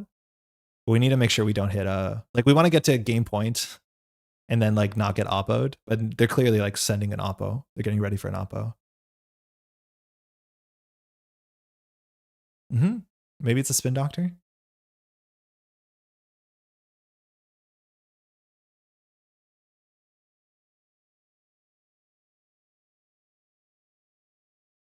So Revanchelit, res, and 14. Okay, so we don't have to steal this. So let them dream, which puts us on 5 points. So we're technically on game point. I think we just pay 3 here and then click for 3 credits. It puts us on game point. It gets an epiphany, but like now if they big oppo us, I think we can still deal with it. Because I think we install Valentina and then we just clear. I guess we float 1 tag. It's not great. They spend money on this too. And like this text might not matter anymore because we're now on game point as long as we hit the non-agenda. Oh, upgrade. What's that? Small oppo is like good for us. Like actively okay for us. Because like, check this out. We're on 6 credits. We definitely can make a run first. But we install Valentina for free. We'll gain 2 here because it's... Wait, what's the math here? If we remove a tag, it saves a click and 2 credits. Wait, we always remove a tag here. It's this because it saves us a click, right? What's the difference? Why is this not intuitive? So removing the tag saves us a click and 2 credits. Otherwise, we can just gain 2 credits. We should just take the click and 2 credits. Yeah. And we remove a tag with Vippy for fun. Oh, undo click. Apparently, you have to click on Vic. So that's cool. So we're still on 5 credits. We definitely want to make a run here. This upgrade, I'm not sure what it is. It's probably a Holloman, right? So we just want to make a run to touch a card. So we can run server 3 just to get the VIP. We can install Hermes first because we steal an agenda. We can bounce the Holloman. Pressuring Centrals is a bit scary. I don't know what server 3 is. It could be a trap. I think we can just run archives here. Removing a tag is 1 click and 1 credit. Yes. Sort of. Keeps archives on. They should go to shipment. Okay, we're on 6 credits. We have a transfer, so we'll just do Hermes so that if they score out, we might be able to transfer. Yeah, it's once per turn. It's not first time, it's once, but we have to hit this button.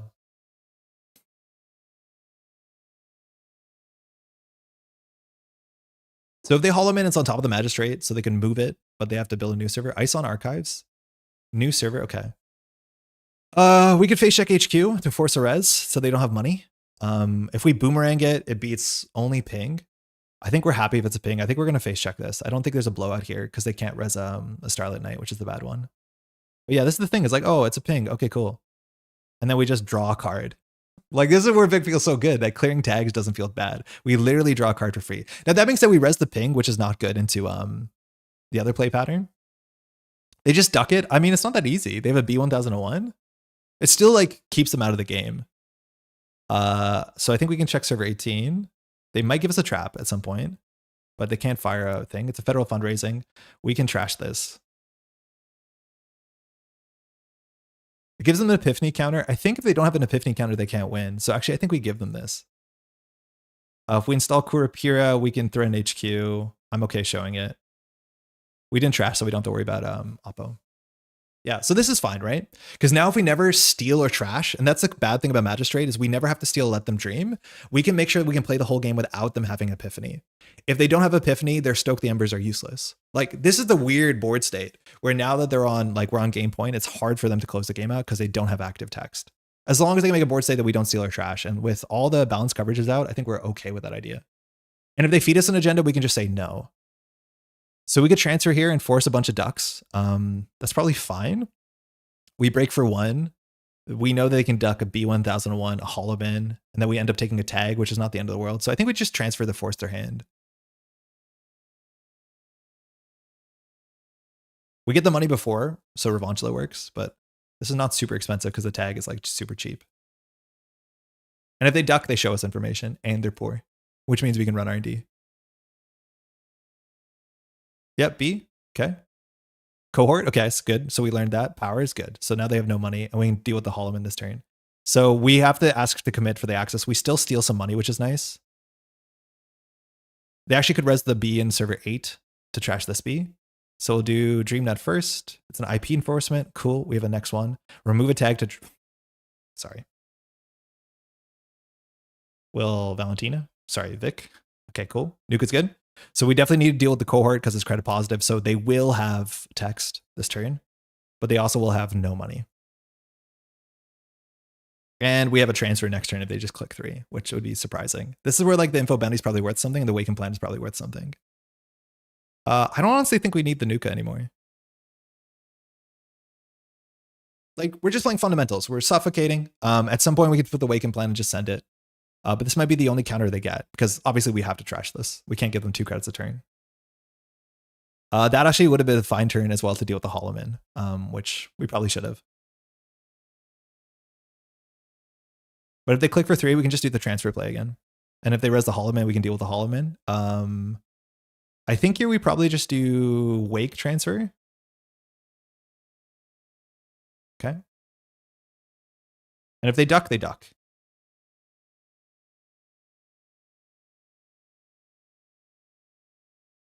A lot of triggers. DreamNet, Wake. We hit a Vic sec. Oh, disgusting. I don't know all the text on this one. So it'll do no dead damage and give us a tag, whatever. Okay, so we can clear a tag.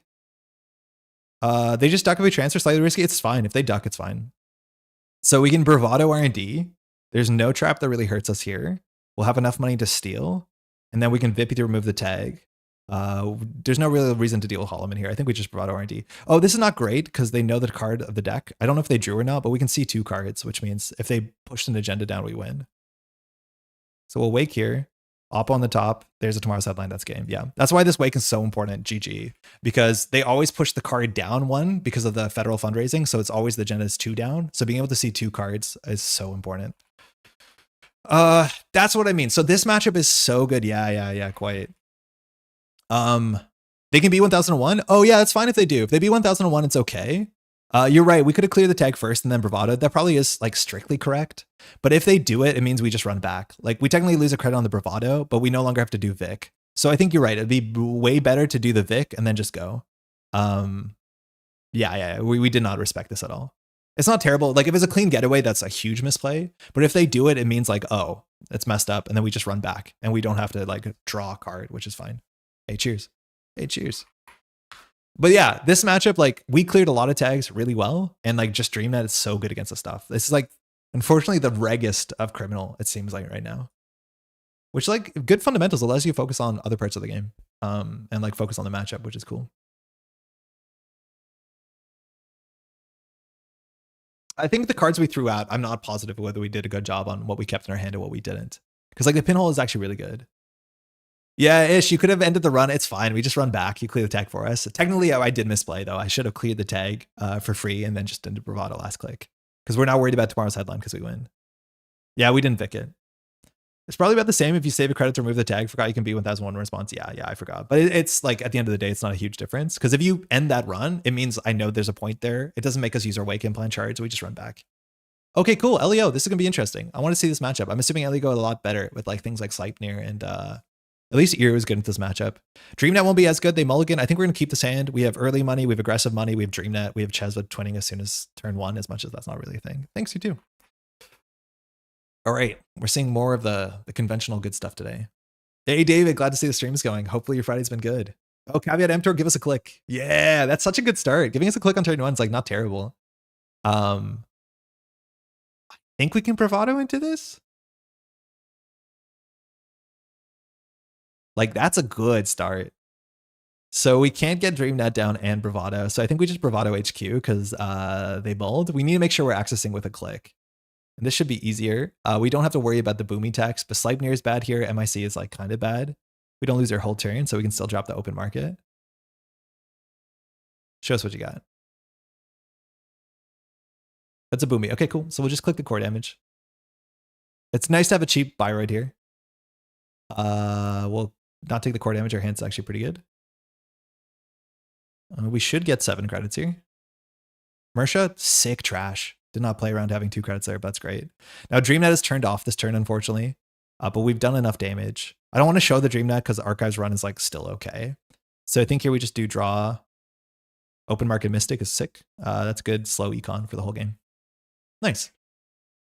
I had a way to get you below 3 for Magistrate, then I should have 100% done it, but I was so poor. Yeah. We get the bravado credits anyways, then we run back. Okay. They iced up the DreamNet, which is good. So we can do DreamNet, run HQ, click. It's like not perfect. The axis here is likely to be an agenda. This deck might be on 7 agendas, including like Let Them Dreams or whatever. But if we install this, run, click, it gets good click compression. I think I'm okay with this. It's a bit aggressive, but like I'd love to steal an early agenda, and we should have a click left to deal with the Melia City. Yeah, there you go. Cool.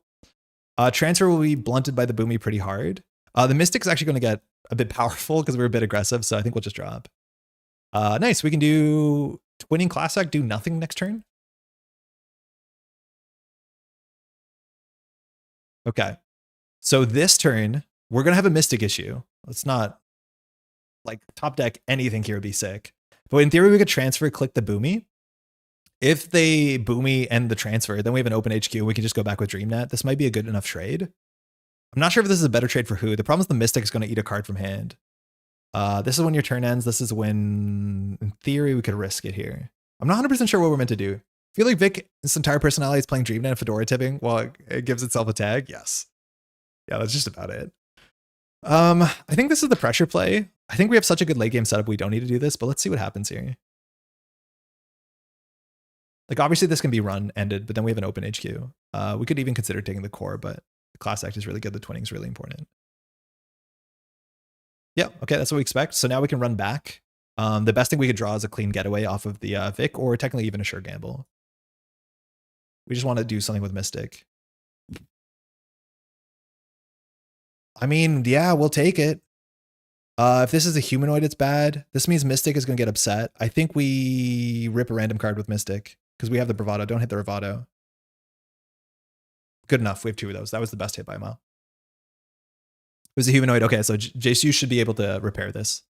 We can still bravado, which is sick, but like we're putting on really good pressure. Yeah, keeping the bravado is nice because now we can actually clear this unless we steal another agenda. We're looking for another Melies or another send a message. This looks like it's what's her name? Mersha. Oh, no res. Okay, so I guess if you res a Chrysium there, but I think we now just bravado the remote server. If it's an MIC, it's bad, but that's kind of it. Do we want to do twinning first? They might be on ScapeNet. If we do twinning first for bravado, we can't trash anything in the server. I think we're just going to do it. We'll have on 1 credit. Sell twinning first? I don't know, Ian. Do we actually do it here? Probably we should. I just think we can't. We only have 1 credit for humanoid. I'm going to do it for Ian.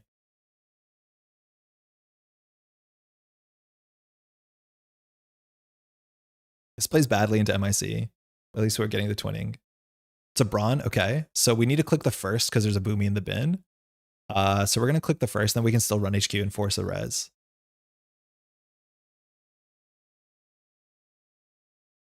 I run R&D and not the remote. Oh, for real. Yeah, maybe. I could see that. Here I want to pressure HQ. If they res a Managarm, that's like not that bad. Escape Net will eat the twinning and leave your Dream Net. You never hit the Dream Net because they're probably on 2. We don't need them to solve the class act because we charge twinning, so I think we're just running HQ here. We don't die to a virus. Let's see if they res a flagship. Because any other defensive upgrade would consider trashing. Oh, that's a good draw.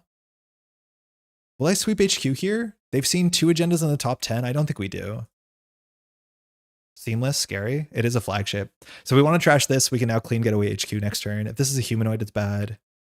They could score an agenda next turn. That's probably not that bad. I think we have to trash this.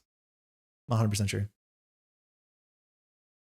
They could have rezzed it to deny our, what's it called? Oh, Spin Doctor. Okay. Whoa, early pop. Caveat, and humanoid. So they want to draw into those? I get it. Yeah, I like the R&D run because you're right. We get that credit and it's a fork. And then it pressures them from not rezzing this. Yeah, that's a criminal mentality. I need to keep that in mind. HQ ice. Okay, cool. So we can't straight clean getaway it, but I still think we'll run it. Actually, I think we just triple click the Brawn. If we clean getaway it, they'll probably they can't throw the Brawn at us. I'm going to triple click this. If it's a Managarm, we can deal with it. We have Mystic. Like, this is fine. They can't throw a Brawn at us to deny this, right? Just aggro.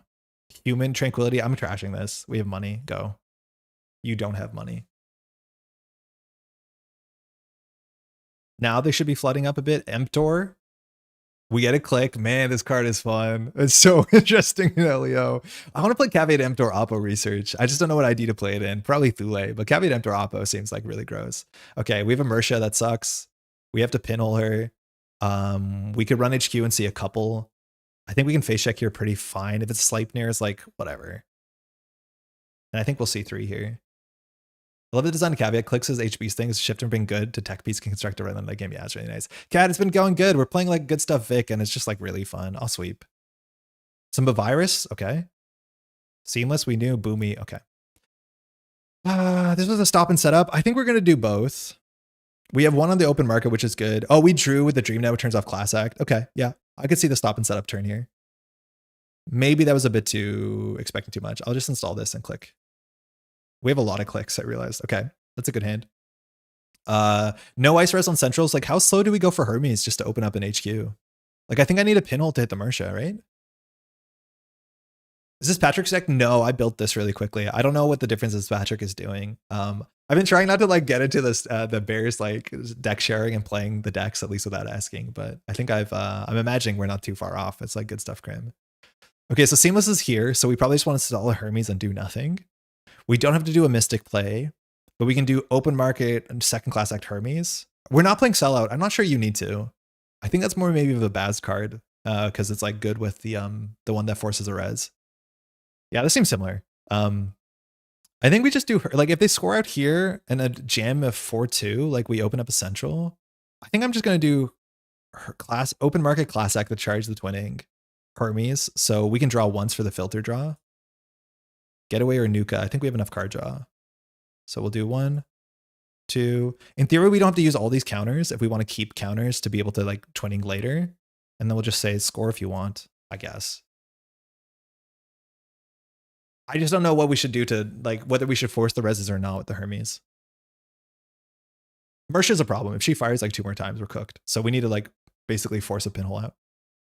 Okay, now they're really pushing.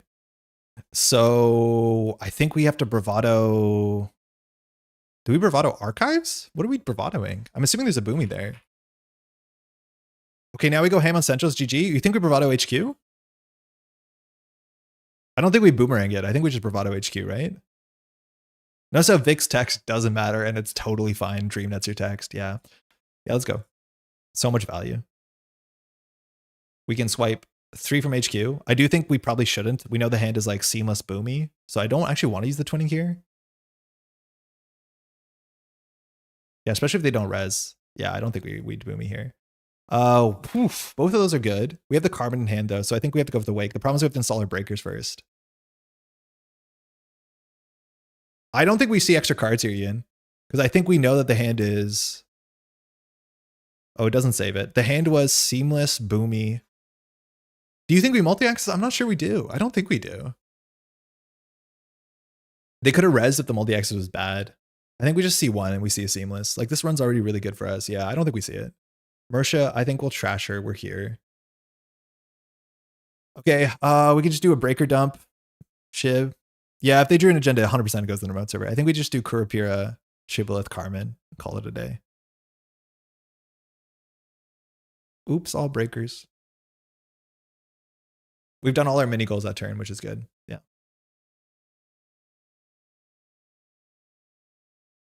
Okay, seamless. So now they'll be able to repair, let alone Mersha. Let's see if it's send a message. It's a Melia, so they have a click left, so that's very good. Very, very good. So we could repair HQ. Yeah, we have an Iru. We have an Iru for sure. So if they have an agenda, they can still jam it, and then Mersha can repair HQ. I think I'd rather pull the Mersha to HQ so we can take it down, because they only have 5 credits here. We have only one more Chesva because we lost one to Mystic. But I think we open up HQ. Yeah, suddenly Rig is good. Unfortunately, Shibboleth is not. We definitely needed Chesva to make Shibboleth good. I think we open HQ. Mersha can install here, but yeah, maybe that's fine. Like they have both Mersha and Elio to like repair this, which is good.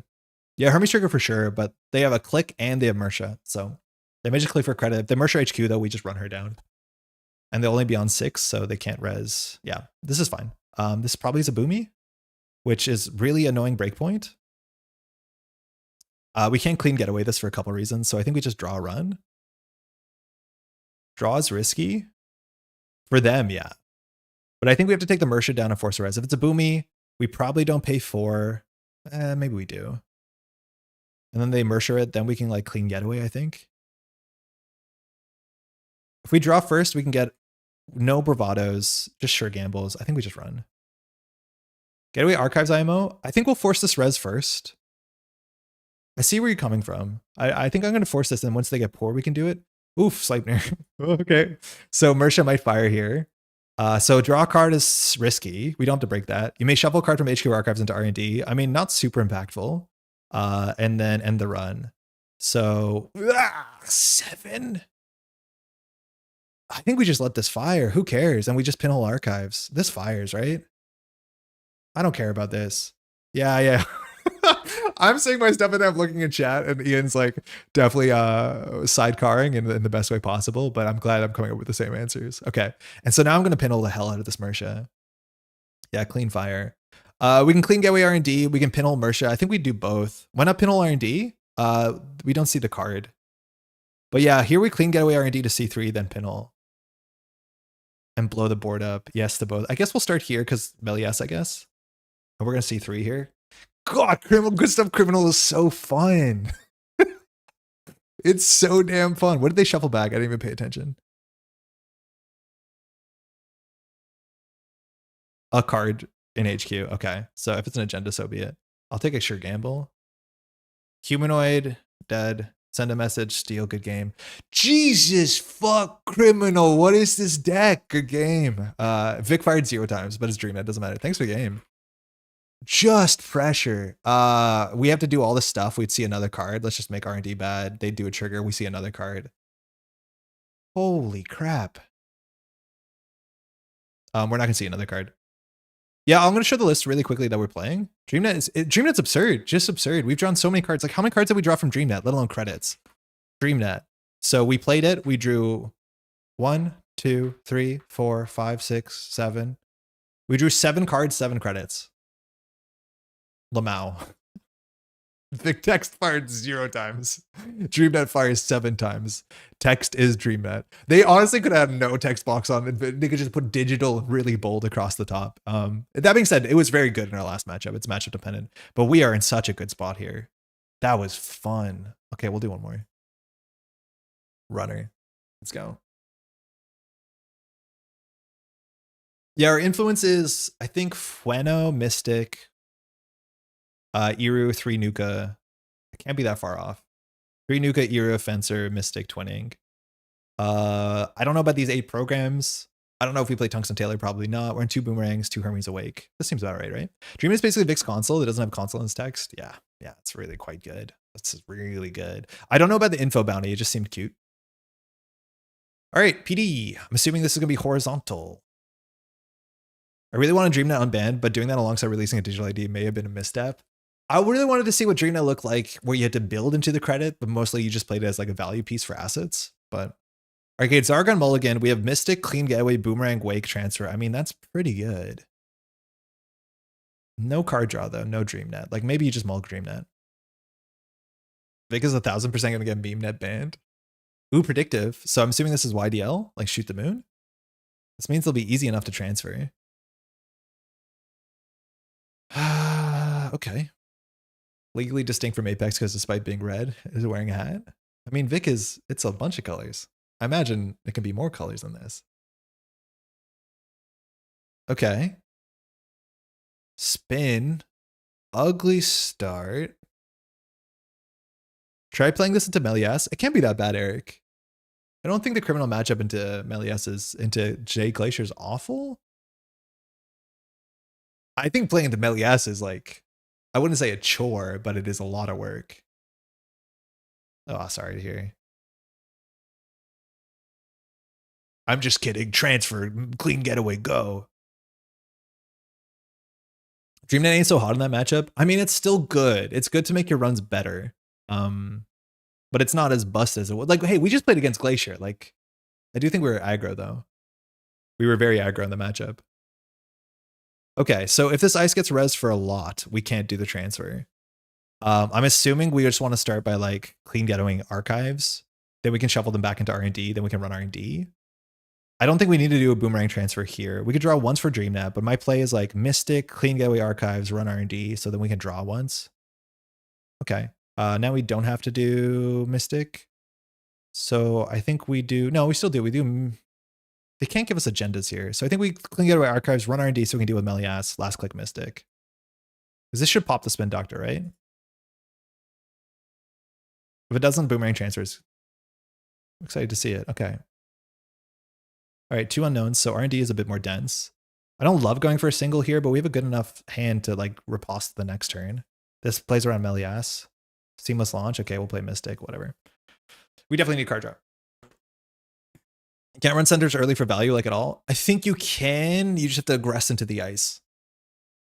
Like, I think people don't want to face deck into Jinteki Ice. A lot of the Jinteki Ice, if they spend like 4 to 6 credits doing some net damage, then you can run any central. You just don't run the Uniced Archives turn 1, right? Oh, second spin. Hey, Ken, how's it going? Afternoon. How's your Vantage Point been? We just hit 420 on the stream time. Pretty good. Gamer. Some fun tricks in this deck. I'm not sure if I'm meant to read that ominously or not. I definitely want to play the Wake, but I don't think we're rushing it down.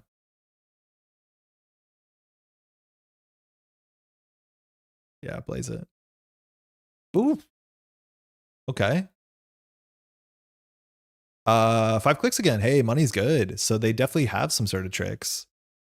I wanted to transfer into Boomerang. That doesn't seem to be a play anymore. Let's go find a DreamNet. I mean, we could just do it. What's really bad here? A drafter is like not the end of the world. An MIC is like kind of annoying. Do they just res a tier? I mean, I don't think I care.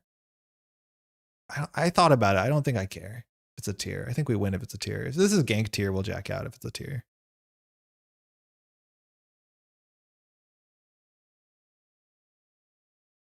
Show me Cloud Eater. What's the worst thing we can summon? Like, I think they're on tags if they play predictive because we didn't see a YDL. Maybe they're on Plutus.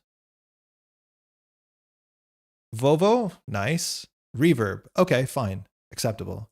So they're probably on Harmonix D-Res. That's not the worst reverb, but not the best. So now we know Boomerang Transfer works. So I think we can do Boomerang Transfer because they should have agendas and then just Vippy the tag, right? Before the Vovo goes somewhere. Nice. Not really VP related, but put a notice in on my job and start contracting. Kind of nervous, but most excited. Oh, like you're leaving to do contracting. That's sick, Ken. But wishing you the best. This doesn't have 3 subroutines. I guess we'll access the hand first. Offroad, love it. Bova's gone. Shuffle. Pick. Go. Never disparaging, mostly based off my experience of building a janky fun deck and getting agenda flood 100% of the time.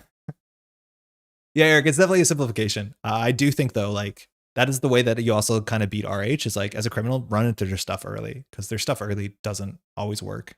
I don't think people are playing Azam everywhere, which is like the cheap thing to stop you there. But smashing into their stuff slows them down a fair bit.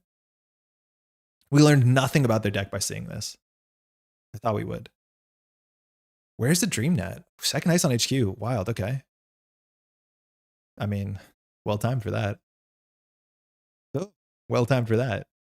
I guess we'll check it. Second spin. If it's Tranquility, yeah, second spin, that's fine. We get 2 for 1 a spin. In fact, all spins might be out here. Planogram, Vovo. All spins are out? That can't be healthy. I think they have to give us this one, but if they give us the one, it's like all ablative and drafter bringing this back. We will trash it so they have no more spins. We don't have to play the sure gamble here. We can next turn as well. But otherwise we're not doing much. We could like show the Kurapira, but I want them to jam behind a barrier. We have to now play around technically Bloop, which like yuck. But we want a Revolver for that or a Boomerang. So we could draw and discard a card. Like maybe Wake isn't it, considering this is getting a bit annoying. But Kurapira deals with this for 3. I'll just play the sure gamble. It's fine. We should find enough events for this not to be a problem. You're holding breakers in your econ as run base, it gets ugly. Yeah, I think you play multiple breakers and you just say F it. Like, there's no super safe line you want to take. Testing the new Jinteki Ice is super fun. Having runners actually in the tank about if they need to break a Zam Knowledge Seeker is exciting. If it's not RD, you have to break a Zam. I haven't seen a Knowledge Seeker yet. And I think Sleipnir is just kind of like, we played against Pat yesterday. The remote server was double Sleipnir. I'm like, oh, okay. I'm not playing Buzzsaw. But yeah, very similar idea in some ways. I was like so impressed with how, this is Plutus for sure, how cheap Sleipnir is. And admittedly, you can just let it fire sometimes. Active policing, okay. So we have a couple fewer clicks. 3x70 games? Oh, okay. Maybe we should play it together if you want. I do think Melius is really good though. So this is server 4. They have 4 credits. If it's a bloop, we just take core damage. We could lose our Kurapira. They have Seamless in hand. I think we saw. Maybe that was last game. So they can score this out. If we just face check into it, it's okay. We only have 3 clicks. So like, I don't think we care.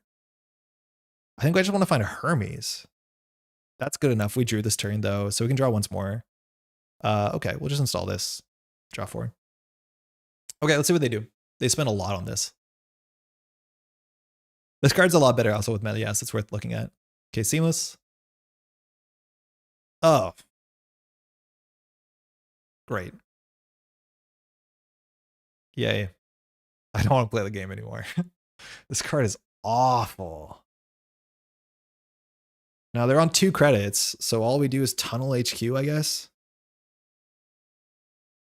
They're gonna get a card back.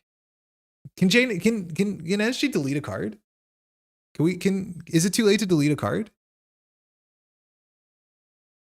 This game is now gonna be another 35 minutes. Seeker's probably better in a virus meta where you're considering paying for a virus anyways. I don't know if you can count on it. So they click for 3, which means bloop is something you have to worry about. Now this has so much text on it, but as long as we're running HQ, it doesn't have text. Tell me to play it and NSG will ban it. Yeah, Ian, make the meta we want to see. So reverb will be free. If we run R&D, they can derez the reverb and the reverb is free verb. So in theory, all we want to do is tunnel our HQ. The problem is this could be a bloop. And I don't want that to happen to us. So if it's a bloop, we have to do Kurapira run. And if we lose a Kurapira, God, I fucking hate this card so much.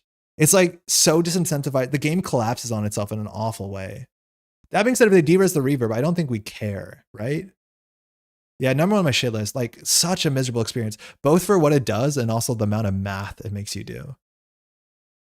Would Stego be fixed if it said minimum 0 strength? No. It's just like it disincentivizes a lot of bad parts of the game and it re-incentivizes math over and over again. Just like relearning math points, slowing down the game. Like 3-1 shouldn't slow the game down this much.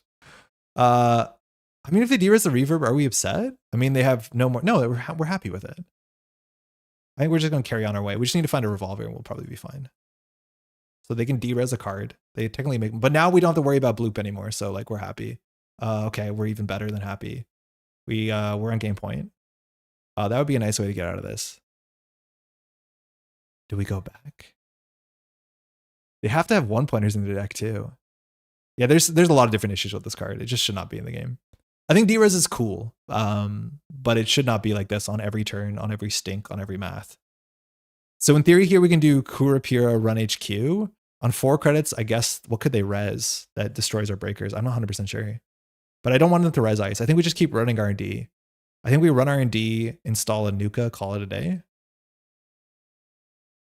Steganon has AR and head security, but the runner has to pass CAPTCHA test every time, and they want to run the rest of the game. This is like so hopeful. We probably should just install cards. Caveat emptor. Okay, fine. We'll just install a Kuru. Or we'll install a Nuka, not show our breakers. Oh, we have to throw out 2 cards? That's on me. It's probably not smart to throw out another Shibboleth because they probably have some gross ice destruction. So that run was probably low value. And we probably should have just set up more. I'm going to get rid of the Wake. They need ice R&D. Steganon text is down on ID. I mean, you could have D-Res text on ID. I think it'd be more fun than this. Oh, 10 credits. Do we just pinhole this? And if it's an agenda, we run it? Where DreamNet? On the first run of the turn? Yeah, that would fix it. Sort of. It would make it better. But no, not really, actually. I don't think it would fix it. So Basilia Government Grid. I mean, I'm going to trash that, I guess. If you're playing it, I'm going to trash it. We should Nuka for card draw. It'll put us up on 7. We can install 2. Okay. Easy. So open market into open market. This hides our hand a bit.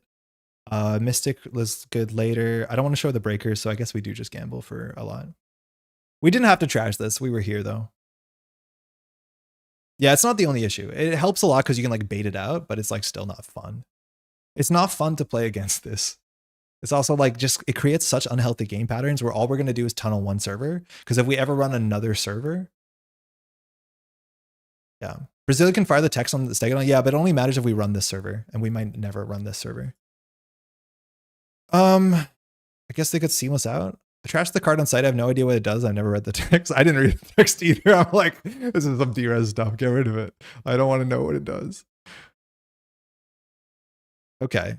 We can still run archives for fun. Nice. Okay, we have a Carmen, which is good. I don't think we need the mutual favor anymore. So we can do DreamNet, run archives. No, that's too expensive. I think we just install 3 breakers and see what happens. I would love a Hermes here, because if they score out with Seamless, Hermes is a problem for them. The issue is like whatever server we run, we have to tunnel. So we're like in the twinning waiting room here. We probably just install 2 and pass. Because I want to do DreamNet run archives so we don't pay 5 for this thing. Instead, we'll pay 5 in a different way with more clicks.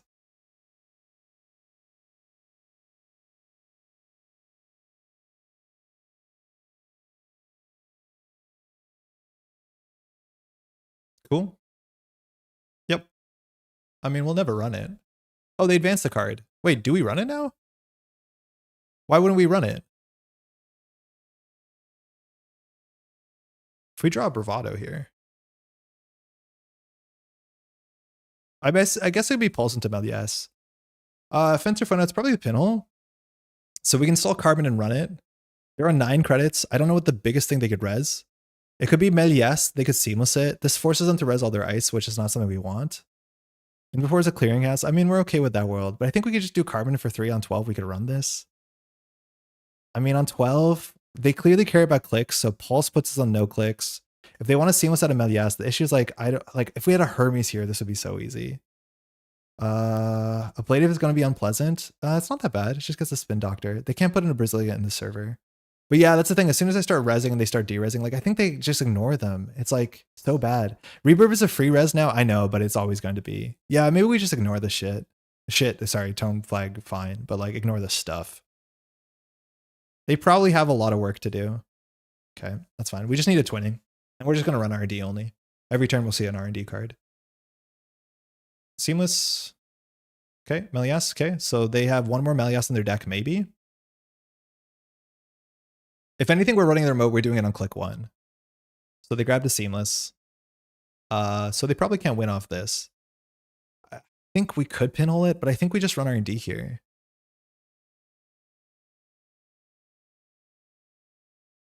Yeah, that's why this is so toxic. It just like forces these play patterns. It's a wave. Okay, cool. That takes a card out of the deck. This loses a credit. We'll let it fire. They added a bloop. Nice.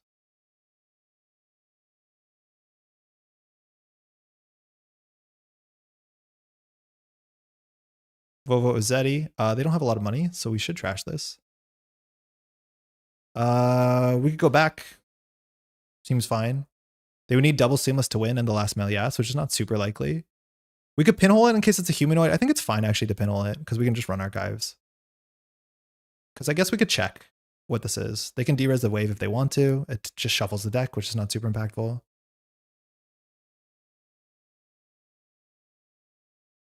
Can't be a spin, so it could be a humanoid or an upgrade. It's a Stegodon.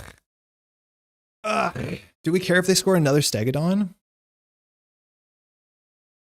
Seamless advance? I don't think we care if it's another Stegodon. We run this server, we can like, if it's a reverb, we just bounce. It puts us on game point only for the last Stegodon. Just go get it. Yeah, we probably do. I don't know. Let's see what they do. I just don't want to touch their ice anymore. Yep. So icebreakers are cheaper. That being said, we can always just like jack out and come back. Like in theory, if they don't res here, we can just jack out and it usually saves us credits. Yeah, it's an echo. So like this is the issue. It's like, cool, your text fired. But in theory here, now to break this, it costs us 1 extra credit, but it's for the whole run. So all you do is you let this fire and you come back. And now there's no text on Stegodon. Sick. Like hard end the runs are kind of bad in Stegodon. Yeah, that's how we boogie. And now we get like free Kurapir counters, which go kind of far.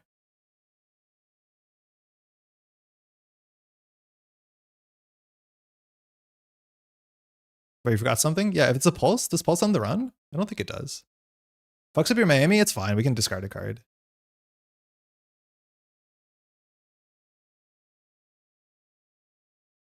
Oh, that's okay. We have to break this because of the reasons.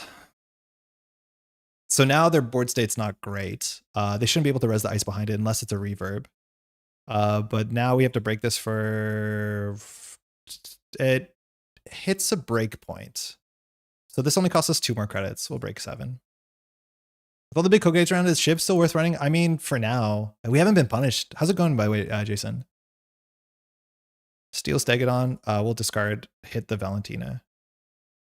That's fine. All right, all our pinholes are out. Predicted for 3 is good.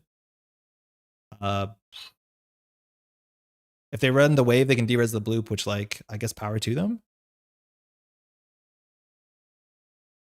They have another bloop in hand. So if they put the bloop on R&D, like we break it for 7. And then next turn we break it for 5. We can probably take some core damage from the bloop if we want to boomerang it, but I think we lost both boomerangs. No, just one. A twinning would be good. We're charging twinning pretty consistently here with this board state. I wonder if we run archives first just to get the draw to get the twinning before we play the sure gamble. It's a double bloop server. I mean, they're just moving their credits around. It cost us something, but like kind of hard. Oh yeah, that's fine. Okay, I'm gonna run archives just because there's a chance we can find the twinning. We do know that like the bottom 10 cards of our deck, so it's actually more likely than we think. And we know this is a wave that just takes a card out of the deck. If they de-res the bloop on this run, like that's not bad for us. So give us a twinning here. Revolver is actually really good into bloop. I think we'll take that. Okay, so I think we just do sure gamble, run R&D.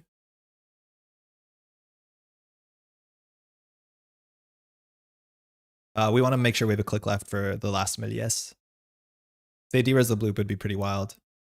They do. I guess that's what their thing is. They make a credit. So now the Stegodon, they can grab a card out of their deck that's a non-agenda. This is 2 to res? I thought it was 1. Oof. That's way worse than I thought. In theory, we could like break this, but we're not gonna. We're just gonna lose a credit.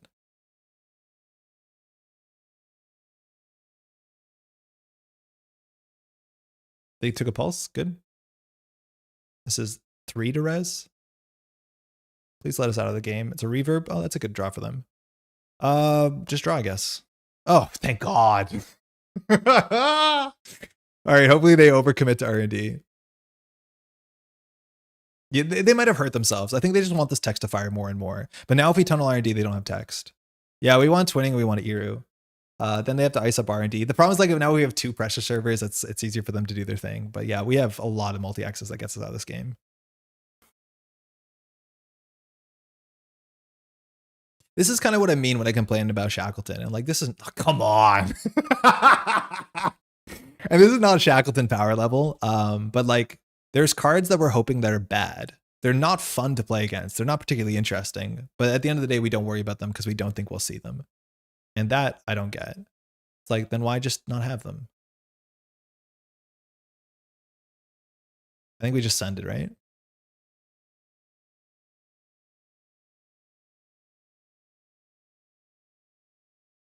They only have 15 cards in RD. They probably have agendas in hand, which is like at some point we'll swing there. Let's see if you keep derezzing this wave. We do. Show us a reverb for free. We could bounce on it, but then Iru's eaten for the turn. Oh, it's a pulse. Okay, we lose a click. This doesn't have real text. I think we wanted to draw once for twinning, especially with extra click. Yeah, I could see that. The runner loses a credit for each harmonic ice. That's a lose a credit, and runner loses a click. It's acceptable. Now this on archives on its own doesn't do anything. So we just Iru every other turn. So we'll spend a click. We can still mill yes. And otherwise we'll clear tag.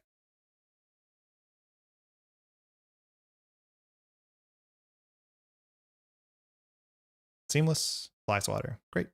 Vic. Clear the tag. Ches was really good. Should have had that a while ago. Get rid of second shibboleth. Hope we don't lose programs. So it's all about the last mill, yes, because if Zargan doesn't install advance, like maybe we can still run the remote server. The issue is we have to bravado something smart, and it's hard to bravado when we don't want them to res other stuff because of Stegadon. But now every turn they draw, we can see new cards on R&D. Could play Valentina for the tag. Oh yeah, you're right. Yeah, we could have. Yeah, we could have. Yeah, I forgot about that. I'd rather draw though. I think I'd rather draw. I know we discarded, but I'd rather find our twinning. So it's probably not wrong. Twinning seems to be in our bottom like 5 cards because I think we know the bottom like 10 cards of our stack. We fired class act most turns. This is turn 12. We got it on turn 3, I think.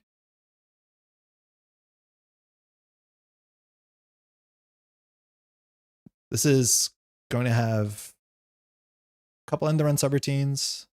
Okay, so now they broke lock. We know that they have fly swatter, 2 seamlesses. 2 seamless is terrifying. Like we can just lose to 2 seamless here. I think we have to run this because we know they're on 2 seamless, right?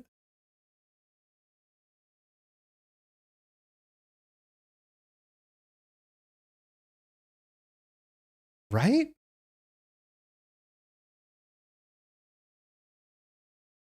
Three, 4, 5, 6, 7, 8, 9, 10. There's only 8 more points in the game. There could be 3 in their remote server. I think we just run here, jack out, run back. It doesn't save us that much because of this. But I think we could just like bravado the remote server.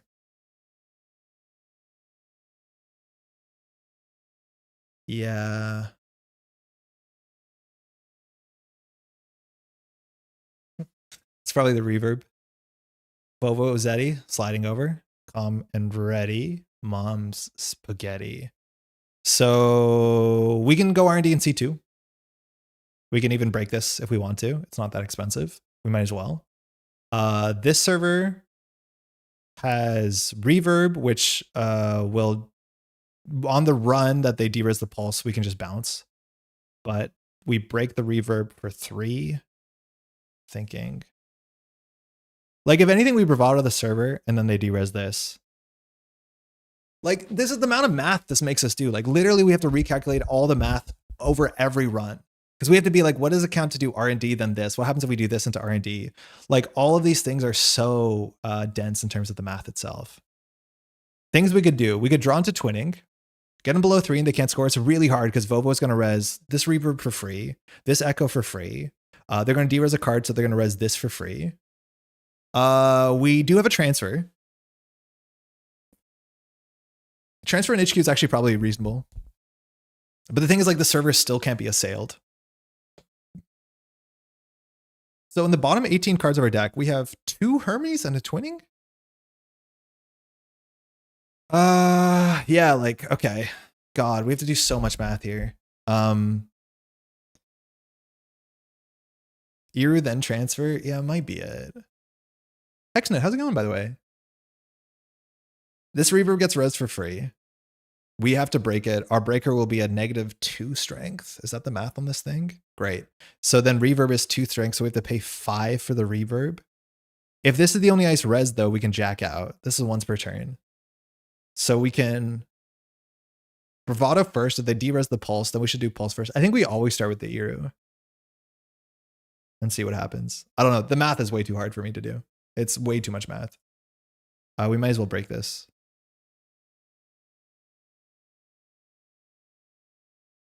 Sure. Good game. GG. Melias in the remote?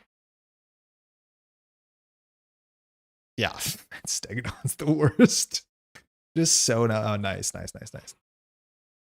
Yeah. So we had to run there. So if we whiff there, we can do transfer, but Zargon can still res. It buys us a turn.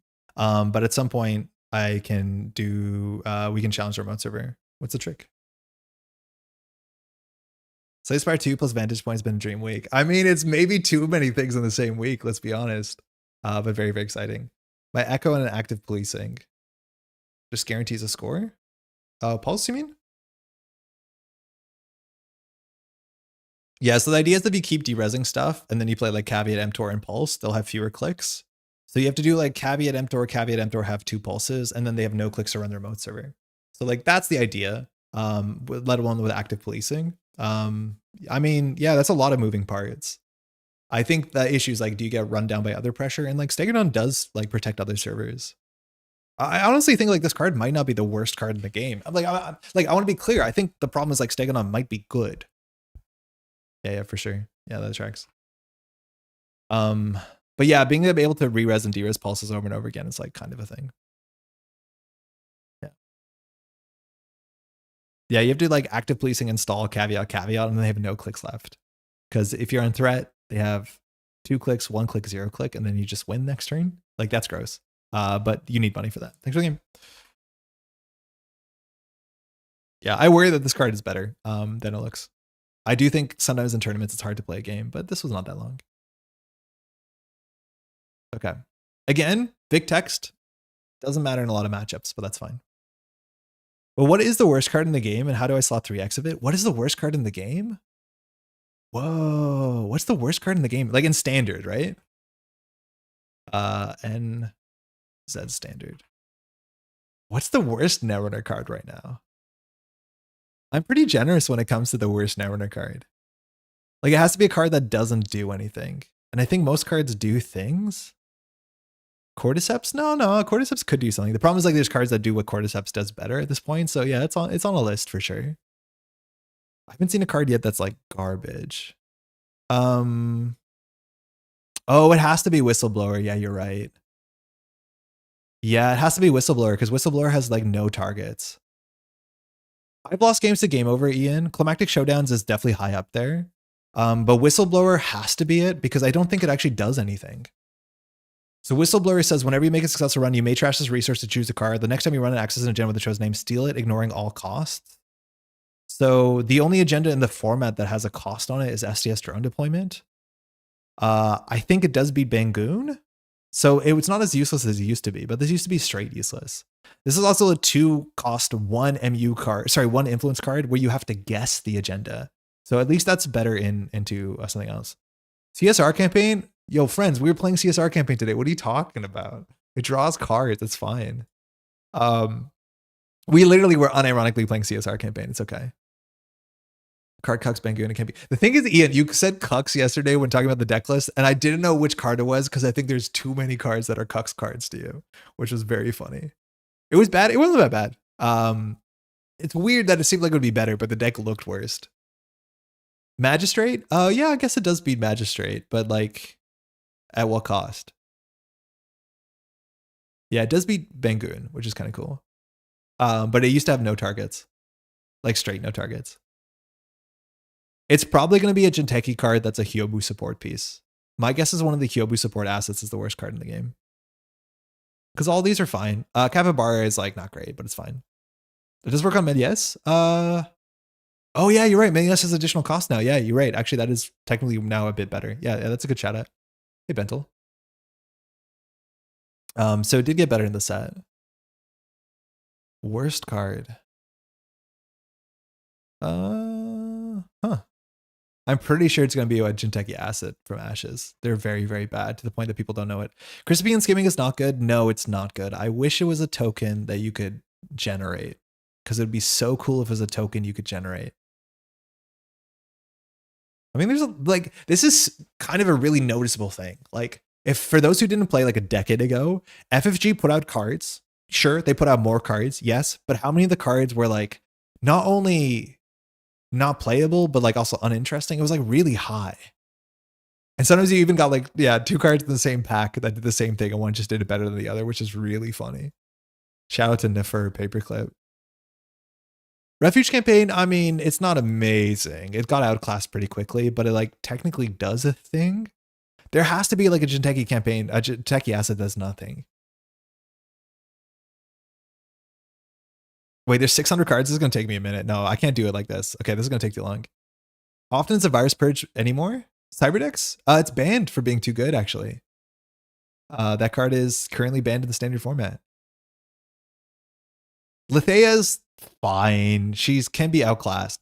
But my guess is like this might be the worst card in the game. I think this is the worst card in the game. It is one influence, but the numbers on this are just wrong. And we have cards that now do this in NBN better with better numbers. I put this card in my first draft of the Kill NEH. Oh, damn it. 6 credit NBN asset that lets you draw 1 card per turn. 6 credit NBN asset that lets you draw 1. I don't know what that is, Hexnet. Yes. We got you, Brennan. In Melee SU, I don't think you need to do it. Yeah, maybe this is not even the worst card. Sturgotic is fine. I think Sturgotic actually is an okay card. It does something neat. And there were like times where Sturgotic like was maybe a loud card or something like that. Like this is actually an effect that I could imagine being good in the meta at some point. It'd be a messed up meta though. But like Sturgotic's okay. Yeah, maybe I don't know what it is. 6 credits to draw a card, NBN asset? I don't know what that is. For a minute, I was going to put this in an obelisk with 3 balance coverage to get the perfect hits every time. Non-stop hits. Yeah, I don't know. It honestly might be this. It actually might be this. I just didn't want to say this while Brennan was around. This could be the worst card. Yeah, I think Sturgotic is the pointless damage card. I think this might be the worst card, and the problem is like the slot it's in is like so contested.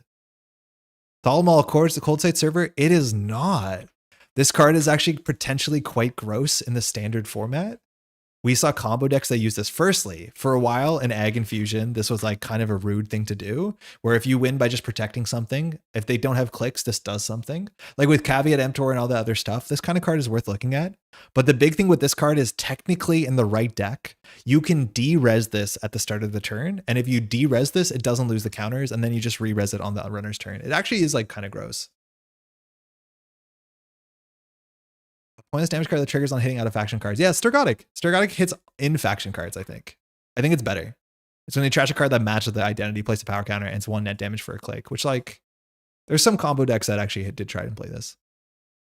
Hyobu was something when Slot Machine existed? No, it wasn't. Because I think at the time Pilata existed. And also like you had so much Hyobu support and it was never a thing. Yeah. But the D-Res tech was good, actually. There are like, I'll show you like Mirror Morph Prison decks that were doing the combo. And if it gets up, you lose the game. Mirror Morph, Cold Sight. It's like a really cool way to make that card make sense. Fran Sophia Ward might be up there. But yeah, undefeated at 1st November AMC. 3 Cold Sight servers. Kind of sick, huh? Did anyone mention Sorakaban Blade yet? No. And it can't be the worst. One day we won't have a drafter and we still won't play this. I don't know. Forcing Loyalty hit out of faction cards and it was good. Yeah, that one was good, but it hit neutral cards. So it hit Turning Wheel. Yeah, Turning Wheel. Yeah, this card was a really gross gotcha card. Is that not the new Jinteki Ice that trashes itself after it gives a tag and does nothing else?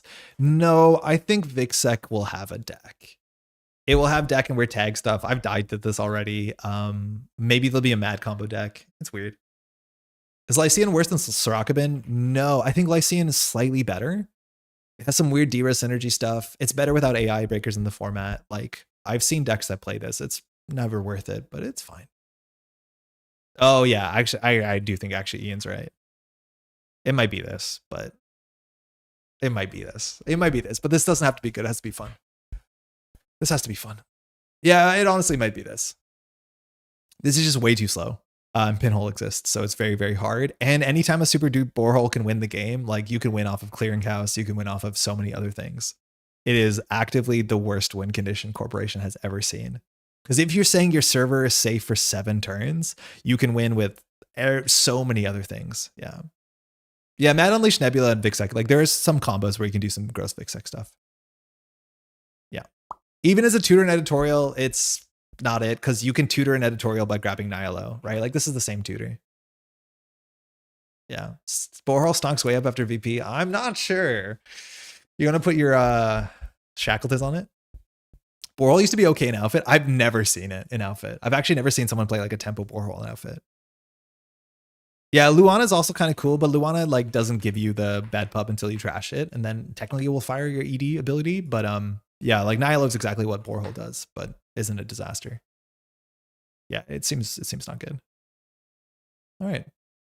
I played an Outfit. Brennan, stop doing this to yourself. Oh, that's really funny.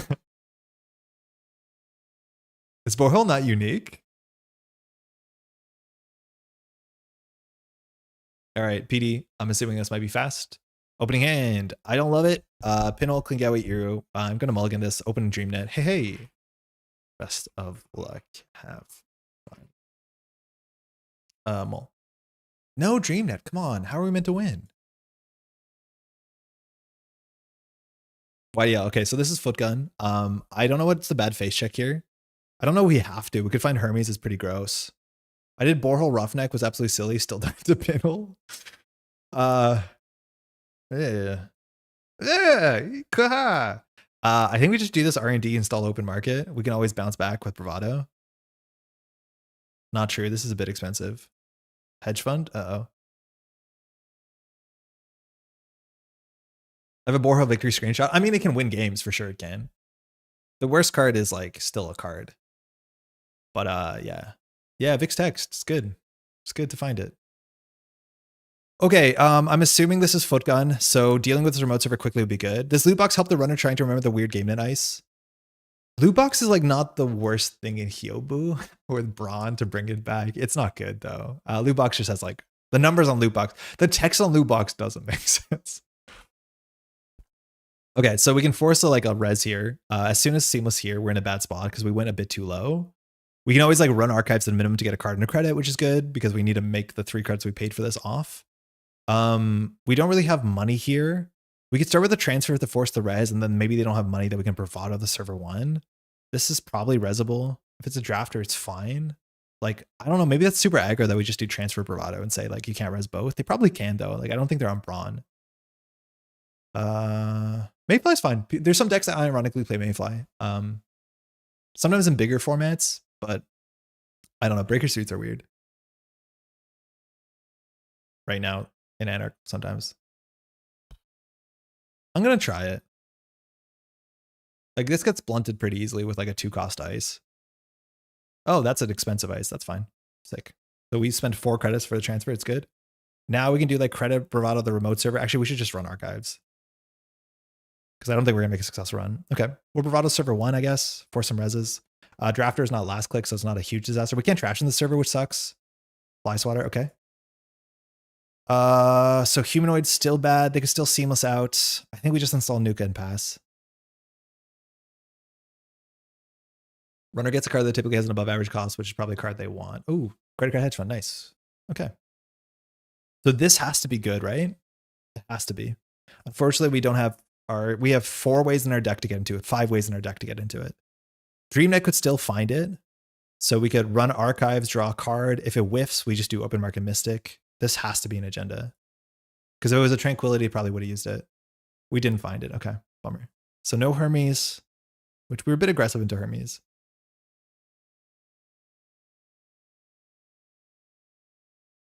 So they're going to seamless out something, yeah. That sucks. Oh, just an Ingoten, fine. But that could have been better for us. We had a lot of ways to get through that. That was obviously an agenda. We had 2 boomerangs, a mutual, and the other one. Maybe we should have nuked it. Oh, turns out it wouldn't have worked. Okay, twinning classic is fine. They're not doing much. Core appear into transfer is a play that will knock them down sooner than later. We want to keep running. Charge twinning. Run R&D. Throw out. It's hard to throw out here, actually. We probably run R&D and throw out our worst card. It's just a card and credit's so good. And Nick is, oh, sorry. Metro window.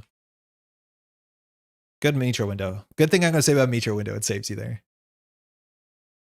Okay, that sucks. We're going to get more cards with classic here, so we could throw out the Nuka maybe. 2 Bravados is a lot. Revolver's pretty good. Transfer's pretty good. Obviously, we don't need the Dream Net. Yeah, okay, good. Throw Nuka. Yeah, Nanook kind of got cooked by Cabanessa, which sucks. All right. Well, we have our Shibboleth, so we can just do Shibboleth Bravado. That seems good. We don't have to transfer here. Charge the twinning. Gotta remember how to update Trash Robusto. Oh, yeah. Yeah, that's important. So this stinks. I guess we'll get another Shib. Ingoton, okay. No Hermes. We don't need to do a boomerang transfer. I think we can show our breakers. I will show a revolver here. We've charged a twinning. Yeah, I'm drawn good. I'm drawn a lot, so I was hoping to get that 2 turns sooner. So I think we can just install Nuka. We got our filtered draw, which is super smooth. And then we can just show the gun. I think that's fine. Revolver. We can throw out the extra Shib. Could Siba make Cordy the worst? Maybe. It's a virus, so technically there's some synergy points there. I don't know if they're on big deal. I think here we probably just do Kurapira. I don't know if we transfer. It doesn't seem that good. I think seeing 3 from HQ is really good.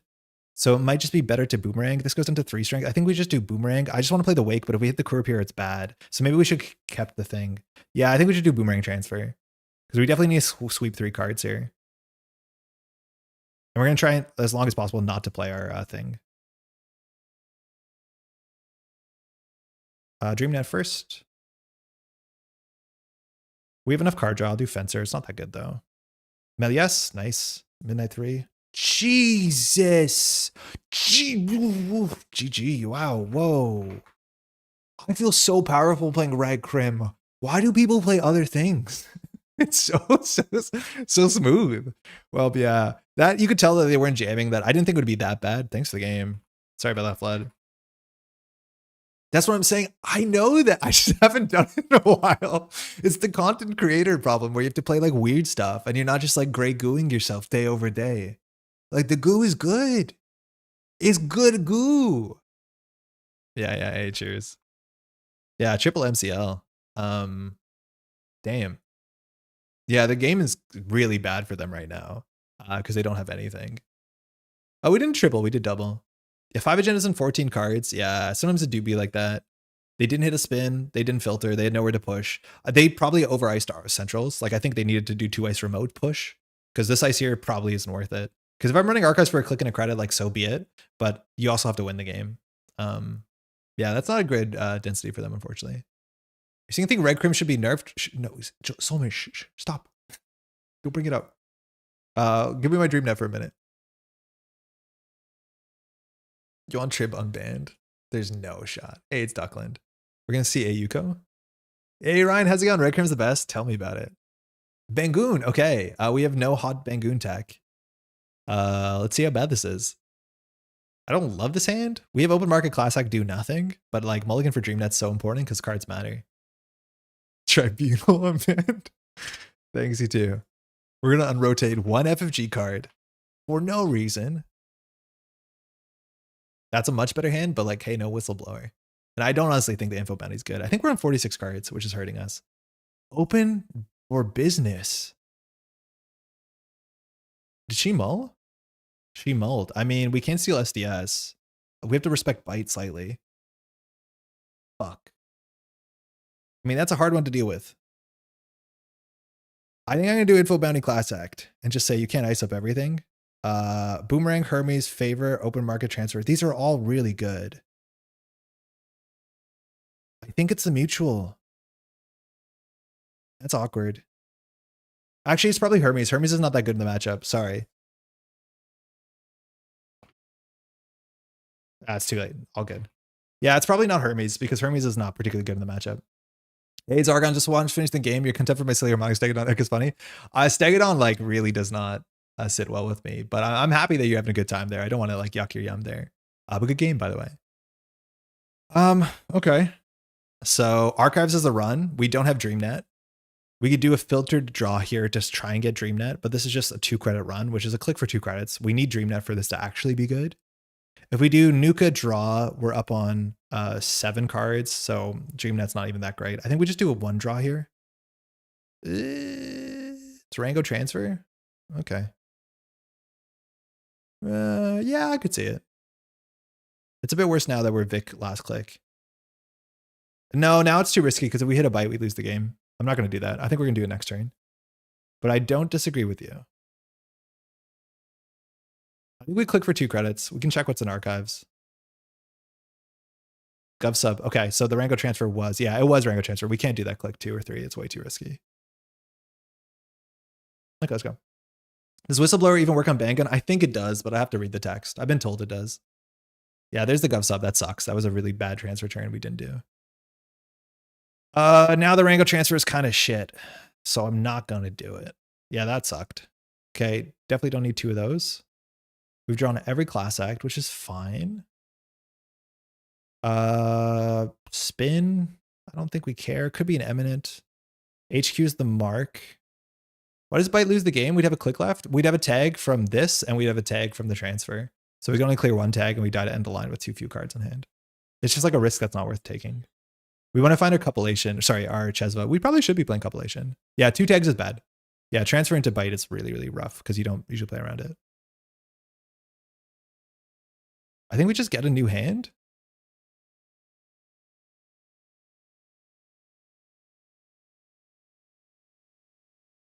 This is like a really good tech card though. Like you want to play it on certain turns. Ugh. Sure. Right, Regolith. Okay. So this is probably Myoshu, which like that has kind of flown. Mark is R&D. That's cool. So we don't have a cup yet, but we could do DreamNet run R&D. Seems fine. Wait, we have too many cards in hand, right? Yeah, we do. Hermes run R&D? Banggun's on Axis, not Steel? What's the text on Whistleblower? I think it's on Axis. I'm not sure. Yeah, I think we should just do nothing here. I installed it. I mean, I guess. Then we can top deck Sure Gamble. We're going to discard way too many cards here. This was probably not the play.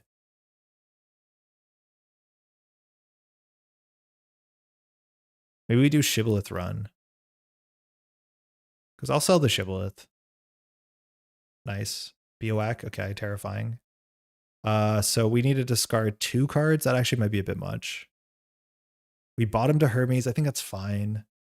So we can gamble for big money. We don't need to do it this turn. We don't have a twinning. We can get rid of 1 Boomerang, I think. And we can get rid of Kalaslact. That's fine. We don't want to discard extra breakers on the basis that we're going to need them. Okay, no jam. So Boomerang transfer here is acceptable. We lose our 1 Kurapura. I mean, okay. Let's see what happens. Could be a Bioac. It's a mask. Okay, good. HQ is the Mark II. I didn't check. That's amazing. We're so good. DreamNet. Second breaker is important. Iru is important too, though. I think we'll shuffle in a second, so we don't care what the Iru is. We'll draw the Shibboleth. Amaze Amusements. We can't have that happen. Info Bounty. Shuffle. Vic. Sick. Vic feels so good. Hermes doesn't do much if she scores a green mail. So we can click for a credit. We can install our Fractor. I don't want to show the Fractor into the mask. Hermes is not very good. It does not bounce Bangoon. I think we just click for a credit here. Like money will matter. We have to play around measured at some point. Show me a face up. It's an Azyef. Okay, 1. So we run this as 2 meat damage and a thing. This is where like getting breakers out of hand is kind of rough. This could be a big old BOEC. If she scores the SDF, we take damage no matter what. So this is like a really ugly fork. I guess this is Hermes run R&D, right? We want to steal on centrals anyways. Favor can get a revolver. So we can run it last click, but then we float a tag. It's not good. Take more money. Measure response. I guess we'll trash it. Info money's been good. We have to install the Kurapira so we don't lose it. So I think we do draw install Kurapira. If we draw killer, it's bad. That's fine. And we'll take a tag for Vic value. Just to touch it. Hermes is a board state.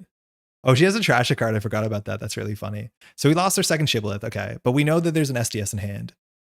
She can repair it. Okay. So this now could be a snake at any point. R&D is the mark. So like running R&D is totally fine here. Bite hitting this hand is okay. Another maze. I guess it's gone. We could Nuka. We need to make sure we don't go too far. Was it sec testing that was banned? No, Info Benny was banned because they wanted to bring Sable down a wee bit.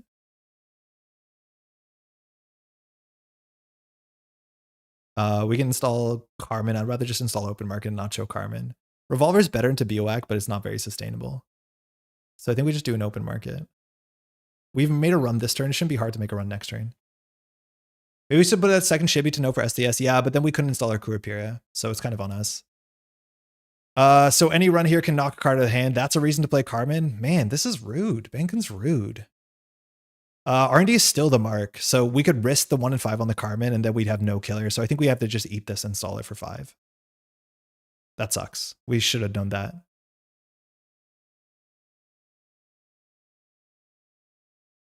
I think we'll take the Bravado. Hit a BOAC. Okay, lost the Wake. That's fine. So if we were Bravado to the remote server, we're on 11 credits. We're going to lose 2 cards in hand. We're not unmeasured. We take this away. If it's a snake, she has to res for 14. I think we just Bravado it. And then we just clear the tag because we don't have to worry about measured. And then we can Hermes HQ, which is not something we can do. And show me a BOAC for 14. BOAC for wow 14. Break for 7. Steal. Mystic Hermes Vic. Go. So we're not on threat for ING. We're not on threat for anything else. We can't deal with this BOAC that much. So we just have to run R&D every turn. Please give us an R&D mark. Archives mark is fine. We'll start there. It's 3 cards in a card draw, which is like pretty good. She still has in hand. We need the twinning. She still has in hand the, what's it called? Oh, she's on Shackleton. The SDS, which is scary because we have to run their SDS as soon as it hits the table. So we have to play around that. We could run HQ here. It's fine. We can't get the open market to fire. I think we just need to prepare to run this in a turn. Because if she install advances the SDS and she hits our Shibboleth, we're out of code gate breakers. So that's not good.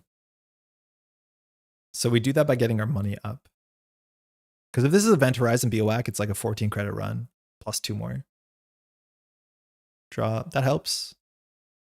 We could do Bravado Twinning. It's scary because of Bite. I think we just drop. That helps. We can't Boomerang the BOAC though. I think we just do something. Locking R&D would be good. Yeah, but if she installs the SDS and hits the Shibboleth, we lose. We just need to make sure we're prepared for install advanced events the SDS. Because we know she has it. Vulture Fund. Oh, we have Bad Pub. Sick. Okay. Could be an Eminence. Could be anything. We know the SDS is still in hand and we still have... Wait, we have 2 coffees, right? We have 2 Chesvas? Yeah, we haven't seen them yet. The Shackleton hurt if you res it and you play a run event on the Shackleton server if you use Miami to pay for the event. No, it has to see the spending of the credits. She could like, no, she can't double sequence here really. R&D is the mark, which is cool. We know she has another BOAC, which is expensive.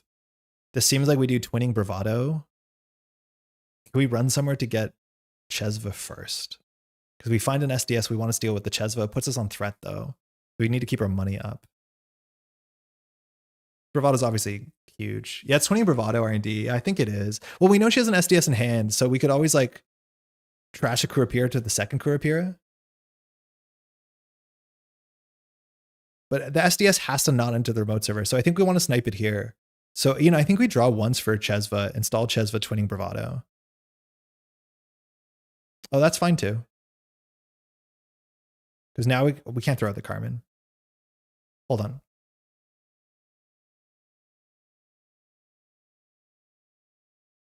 Because now we can do Twinning Bravado HQ, steal the SDS if it's in there.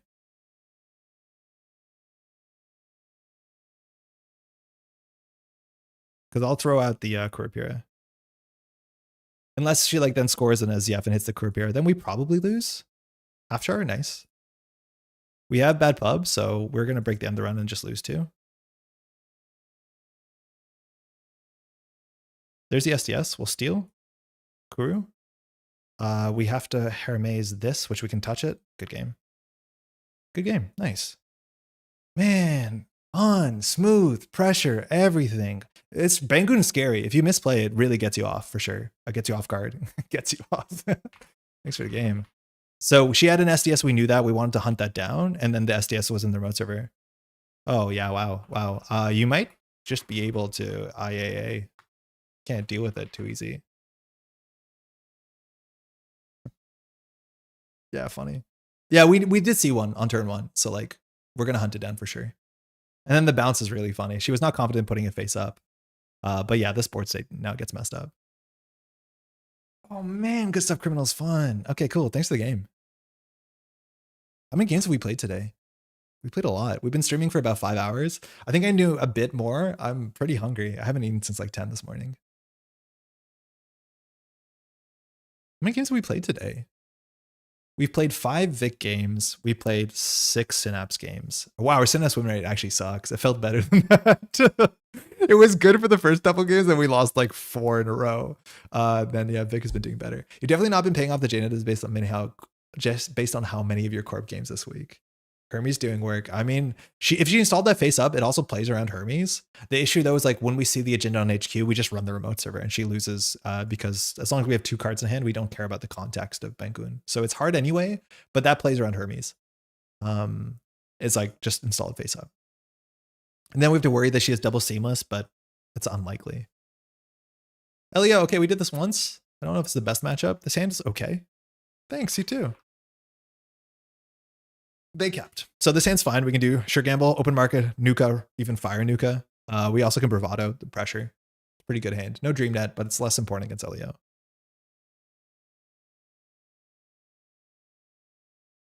All right. That's the start that makes sense. I don't think we have to Bravado this after a keep. There might be only one agenda in hand. So I think we just do the slow thing. I think we just do Sure Gamble, Open Market, Nuka, Fire. We technically don't have to do Open Market into Nuka. Like we can just do in the other order.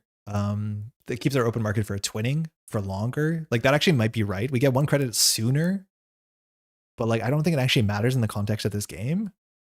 I'm gonna say something thinking I'm being too smart, and then it turns out I'm wrong. But like if we do open market to install Nuka, draw Nuka, we have 1 more credit now. But like keeping the credits on the open market, nah, it's you're being too cute, Andre. Like for twinning, it might matter. Yeah, that was better too because then we could install. Yeah, no, it's fine. At least we have a transfer to pressure the HQ ice, which usually isn't a hard end to run. So if we Bravado the remote server, I think that we transfer because if this gets rezzed, maybe the remote server can be Bravadoed. I think we always start here. We have coffee. I know, but we haven't seen coffee and we have Mystic. Like I've not installed coffee once today. Ah, horse. Damn it. Now on 5 credits, this is not super likely to end the run, so we can Bravado it, and will leave us on enough credits to trash a Trank. Horse shuffled back. Hedge fund? Horse is good. Trank, good. Okay, cool. So here we can just install Class Act, click for credit. So this seems like it's expensive, probably a 6 coster, MIC or the other one. And we get our draw here. Okay, so we have Clean Gateway, good. Open Market, fine. Shibboleth, good. Chesva, good. Pinhole. These are all really important cards. Shibboleth is good because we can get into HQ immediately. Especially with Chesva. Like Shibboleth, Chesva, we break this now for only like 1 or 2 credits. Pinhole is good because it shuts down Mersha, which is how we lose the game. So I think it's probably Clean Gateway, Open Market. Clean Gateway is a bit better if we have Mystic or our Run card. I think I'm going to get 4 credits slowly. Yeah, I think I'd rather 4 credits slowly than clear clicks touching R&D. Because if he ices up R&D, the clean getaway is not amazing. I guess clean getaway HQ is pretty good. Onside to 10.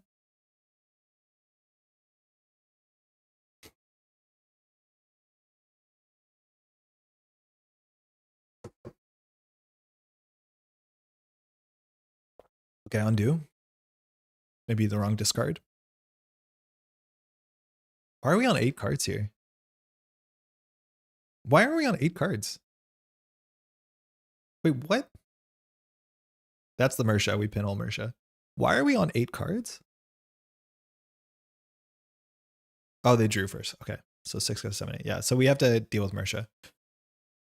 So we can do Chesva pinhole. That's fine. We definitely want to do a filtered draw here. We have too much going on, but Chesva pinhole is pretty easy. If we find a twinning, I think we would play it. But we can draw. We go to the 7. We do Chesva pinhole. Yeah, that's fine. Nice. 3, 4, 5, 6. We are destitute. Maybe a bit greedy. But yeah, we want to shut this down. Okay. Okay, so if the remote server is MIC, it's bad. If it's Braun, we want to run sooner than later. We have Chesva for centrals, but I could see us just bravadoing the remote server. It puts us on 0 though, so the touch only matters if it's an agenda, which I'd rather find a Hermes than an agenda at this point because it opens up R&D. So I think we just have to nuke it and set up a bit here. 1 clean getaway is on the bottom of 33. But I think finding a mystic, like I think we do take a turn off here. Okay, Revolver's fine. Bounty's not that good. Valentina's not that good. So I think we'll do this. I think we'll just still clean getaway archives. The Bounty's probably worse than Valentina, but not by a huge difference. Once we get up, this becomes good because like Chesva Bounty untaxes a lot of the ice. I think we just clean getaway archives to play open market. And then we actually have all our guns, all our weapons. Maybe we install Shibboleth first to boost, but then we have to click for credit. Because we could do credit. This is a job. This doesn't do jobs. This does do jobs. We could do credit, Shibboleth, clean getaway archives to charge twinning. I think I'm okay with that. Because now you can boost this. Oh, it's 2 strength. Oh, that's fine. That's totally acceptable. Just a boost. They threw out a seamless. That's scary. Either their hand is really bad or has a lot of seamlesses, so they're probably going to score here. So a Hermes would have been good. Oh, okay. They're throwing out that. Oh, wow. Okay. So there are 9 credits. We'll see a second ice. There you go. So here we have open bounty into info, open market into info bounty. 8 credits. We want to find a Hermes because they'll probably seamless score out. If it's a Melias, it's not good. Oh, that's a good choice. I don't think we need DreamNet right now. We have 2 more and Mystic is unique. It is not a companion. Sorry, connection. So this is probably our play here just to fire this. I think we can draw once more or we can do 1, 2, 3, which is probably fine too. The info bunny is not amazing. It's just kind of free and it charges our thing. So yeah, Hermes here would have been so much better. We might have wanted to draw for 1. They're not scoring hedge fund. Wow. Single advance. Okay. So this is a good Hermes turn for a couple reasons because we might be able to get into here. Info bounty, unfortunately, not on archives. Not installing Vic. I know, but like it's expensive. So Hermes would be really good. I think we start with the draw here. Okay. So I think we just do Boomerang, run R&D. We can't bravado it. But if we get the Hermes, oh, we don't have a Hermes, sorry. I thought we had a Hermes. We don't. So here we need to do something. We could bravado HQ or we could just bravado the remote server. Yeah, I think we just bravado the remote server, right? Because that forces their credits up and then they're poor here. Boomerang, credit, bravado. Hey, Harp, how's it going? Boomerang, credit, bravado puts us on 2. Yeah, we could. You want to do it with the Rango and R&D? I kind of wanted the hurt. Yeah, okay. Yeah, I think we can. We can't steal Melias, though. I'm going to feel bad if it's a Melias because we're going to sweep 3. But it locks the deck. I think they have 2 more agendas in hand, though. So locking the deck is like, okay. Oh, but it gets info bounty. Yeah, with info bounty for sure. So we do this. We take a... We don't have to take a credit. Yeah, we have Mystic. We're fine. We just bravado here. Yeah, that's good. And we get 2 credits. Wow, no res. Sweep, hedge, Mick. There's the click left. Nice. Okay, cool. Very good. Let's go. We need to steal agendas. So let's see Seamless. No Hermes yet. Let them dream. Let's see what they do with that. So we might, stealing the 3-pointer matters. Send a message, add it to the, where did they put it? They added to the bottom of R&D and they put a card here. Okay. So we got work to do. Now running archives is a 2-credit play. We know this is a 6-cost ice. I wouldn't mind running this. I think we might want to play a revolver, but this has to be an agenda. We do want to force a Spin Doctor shuffle because they put a send a message on the bottom of the deck. I'm assuming their agenda suite is like all the 5/3s and then let them dreams, which like, does that make sense actually? That's not a good agenda suite, is it? But we've seen 2 different 5/3s. I totally whiffed on what we saw. I was like panicked. So it's hedge fund in hand, MIC. So top of the deck is an MIC. Okay. So we want to do filter draw. At a minimum, if we click for credit, we run archives. We could first click run this. If they res an MIC, we've seen where 1 is. We can kind of break it. If it's a boomer, I think we actually just run this, right? I'm worried about overextending, but I think we can just run this. Because if they spend 6 on this, and then they spend more on this, they can't hedge fund. And I think if they're throwing out seamless launches, like their hand has to be messed up. I'm going to run it. Drafter's kind of bad. But Fly Swatter's fine, Boomy's fine, Brown is fine. Yeah, worst case is Drafter, I think. We know this is a 6-coster, so we could trade our whole... oh, there's the MIC. That's perfect. It's actually really good for us. Yep, let them dream. It's a 1-pointer. Tranquility Home Grid. I would trash this if I had more money. They have a hedge fund, but this card's like so important to trash. This is where I need an expert in chat. Do we trash this to go down to 1? We run archives to go up to 3. We probably draw first. Mystic is angry. We don't trash? Okay, I'm just going to trust Ian. Need a... oh, we blanked. We need an event. Okay, we don't have an event for Mystic. Oh, do we draw in again? An event for Mystic? I think transfer is actually worth something. We haven't seen no Biroids. MIC on top of the deck. Hedge fund in hand. Do we just like raw dog a transfer here? I think we just transfer here, right? So they can't hedge fund? I think we do. It charges twinning. We sweep HQ. I think we just rip transfer and say, I don't care about this. Like if it's a boomy, we click the 1 subroutine it matters and then they go down to 2 credits. So they have to install card credit hedge fund. F it, I'm going. We have to trash Mystic though, which sucks.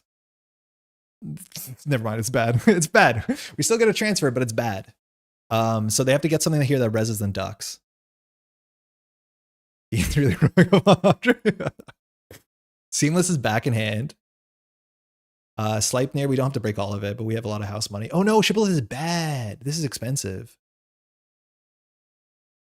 This is an agenda remote server. Okay, so this was the disaster. So we played a revolver here.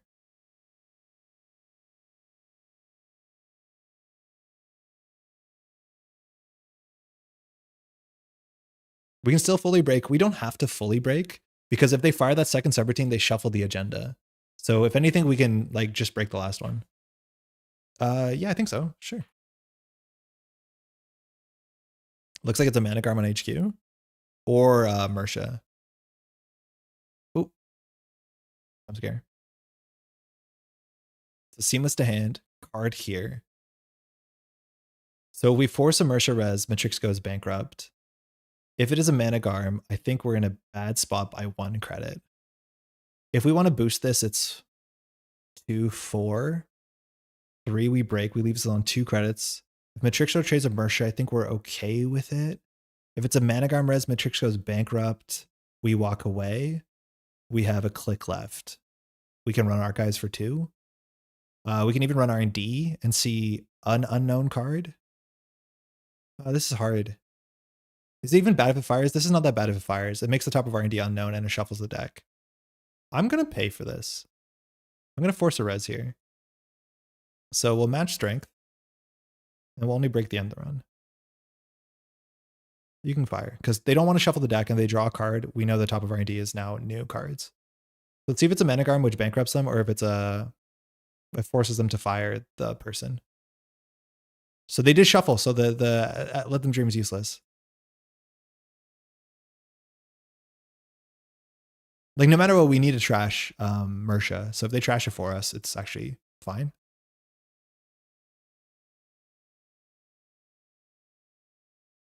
Interesting. This is bad. There's the Mersha. So they can force us to trash it, but we take their money. So we can still trash it. So they have to pop it or force us to trash it. We get a tag if we touch it. I think the tag they could do install Trasher Twinning, which would be pretty bad, but allows us to see 3 from HQ, which might just win. And we have a click left for Melias. So they have to decide whether they want to end this run or not. Yeah, I'm in. Yeah, you got it. You have the last say here. Yeah, hand for sure has the agendas. They drew as much as they know that card was safe. But we saw them throw out a Seamless, like their hand is cooked. All right, they ended the run. We don't have a tag. We can run R&D in C3. We can run Archives in C2. Mystic, we're discarding. I think we run R&D C3. I don't think we run R&D C3 because we know they're flooded, right? Like, I think running Archives in 2 is fine. But like, I think we know there's a send a message in the deck. Do you just run R&D to C3 cards when you can cheaply do it? Like, it seems silly not to. But the cost of clicking for 2 credits is something, and we didn't draw. Yeah, Sam got shuffled in there now, which is kind of cool. But they're bankrupt, so like, I mean, if we recover, we just stomp them next turn. I just don't know whether we should be seeing 3 or just taking our info bounty. We're going to be on 3 credits next turn, and info bounty 2 out of 3 times is good for us. So 1 card slips through. I'm going to see 3 cards. I just think their hand is so flooded that this axis is actually not that good. Brawn, Event Horizon, yeah. Project Inga 10. I mean, that's good. Mystic is now really going. We can't trash these cards. All right, so they're drawing Brawn, which is useless, and they have an Event Horizon. We're on game point. Okay, so could still be an agenda. We know that their hand has a hedge fund that they want to play this turn in MIC. So we're just going to get the HQ mark. God, I hate it. Let's keep drawing. Carmen is here and Nuka's here. I think Nuka's so much better because we can install on the open market to get a twinning and keep going. Okay, we have another open market. Fencer Phono hasn't seemed necessary. I think info bounty means we don't have to play Fencer Phono because it's like our credit to turn card to trash things. Still no Hermes, which would be good. And the top of the deck is a thing. It's an Event Horizon. Hey, Jamie, how's it going? I think we just installed this because it's slow money. I think the 4-3s and 4-2s more likely with Ingatens. Yeah, I don't know what the suite is. The suite's really weird. I think it's on 1 send a message. I think we'll play the slow econ card. If they score out, we'd love to have a Hermes here. Okay, they're going to hedge fund. That makes sense. We know they have an Event Horizon. We just want to charge twinning every turn. Shouldn't be that hard. Our events got a bit worse because we're bottomed out and we lost Mystic, and we still have 2 sure gambles, 2 clean getaways, single advance. Okay. I was listening to the VOD of the Savior Sangren show last night. Go enjoy the Metropole Grid. And I was like, oh, okay. Sure. I mean, yeah, we're still here. We've been streaming a lot this week. Okay, Archives is the mark. That's good. We could start with Nuka to draw 3.5 cards. If we get a clean getaway, we'll credit play it, I think. Nice. Wow, all these cards are actually really impactful. Second Chesva seems a bit greedy, but into this matchup, it's quite good. Clean getaway means we can play gamble next turn. Second Chesva is really greedy. But like Shibboleth is really bad. Just we'll never have, yeah, I don't know. I think we do credit getaway Archives. Maybe I could see the Chesva being better than the gamble. We still haven't found a Hermes, which is upsetting because this is the turn. They threw out a second trank. That tracks. Top of the deck is unknown? Unknown. Oh, sorry. Mind had I boosted the Shib? Yeah, thank you. So I'm just going to do this counter T3, and we're not going to use the credits. Chat's probably saying I should have boosted. They're right. Drawing 4 more cards with class deck is okay. We wanted to find the mutual favor because we need the shuffle because we put our carbon on the bottom of the deck. We don't have to show that we have this stuff. I really wanted a Hermes by now. I think we'll just take money and then we can see 3 next turn on R&D almost no matter what. Info bounty's been good. Info bounty's actually been quite good. Surprisingly good. Okay, Seamless, score. Let them dream. They're on 4 points. we know they're on Melias's and send a message. They add it to the bottom of R&D. Man, that's cursed. They trash the boomerang ice and put something back in there on 6 credits. So info bounties on R&D. So we can definitely do Revolver Crew Repair run. And I think we should be in a good spot. This drops us down to 8. Yeah. We have the Melias click. We want them to shuffle. MIC, okay. So we don't break the last subroutine. In fact, we only break the end of the run. Because if they trash this to end the run, like fine. And our click is not worth 2 credits, I don't think. Oh, it allows us to beat MLES, whatever, it'll be there. They're bankrupt. Braun, Boomy, Mersha. That's fine. Hey, Izzy, how's it going? How's your week been? Braun, Boomy. They have to have points in hand. This could slip away from us. We have Eero too, so like this is good that they don't have money. We still have 2 pinholes too, so Mersha's not the end of the world. Oh, one. So they just draw Braun Boomy. They have Event Horizon. They just drew Mersha. That's scary because that goes in there, and then they can res it if they want to.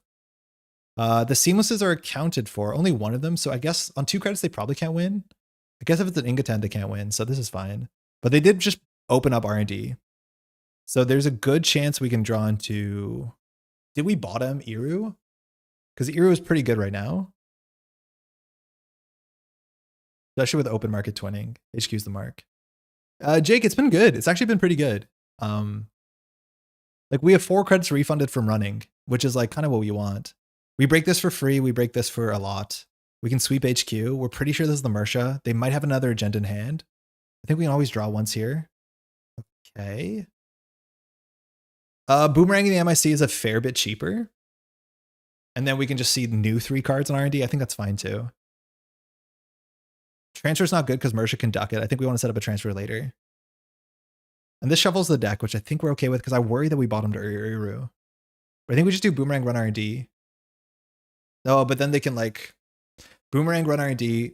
We lose a click. They could end the run. I think that's fine. We just know 153 is on the bottom of the deck. R&D should be 2 city lines only if we're right about the suite. Yeah, so accessing with no clicks is like not right. And that might be why they didn't pop it, but I don't think they should have popped it that turn anyways. Installing Class Act is another option just because it fires info bounty. If we had the archives mark, we'd be pretty happy. I think the other line is we can do Boomerang on Sleipnir. We can run and then we break the server for free and we can let them shuffle because it doesn't do anything. The transfer will just let them duck, which is not bad, but we get 2 credits back. So we actually make money on the run.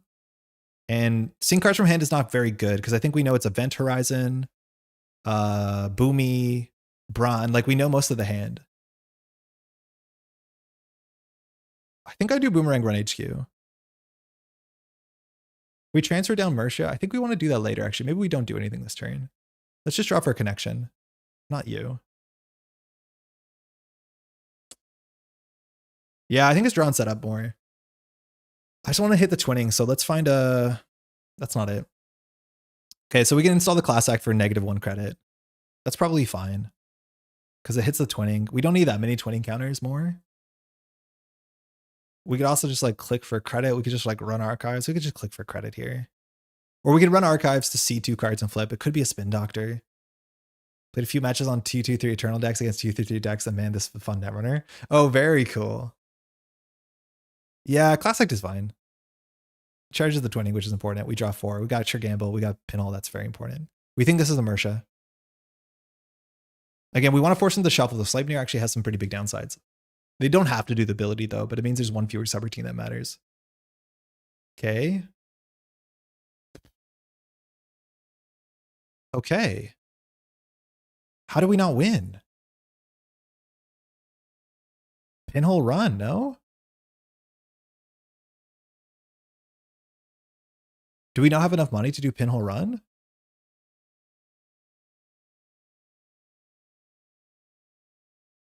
Okay, so we can transfer them to slow them down. If we get them down to 0 credits, they can still do credit, seamless. That's not enough. We have to make sure that we're running with 2 clicks left because MIC, sorry, they can do MIC, Boomy, Like, wait, are we cooked here? Because they can do MIC Boomy. Sorry, MIC. Okay, no, there's no buy rate they can res here. It would only be this one.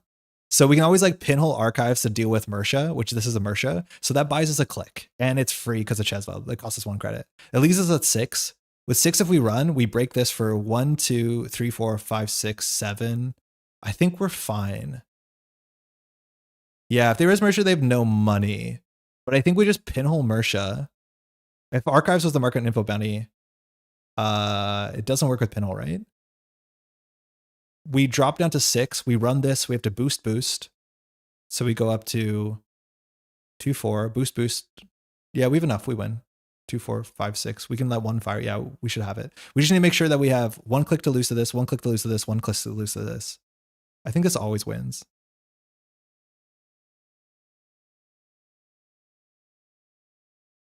It's a Mersha. Okay, so we have 6 credits, and we have to lose 1 click to this, 1 click to this.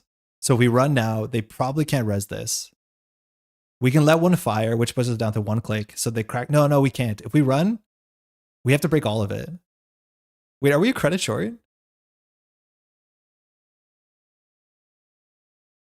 Because if we run now, wait, did we mess this up? No, the Mersha has to be correct because it's the cheapest way to fire Mersha, but we might have to run centrals. So we run this because Shibboleth is bad.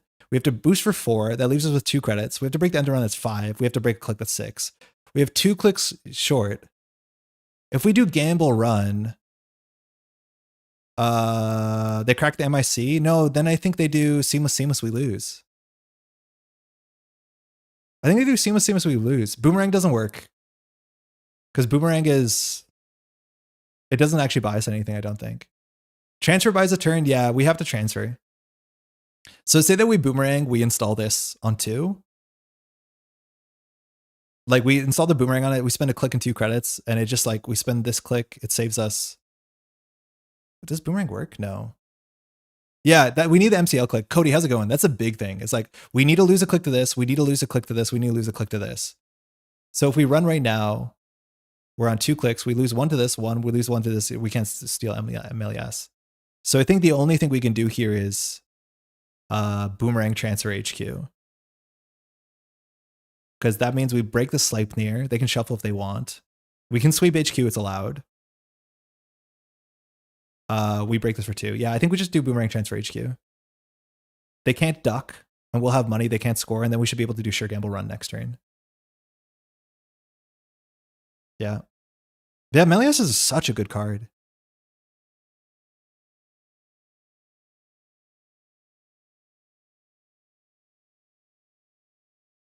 So they can shuffle all they want because it brings us in a message up, which is not good for them.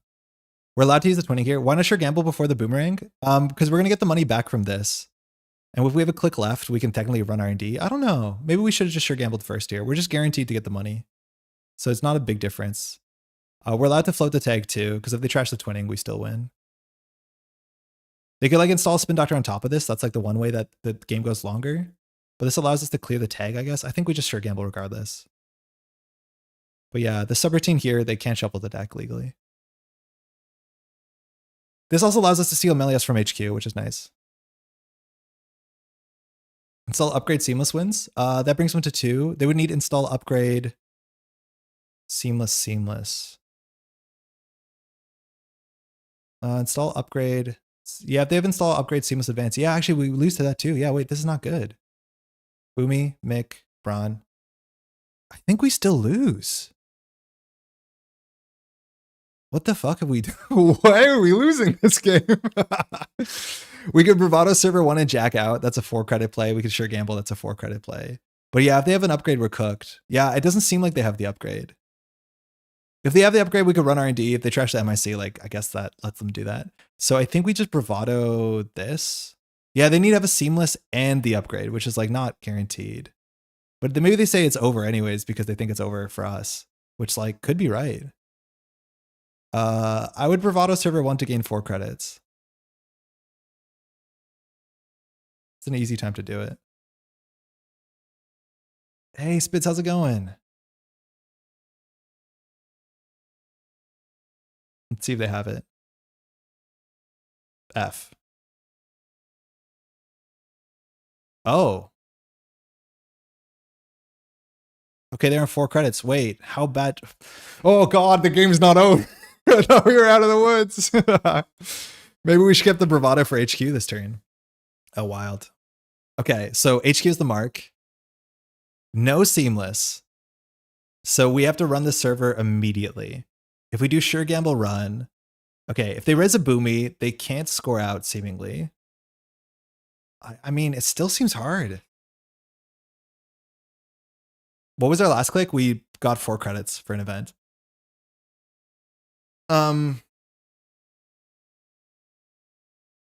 So if we just run this has to be a boomy. They raise a boomy, we break it. We hit the MIC. We have to break the MIC for 4, 5, 6. If they end the boomy, we're bankrupt. Yeah, it could be an event horizon. If there is the event horizon, it's fine. We just have to force the event horizon out, which like then they're still bankrupt. It could be an anoetic, which is also hard, but like I don't think we have this. They didn't shuffle the deck, right? Because if this is 3, 4, 5, 6, 7, 8, 9, 10, 11, 12, 13, 14, 15, 16, 17, there's only one more agenda in 21 cards. Like running R&D doesn't seem good. Wait, they did shuffle R&D? Oh, okay, never mind. So there's 2 agendas in 22 cards. Still terrible odds. But yeah, if this is a 3, 4, 5, 6, 7, 8, 9, 10, 11, 12, 13, 14, and there's only 3 more 3-pointers. Man, you have it? I'm not 100% sure. Big think. It's 7 to break egg, so gamble run I think has to be the play. Yeah, and then it just like buys us time around event horizon, which I don't love, but I think it's the best we have. Like what? There's no other play we have. Like if it's a boomy or an event horizon, we have to just hope this is not a cheap Byroid or an event horizon. Sleipnir remote server, yeah, that's fine. We can let those subroutines, some of them fire.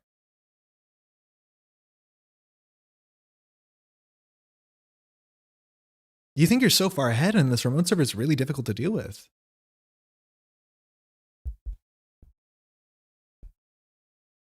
Mm-hmm. Do it up.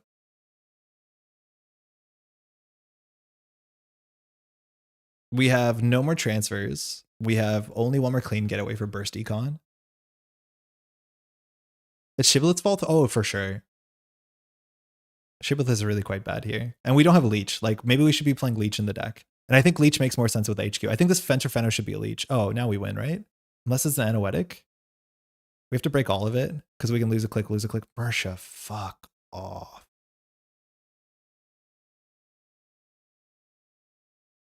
Yeah, if this was a leech, we'd be a lot better with a Shibboleth. I think this should be a leech.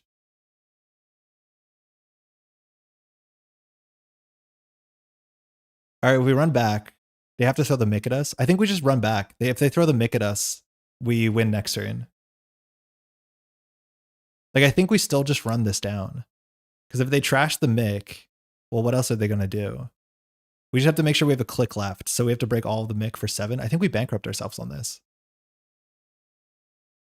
This feels bad. And we need an archives mark. R&D maybe? There's only 2 agendas in 22. It's like our panic play. Yeah, they had seamless, they would have won last turn, so they don't have seamless here. What we do here doesn't matter, right? Because if we end the run, we can just run back. It's a Melias, of course. Rank, okay. I mean, if they top deck a seamless, they win. The question is, can they just click for enough credits? We really need the info bounty to be on archives.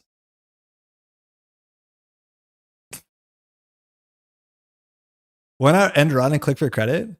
You're right. That's way better. Why did we touch that card? Well, it's in case it's not a Melias, but if it's not a Melias, they would have won. If it was a send a message and we're bluffing around it, that's what we're checking. But I think the more respectful play is to click for a credit. I think you're right. We might as well click for a credit there because we know we couldn't steal it. If it's a boomy on the remote server, we just run first click. Boomy, we can also just let fire as much as we want. If it's an event horizon, we just need, well, we can run it once and then it trashes itself. So that's like kind of complicated. Oh, geez. Oh, geez. Oh, geez, this game. Oh, geez. Oh, geez. Oh, geez. We've seen no anoetics. We've seen 2 Mershas. We haven't seen Manigarm, which is also like an issue. They're on 6. That's the worst number. We know they have an MIC in hand. So if they have an MIC in hand, we just force the res, right? If it's a brawn, we can't click through it, but then they're bankrupt. No spins? Yeah, we've seen no spins, but they could have overspinned it. Okay, big thing. So let's talk about it. We know that they have Event Horizon. We know they have MIC. We know they have brawn. If they res an MIC, they're bankrupt. So they're in the same spot. That's fine. If they res a brawn, they're bankrupt. We have to click the first subroutine. That's fine. HQ is the info bounty. That sucks. If it is a boomy, we break. I don't know what we're meant to do here, whether we're meant to click. Because we can't break MIC, but if it's MIC, we want to run late. So I think we do like 3 clicks run. No, but then we lose to boomy. You have to like hard call what this is, because like you want to run early if it's anything besides MIC. But if they res an MIC and bankrupt themselves, they're fine. If it's a boomy, we have to click through the trash a program subroutine. Then they can boomy us. I think we just run first click, right?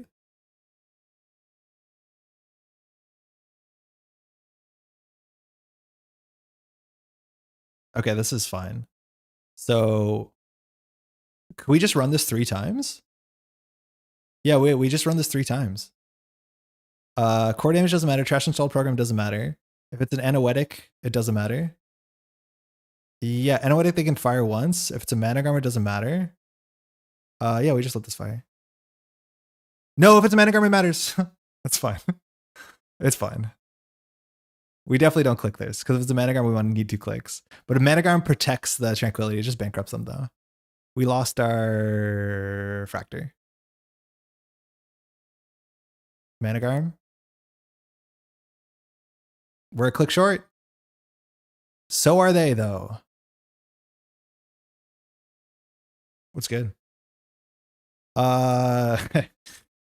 Yeah, you shouldn't there. Is there paid ability to window after LEO? No, because it's a paid ability. You have to do it before the breach. Once we're breaching, there's not a lot of paid abilities I can fire in the game. So now they res this, which they're bankrupt. We don't need to run it. They can put a barrier in front of it. I think we just click for 3 credits, right? Because if we run this, we can double click the managram, but if we double click the managram, we can't steal the thing. So I think we just click 3. Holy crap, this got scrappy. Please give us an archives mark. Yeah, they definitely shouldn't have resed it. I think we would have played around it. Maybe we wouldn't. Maybe God wants me to win. Oh, GG. What a game. That was a sick game. I wonder if we messed that up or not. We had to play it perfectly at the end. The hand is Brawn, Boomy, Event Horizon, Hagen, MIC. Damn, I'm so stuck. Yeah. There's only 2 agendas and 20 cards. I don't know if I can win off of R&D. Yeah. Bummer. Good game though. That was well fought. And like, it's so scary. You think you're so in control, but yeah, if we can't deal with this remote server, we can't deal with it. We beat this by having 3 pinholes. We could play direct access. I think the biggest thing that cost us is that this Fencer 4.0, if it was maybe a leech, would go a lot further, because yeah, we cannot break MIC sustainably. Yeah, first 4. Good game. Great game. It wasn't on top, it was 4 down. Yeah, the early res there is bad because we wouldn't have run it back. We would have maybe respected it. You just not believed in yourself. I believed in myself. I think that was a really hard thing to get out of. We were short 1 credit. We could have clicked for a credit instead of a run back, which was good. What was bottom left for our deck? Like, none of this actually helps us at this point. The 1 card we could have maybe drawn into is Iru, which sees like 4 a turn. We didn't get a Hermes this game, which could have mattered because we would have disrupted the board state. But I like our pressure. I like that game. Like, that's just fun. It's just fun. It's fun. I'm a fan of direct access. Yeah, it's not terrible. I could see it. It's really good into this matchup. It's the sort of thing where if the meta needs it, you can play it. It's really good against Bangoon too. You only lost because you didn't believe in yourself. HE runs mid game into drafter, took the wind out of her sails. It was the bad punish. I don't think it was like results oriented to think it wasn't the drafter. Like if it was a boomy, I think we're happy with it. The drafter turned out to be a bit worse for us for sure. But I would take the core damage from the boomy and click the program trash and be in the same spot. This was still scrappy, but I don't think face checking the drafter was wrong. Because we had barely seen any of their ice. It could have been a Sleipnir, it could have been a drafter, it could have been an expensive ice. Maybe they don't put a 6-coster in front of a 4-coster, but it could have been so many things. It was a Hagen, like, we're laughing, kind of. But that was definitely a turning point. But I don't think, like, you just gotta keep in mind, like, a bad res doesn't mean it was the bad run. Because the res could have been many things. Yeah. Man, that was fun. That was really good fun. Cool. I think that's going to take us to the end of our week. I want to do a quick recap on all the stuff we played today and what we learned, because obviously Vantage Point is a really strange set, and there's decks here that we did play in person that we didn't get to see obviously on JNet. So actually, let me just open up a mixture of this and Netrunner DB, and then we can do like a quick recap of what we learned from the set so far. The turns you win Bravado, then Gamble, Run. If you swapped, you win, right? Garcia, how's it going? The turns where you Bravado, then Gamble, Run. If you swapped, you win. I don't know what that would be. Like, I can't think of what that board state was. I don't think there was something we obviously like goofed there. I'm not sure if there was. You were 1 click short the turn you Gamble ran, so if you got the money mid-turn, you would win maybe. The problem with Bravado is you don't get the run. You don't get the money until the run is over. I don't know if that mattered, but it's like we can't get the money to break the MIC to get the money. I'd have to watch a replay because I'm not 100% sure what the actual turn structure was. But I know there was a turn that we could have maybe been a bit more aggressive. And yeah, maybe we didn't have the gamble credits. I think we did though. All right, so let's talk about the cards that we played and we didn't. So what have we played from the set? Anarch, we haven't tried any Anarch. And I'll be honest, Anarch is probably the part of the set that I'm least excited about. I think Pinhole Mersha was wrong. I think Pinhole Mersha is always correct. Because if they crack Mersha, we're forced to run the MIC again, which is 7 credits. Maybe you're right, it's wrong, because if they res Mersha, they're bankrupt, but then we lose to like top deck upgrade Seamless, which we were playing that play apparently anyways. But the fact that we can spend the Pinhole, which uses our Chesva credits, and it takes a click anyways, like no matter what, Mersha takes us another click to run the remote server, and we now spend a credit to run the remote server again as opposed to spending 7. It seems right. Your last click Brav for 4 credits and then Gamble ran the next turn. You definitely had Gamble credits off the transfer of wealth, but its server was 7 credits to get in. Then you have to be 1 credit short Bravado click for 1 challenge it. I'd have to watch a replay. It's hard for me to actually like look at the math of what happened there, but should have Treasure Tranquility? I'm not sure. Turns out, yeah, actually filter. If we Treasure Tranquility, that game doesn't happen like that. Yeah. Actually, Treasuring the Tranquility was like the most important thing, funny enough. Okay, so Anarch cards. What have we played so far? We've actually played very few of the Anarch cards. We played a bit of Phoenix on stream, on paper. It wasn't particularly great. 1 second. And I think it's a mixture of a couple things. Firstly, it's like Phoenix's text just did not fire great. I don't know what the breaker suite should be. There's a lot of questions. So like there's a chance you don't play Phoenix with stick and poke, but it's definitely there. I think Nurse Han is really, really good, or Hane, I think it is. It's probably an Essa card, but I'm pretty sure it's pretty good. And then you probably play some hacker stuff with Essa. I'm assuming these go together. I can't see them anywhere else. Somebody played Lamplades against us. It was fun to watch. It was really cool. And a Lu build with stealth. Corsair is okay. It seems Tungsten Tailor, I think, is going to see play in a bunch of different weird places because it's good. It's a good card. Take a Dive is good. And I want to see a chain reaction as much as we haven't done it. But like the Anarch cards, I think excite me less. I think there's a chance that the set didn't really need to amp up Anarch because Anarch has kind of been consistently really, really good for a long time. But losing Hoshiko has like made that power vacuum. It feels like a bit more isolated where it's like, oh, you know, Essa's good, you know, Seb is good. But it seems like Reg Anarch isn't a thing right now. But maybe I'm wrong. And then you just play like, I think there's a chance that the cards that you play are so boring compared to the excitement of exploring the set that we did not see it, and we won't see it till it turns out like, oh, you play Ryu and you just play like Reg Anarch and it's just a fine enough ability with 17 influence. The Crim stuff, 8 cards. Vic is just good, but I'll be honest, Vic's text box can just be digital, and then the matchups where you clear a lot of tags, it's even better. But Vic just seems to represent good stuff Reg Criminal right now, which is very flexible, very powerful. You have a lot of influence. You can move around to like tech into stuff, but this just immediately seems very easy to play in a very satisfying way. Compromat is maybe a bit too cute, but we haven't explored the Baz decks that can use this. Sellout, I actually really like the art on this. I don't know if everyone loves this art. This art is so cool to me. Sellout, I can't find slots for this. It seems like a Baz thing. Tailgate seems more like a Shaper thing in a run-based package, maybe, because I don't think Criminal needs to play this when they can play Cup, which I probably should be. And then everything here on the bottom is worth testing. My knee-jerk reaction is that Stealth doesn't seem like it has a good enough payoff. I think Baker is just a really absurdly good card. But like in Shaper, it feels like it's too many pieces to get that done. In Criminal, you're still playing Iru anyways in Vic. This card is so good, and yet I'm not sure if it's worth all the cards to make it make sense. I would love for this to be good. Shaper plays Cup. Yeah, Shaper plays Cup, and I think maybe the one deck I'm thinking of is like Spark of Inspiration, where you can't, and then you're playing like a prepaid or like a Ghost Tongue package. Like maybe you do. But yeah, Shaper plays Cup better than Criminal, and Criminal even plays Cup. So whatever. I don't like Rotary at all, I don't think. And Underdome is definitely a Baz card and seems really fun in that. Played Baker Deep Dive and it was okay, but Shaper wants Cup more. I agree. I do think Shaper just wants Cup more for this sort of external pressure, which is neat. Baker makes Crim into Seb. Sorry? Wait, what? I don't know what that means. Hiram. So far, very disappointed. Very disappointed with Hiram. But like Hiram is the sort of thing that you're going to revisit constantly when it comes to new hardware coming out. I think the biggest problem, and it's something I'm glad I learned hopefully soon enough in the week, is that this set is like so strange that it supports so many different things that the idea of taking Hiram and playing all the cards that come in the set like doesn't seem like it lines up. Hiram's ability is fine. It's good. I wish we had more ways to fire it. A lot of the ways that you fire Hiram, it turns out you fire like simulchip on the turn you play it. So you kind of double dip in Hiram's text. And it just doesn't feel like me right now there's enough hardware to make Hiram make sense. I think there's also a big chance that Hiram is not a stealth deck, and that's what I need to explore because so much of what we've been exploring in Hiram is Methuselah Hiram. And I also don't think there's enough enough hardware for make Methuselah make sense. Air check needs more exploration. Seems cool. Beta build's really fun. We played some really cool beta build lists, and I think we can play them without Spark. I think this is just a fun enough engine piece, and you can play Spark decks without beta build, which I think is kind of fun. My first Iron build is 3x Methuselah and nothing else from VP. Yeah, I did 3x Methuselah and then just like one copy of Touchstone, and it was mid, aggressively mid. Anacom Hiram have felt promising to me, but that's the problem. The sentences, as soon as you say them, like get me so confused because it's like, oh, you're playing an event-based Hiram. What? Right? Like it's so hard for me to think like, okay, why are you not playing lat? Also, like if you're playing 20 events, do you have enough hardware? And that's the part. It's like parts of the Shaper card pool are pulling away from Hiram. Like Shaper does events really well. Shaper does programs really well. Does Shaper do hardware really well? I don't think so right now. So like, it's hard to figure out where Hiram is going to be. You only need like 10 hardware, I think. Then I think I'll probably play lat.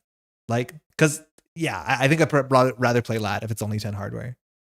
That's the issue with a lot of IDs. IDs that fire sometimes, then they matter versus IDs that fire every turn. I would always do the ID that fires every turn, even if it's worse, right? Like if Isowak fires once and wins the game, some people really like that. I generally don't. That being said, we just played Vic and fired it like 0 times in the last game, but I don't know. Yeah, it doesn't feel like it fires enough. Ooh, shouldn't be there. Read, write, share, hella fun. Very, very cool. Touchstone, I think, will be the one stealth card that just like jumps up in other factions because anyone can play it. It has a relatively easy trigger condition. Anacam, Anarch. We even saw some criminals play it, some Shapers play it. It's fine. Ob is an idea to fire sometimes. The Ob decks I like fire like every other turn. And maybe with Event Horizon back, we get back closer to that. Stowaway. Oh man, I only played one game with Arasana yesterday and it was a bit of a mess, but Stowaway is so cool. And the fact that now you can face check, if they don't res, you muse the Stowaway and then you still get the value and you can play that sort of aggro criminal Shaper seems so cool to me that I want to play more Arasana than any Shaper right now. I haven't played Sepa, I assume it's good. Hiram really will save you more credits and clicks on lat though? I don't think so. Like you're saying that as if like, okay, so the idea is that if you don't run R&D when you don't need to, but like that is the big part about lat and a lot of lat players is they make as few runs as possible. You're right. If you know the top of the deck, that saves you credits because you can make fewer runs for sure. But overall, like the consistency of getting lat's card draw, both for survival and just seeing more of your deck seems to be better. Like the good lat decks, the good players, they generally run 2 or 3 times. They keep the table down if they need to. They run where they think they need to run and they use like their game sense to figure it out. And then they just win with a deep dive. So like, I don't even know if that's super necessary. I want Hiram to be so good. But either it's very hard to build or the play pattern is very different. And like, let me be very clear, dismiss everything I say in 2 weeks. I'm explaining my experience now. I'm not explaining truth because there's a chance I'm wrong. I just want to tell you what I found out in 1 week. Please don't dismiss things because I dismiss things. Hiram requires less game sense. And there's something good to that. That's for sure. That might be worth something. Word on the street. I don't know what this is. Melias is cooked. Such a good card. Synchro Cyclotron is probably not worth a slot. It seems like it's super win more, but the double, especially Let Them Dream being a single, is actually like hella messed up. So I can't tell. Maybe you play one of in the HB horizontal deck because it's really cute. Reverb is probably fine. Sleipnir is, I would say, super goated. And then it turns out you can let some of the subroutines fire and it's okay. But this card definitely could be more expensive than it is. And that makes me very scared of it. I don't know what Vertigo does.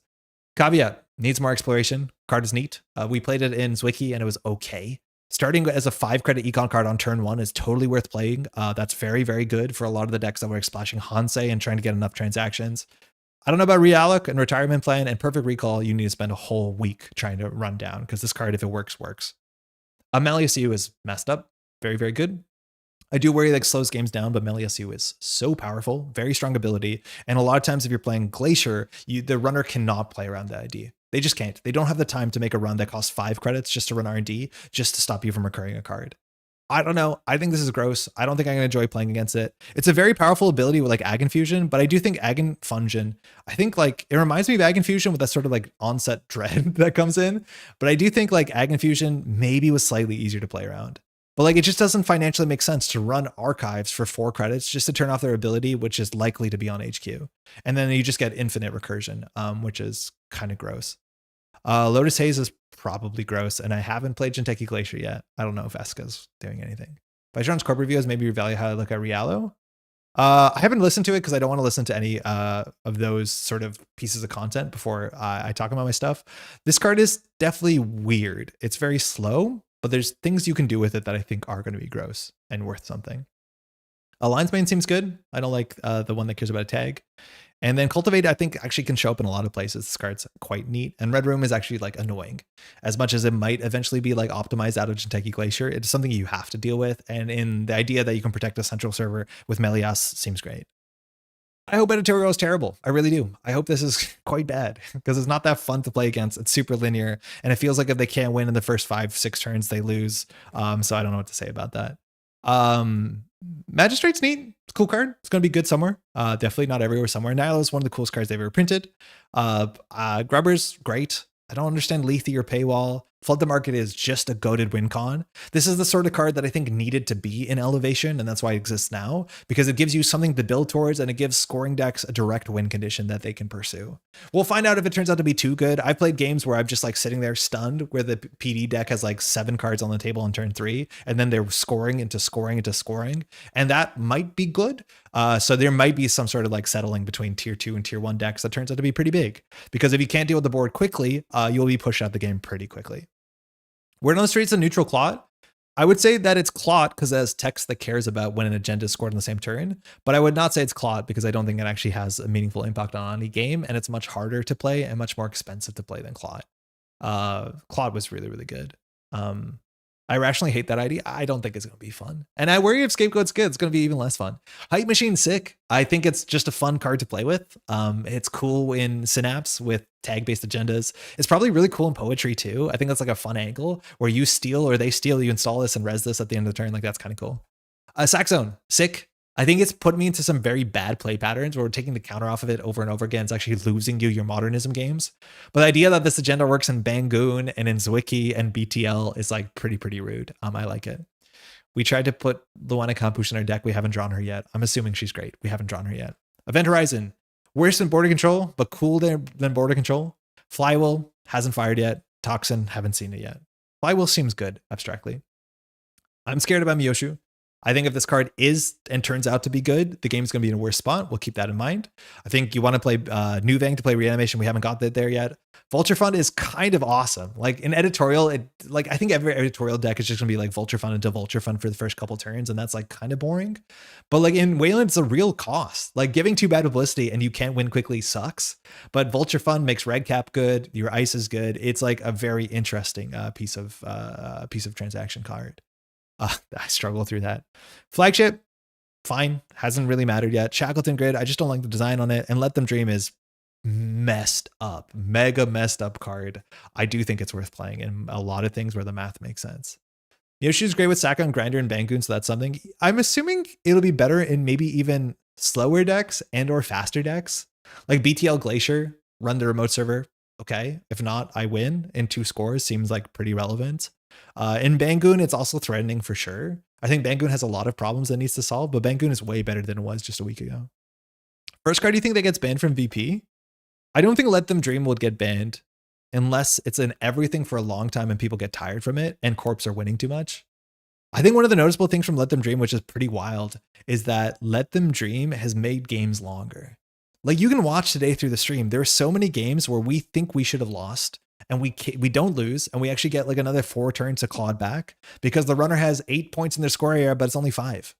Like this card allows corpse just to play a longer game, and that matters because you don't get run down that early. The text that allows you to bottom an agenda, honestly, I hate that. I don't think this actually needed that much more text. If it only could add an agenda to hand, I'd actually be happier about that because it actually promotes proactive scoring. But the bottoming an agenda thing is like, I do not like removing agendas from the game. You already have a defensive piece. Why does the defensive piece have to have more defensive text on it? It's cool that it incentivizes you to play 3-pointers and 2-pointers in a way that feels a bit more healthy, but like, yeah, I hate that text. But this card is just really good on its own. What's the let them dream math on 4-3s and 4-2s? I don't know what you mean before 4-3s, but we've looked at a lot of math over the last like couple weeks about like how much this adds. Just about every deck that you have to let the dreams in, it requires, you know, abstractly 2 or 3 more accesses on centrals, and that's like worth a lot. I don't think this would be banned. I think there's a chance if Myoshu turns out to be the tier 1 thing that it could get banned. It's a sort of card that has not a lot of release valves in the meta, like doesn't have a trash cost. You can't pressure money down to a lot of the decks that want to play this. And if this is good, I do think the game is just bad. I don't think we're anywhere near Myoshu banned, but like it's the sort of card where if this is better than I think the designers intended it to be, it's a problem for the game. But I don't think we're there yet. Anything else? No, not obviously anything here. It'd probably be a corp card if anything, right? Like honestly, MCLL at some point, the Melia City Luxury line could get there. I think that's just like entirely kneecaps entirely of HB, but this ability is like very, very strong, like much stronger than the card that it's pretending to be. That is the one thing that's like kind of wild, but like, I think they wanted to give HB a strong agenda to play around. So yeah, that makes sense. I think people could get annoyed with Melia SU. I think this could be annoying to play against in paper. It adds a lot of time. It adds a lot of issues. It's a cool design. It's like kind of elegant, but I do think this is going to be like like the idea that you sit down and you're going to dread the next 40 minutes of a slow grinder game where you make one mistake. Deep dive. I think I could always say deep dive, but I think the question's maybe from this set. I think all this Anarch stuff is fine. All this criminal stuff is fine. Like DreamNet maybe at some point, but you might as well ban Vic and you get the same effect. If not, you leave more interesting things. That's probably it. It's more fun if you can only add an agenda to HQ from anywhere. I'd be okay if it could shuffle agendas from anywhere to R&D, not bottom. Yeah, shuffle anywhere would be fine too. Bottom is just like cursed text. I don't like bottom. I've never liked that. To talk about the decks that we played, again, some of them we played in paper. We try to put the links below, but these are all the decks that we played throughout the week. For some reason, we started with GameNet and it turned out as pretty bad. It just wasn't good. Our ability just isn't firing enough because people are not forced to interact as much as there is like very abstractly a lot of GameNet support. I think GameNet Glacier is like probably not even worth trying, but like you definitely can, because the issue with GameNet Glacier is if people don't interact, your ability doesn't fire, and GameNet Glacier doesn't have good reasons to force people to interact, and NBN has no like good defensive tools. So you have to import all of them, and that's still fine. I just also think you don't have the long ice to get you there. This felt like it'd be good, but this would be better anywhere else. Synchro Poetry. This was actually really fun. I'll guarantee you that this sort of deck is just straight better in precision design, unfortunately. And that's because scoring out with a flood the market and just immediately adding it back to your hand with precision design just says the problem you didn't deal with this turn, you have to now deal with next turn. And it might be even worse for you with powers that be and a deck that's 44 cards, so it's more consistent.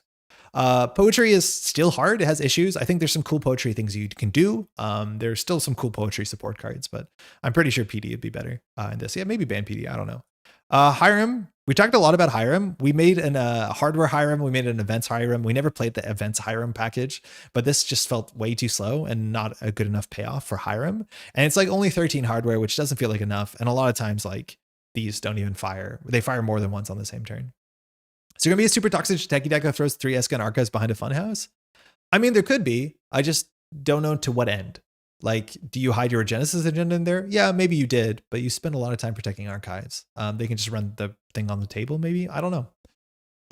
But I do think there is, like, protect Archives at all costs is a Jinteki ID or a Jinteki ID that has existed before the set came out.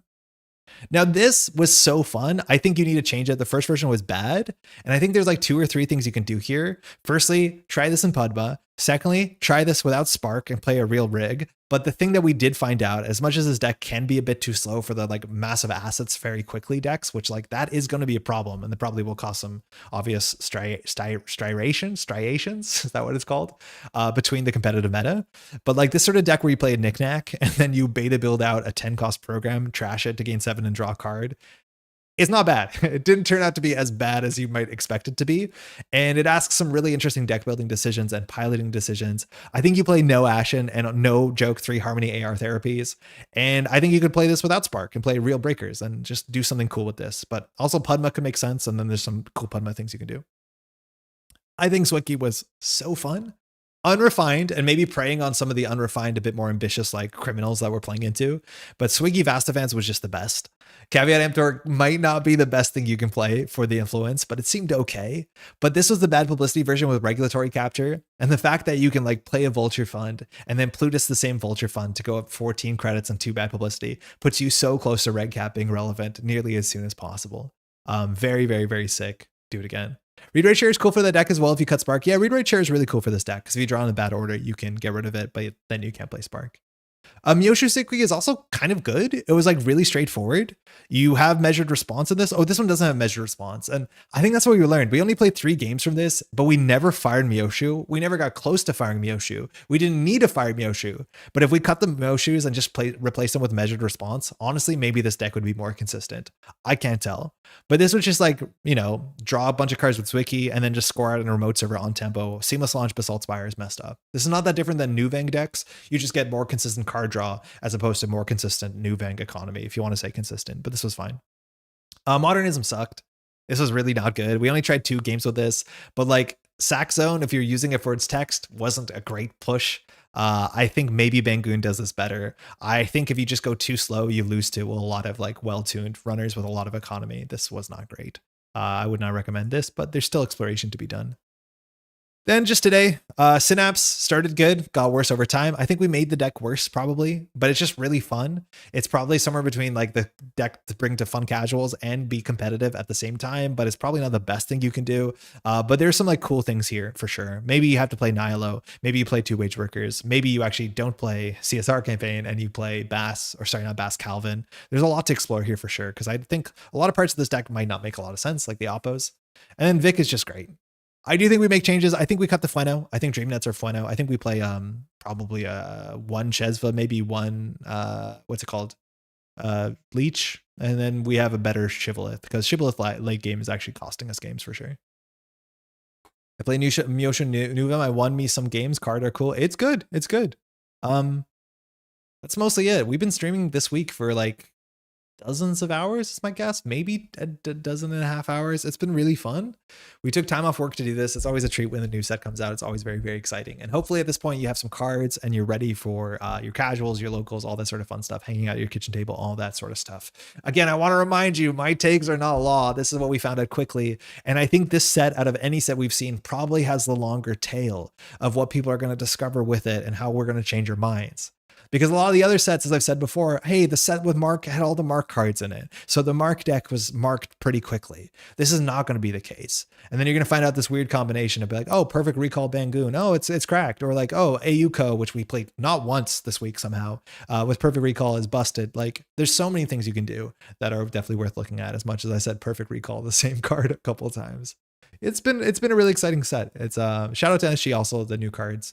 It seems like a big deal. New printer. That's mostly been it. If you've been enjoying this week at all, if you want to leave a like on the video, that helps a heck of a lot. And I need to thank, again, all these names here and more for supporting the channel so we can do exactly this sort of thing. We took time off work, unpaid time, some vacation time, and it just is not sustainable without all these names here and more. Love to be able to do more of this. Otherwise, we will be returning to Thursday streams. So we'll see you next week, Thursday night. Hopefully you've been enjoying this set and like Slay the Spire too, let's be honest, and all the other stuff that's going on. Again, thank you to these names, and of course our Daily Cast patrons whose names are not here, but the support is incredibly appreciated. That gives us the time to do all this sort of stuff, and all the equipment and the lighting and the cameras and all this sort of stuff. If you want to support this channel, you can find a link below in the description. There's the Patreon link. Any amount is incredibly great. And if you want to leave a like on this, that also helps. Leave a comment, all this sort of stuff. I do all the publishing. Responding to all the comments usually takes me a bit because we're streaming like once or twice a day, so I'm always a bit backlogged, but we'll get there for sure. It's been fun being able to tune in every day this week. Yeah, I'm glad. Also the viewership has been fantastic. Like, I can't ask for better. It's been really, really, really quite fun just to hang out with folks and like share the excitement from this set. And I imagine you're pretty excited too. That's mostly it. Thank you to Pat for joining me twice, taking some time off the week too. That's always pretty great. And I think that's mostly it. Thank you for joining me for Vantage Point Week, and we'll be back on next Thursday. Hopefully we'll get some video content out on the channel too. We should be joining with Jeff hopefully in the near future. And that's mostly it. There is a show match on Axu's channel tomorrow in the afternoon for for North America. So that's gonna be tiebreakers, I believe, between EA Sports. If you want to watch more Netrunner, check that out. And we have a lot of VODs on this channel, including we streamed twice yesterday. Thanks so much for hanging out, y'all. Take care.